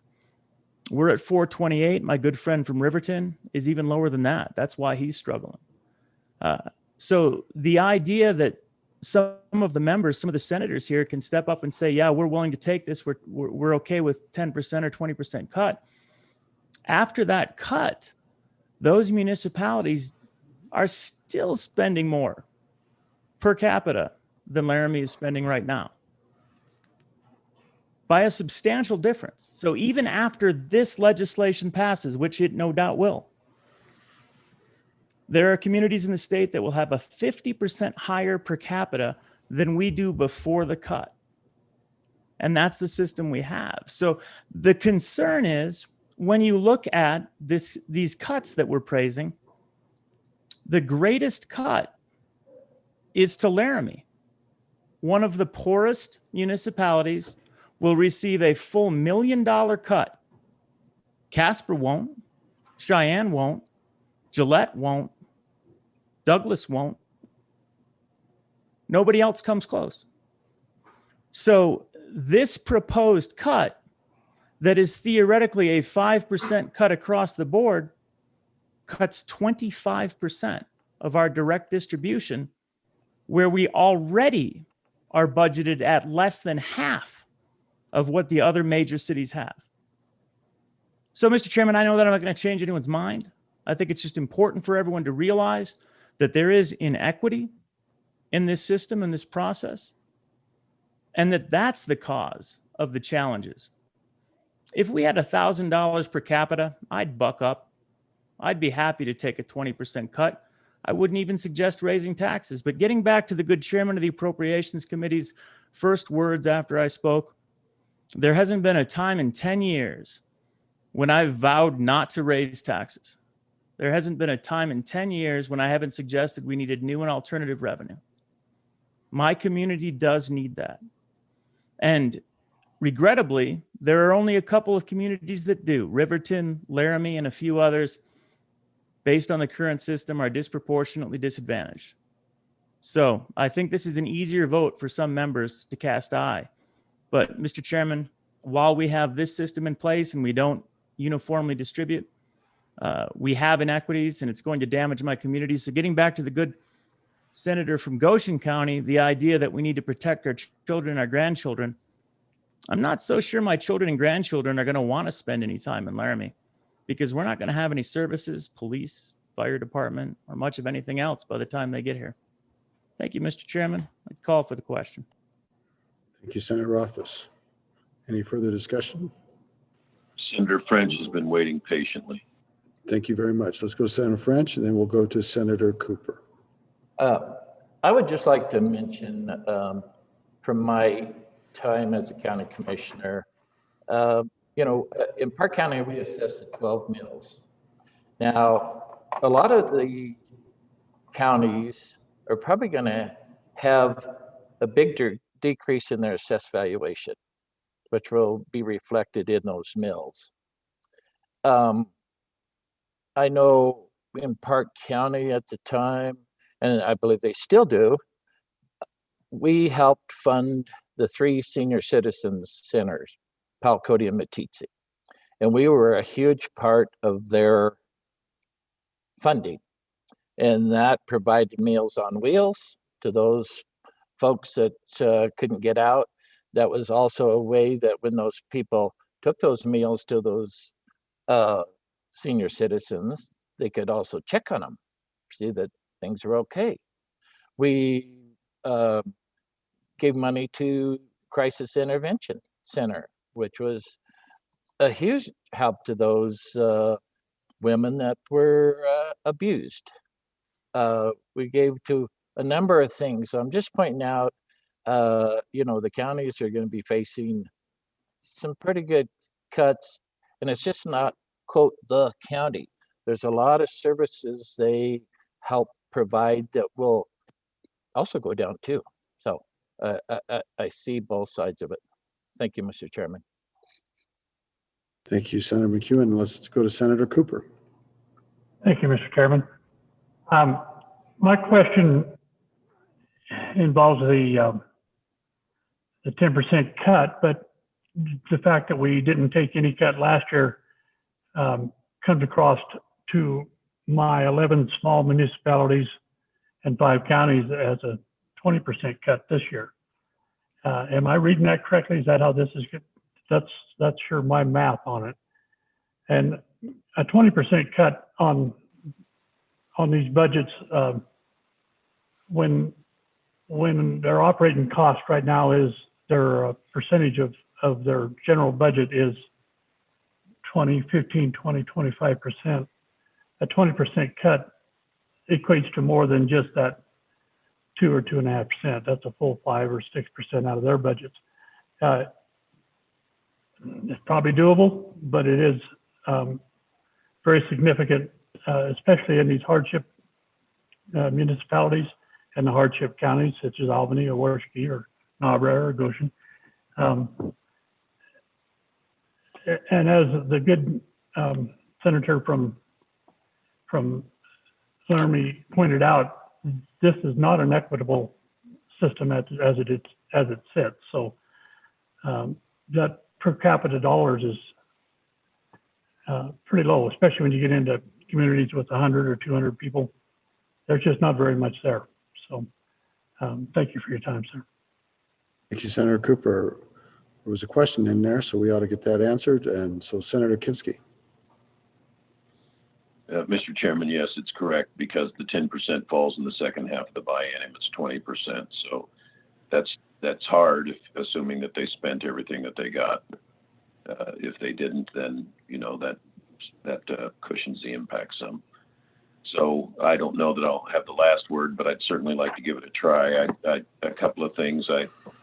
I've been through downturns in my business life, and I've been through downturns when I was mayor, and as I've told employees and city councilmen that there's 5 stages of grieving.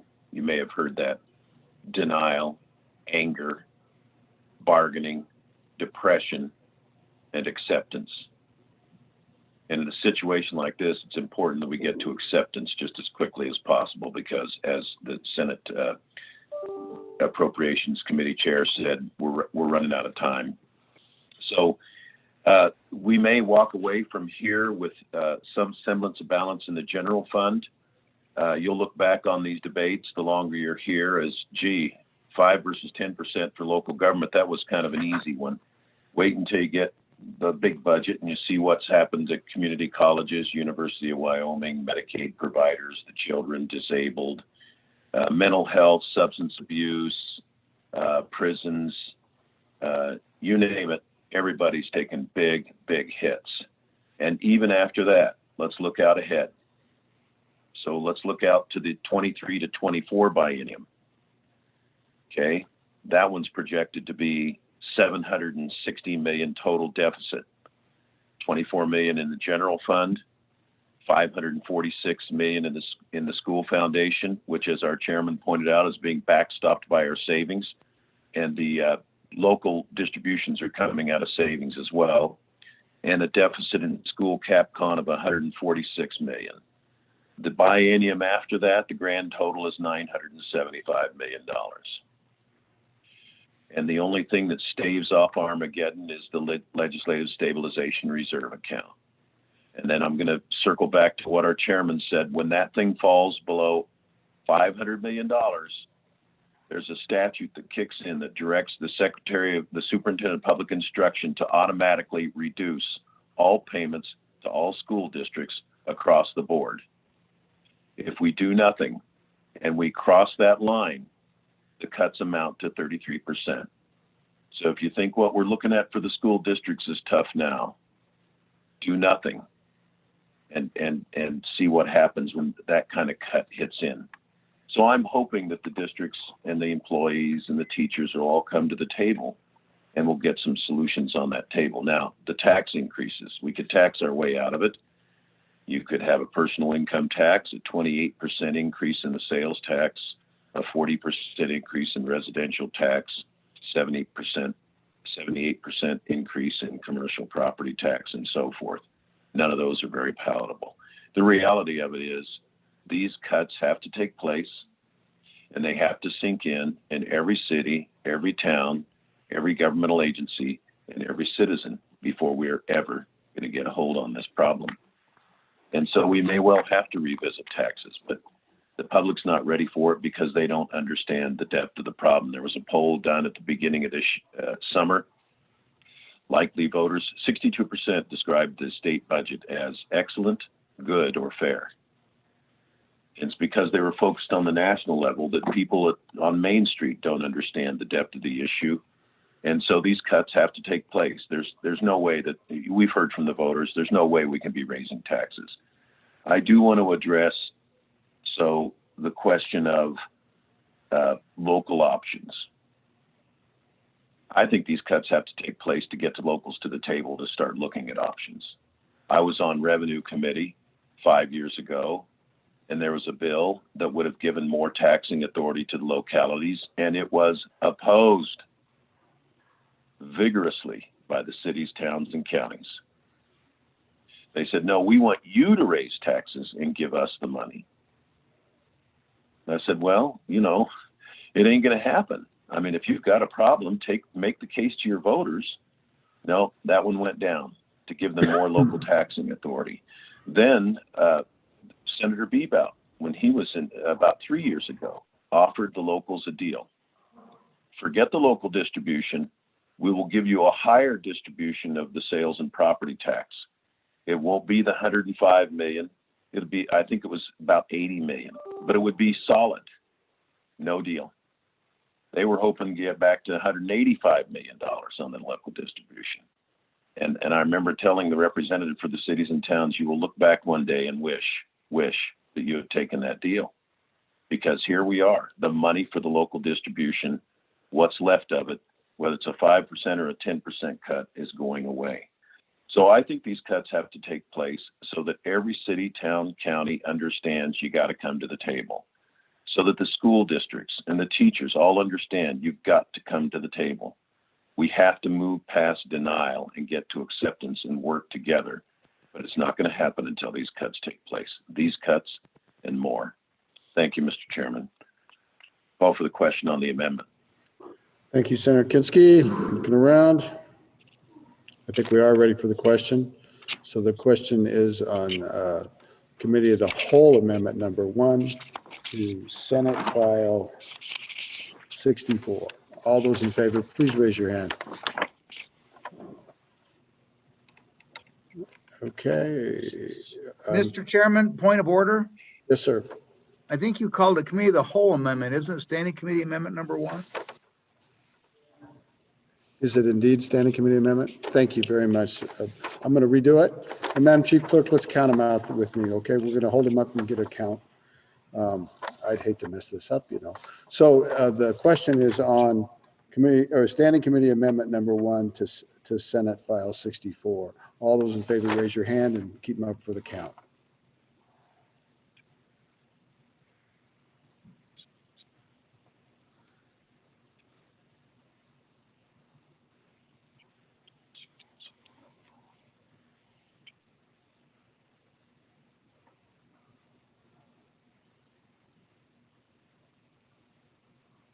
You're muted, Madam Chief Clerk, but I'm sure. Sorry, I get 21. Man, quite a few. I didn't know it was going to go that well. But all those opposed, please raise your hand.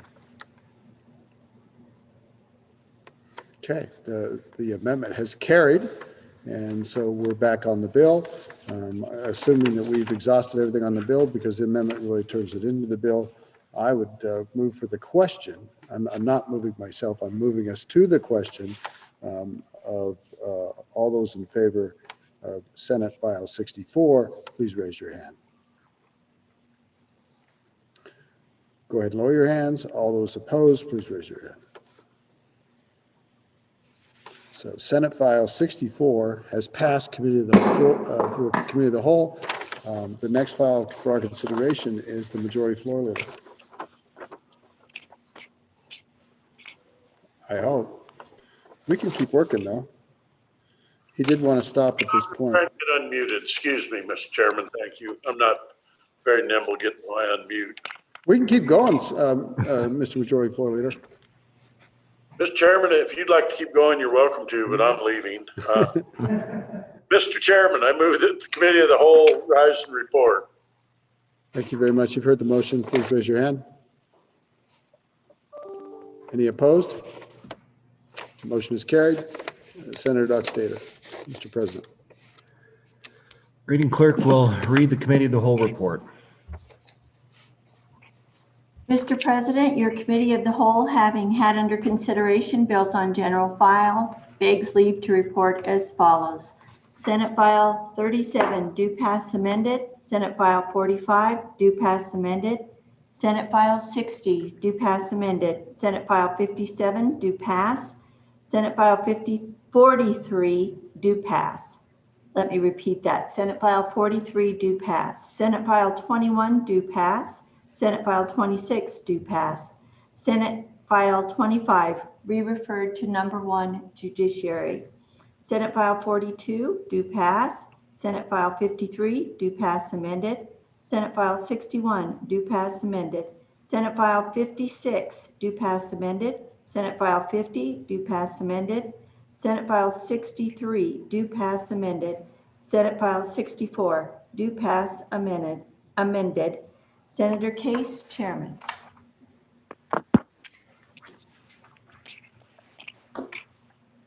Mr. President? You've heard the motion. All in favor, say aye. Well, hold on, I haven't made it yet. Yeah, okay.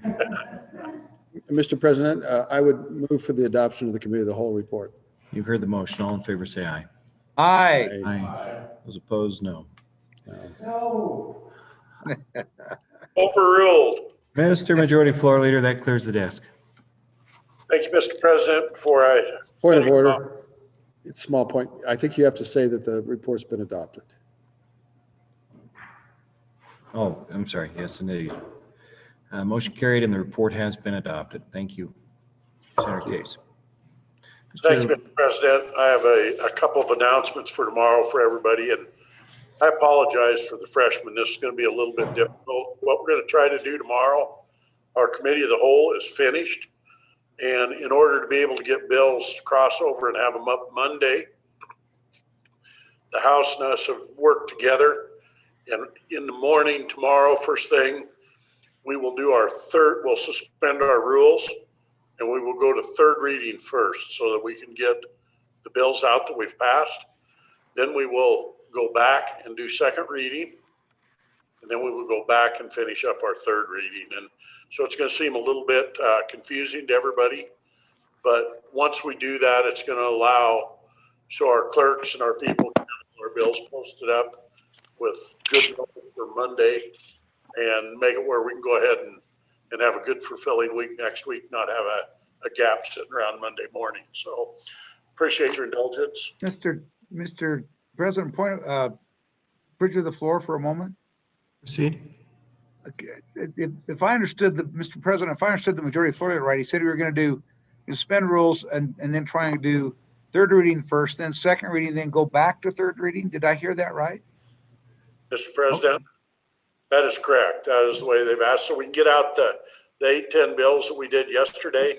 That way they're teed up to go across to the House for committee meetings. Then we can do second, and then we can do the other. You're Mr. correct. President? Minority Floor Leader Rothfuss. Thank you, Mr. President. Just as a point of order for a little bit of clarification on that, the suspension of the rules is to accelerate from second to third reading in the same day. Under the rules, bills are required to be read on 3 separate days occurring consecutively. So the suspension of rules, the third reading tomorrow will be our standard third reading that the majority floor leader is discussing. Then we will proceed to our normal second reading of those bills that we worked today on committee of the whole, which is standard order. And then we will suspend rules, advancing the second readings that pass tomorrow to third reading tomorrow, which requires 2/3 of the body to vote to suspend that rule so that we can carry those bills to third and then have them available for crossover third and final reading tomorrow. So I hope that helps to clarify to the chamber what the majority floor leader was discussing regarding rule suspension. Does everybody track what we're doing then tomorrow? Mr.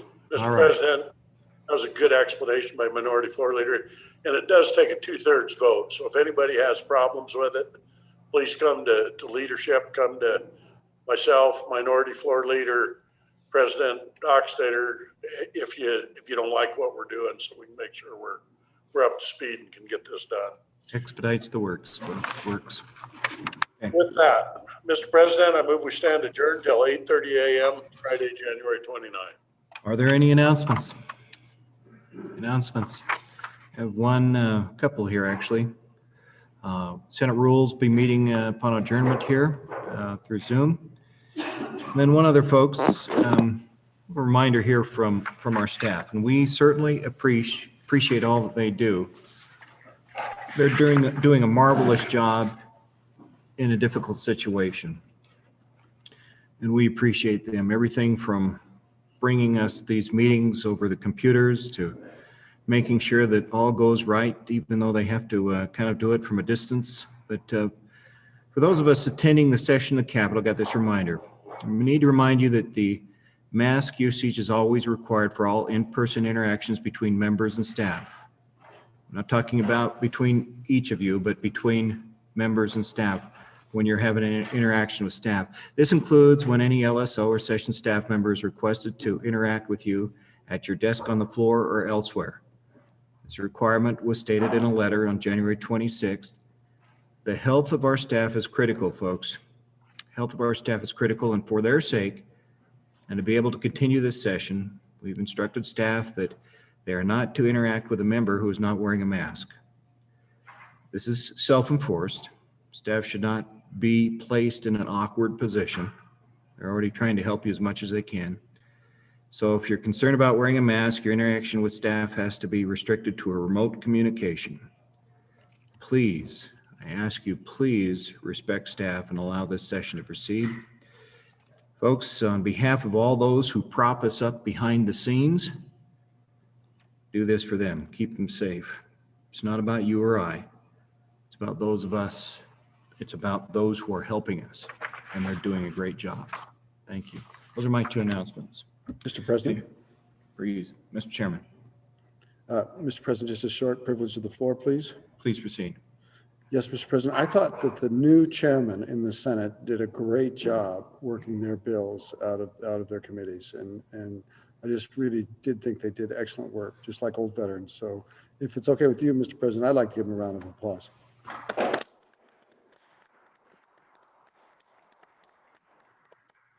Thank you, everyone. Thank you, everyone, for all of your hard work. These are Mr. difficult and challenging times. Senator Wasserberger. Mr. President, I'm sorry. I missed the majority floor leaders start time. What time are we starting tomorrow? Well, yeah, go ahead and say it again. I'm going to say it again when we call for the vote on the motion. Mr. Floor Leader, 8:30? 8:30 tomorrow morning. Thank you. Okay. Mr. Chairman, Senator Vice President Hicks. just a clarification. I think it was 8:30 for everybody but Senator Wasserberger, and he needs to be here at 8. Yeah, I'm okay with that. You stand by your screen, Senator Wasserberger, and be ready in the morning. Mr. President, Chairman Perkins. I know you're really trying to get out of here, and I can I have a privilege of the floor for just a brief Please, second? yeah, that's all right. Thank you. We were talking about our good friend Hank Coe, Senator Coe, and today when we were talking about gaming and we were talking about the parimutuel and how the parimutuel activities in the state have increased, I felt John Schiffer, our good friend John Schiffer, President Schiffer, Senator Schiffer, look down and smile because he was really the instigator behind rejuvenating and bringing back parimutuel horse racing. As he rammed through or tricked us or however you want to do it. He engineered the historical horse racing to support that. And I think this is headed in a direction that it's going to be healthy. And I just felt that I thought that Senator Schiffer was probably grinning a little bit today. And you might have felt a ham-handed slap on the back from that guy. What a great senator. Thank you, Mr. President. Okay, thank you. Any other privileges or notes? Thank you, everyone, for a long day. Appreciate your work. You've heard the motion. All those in favor, say aye.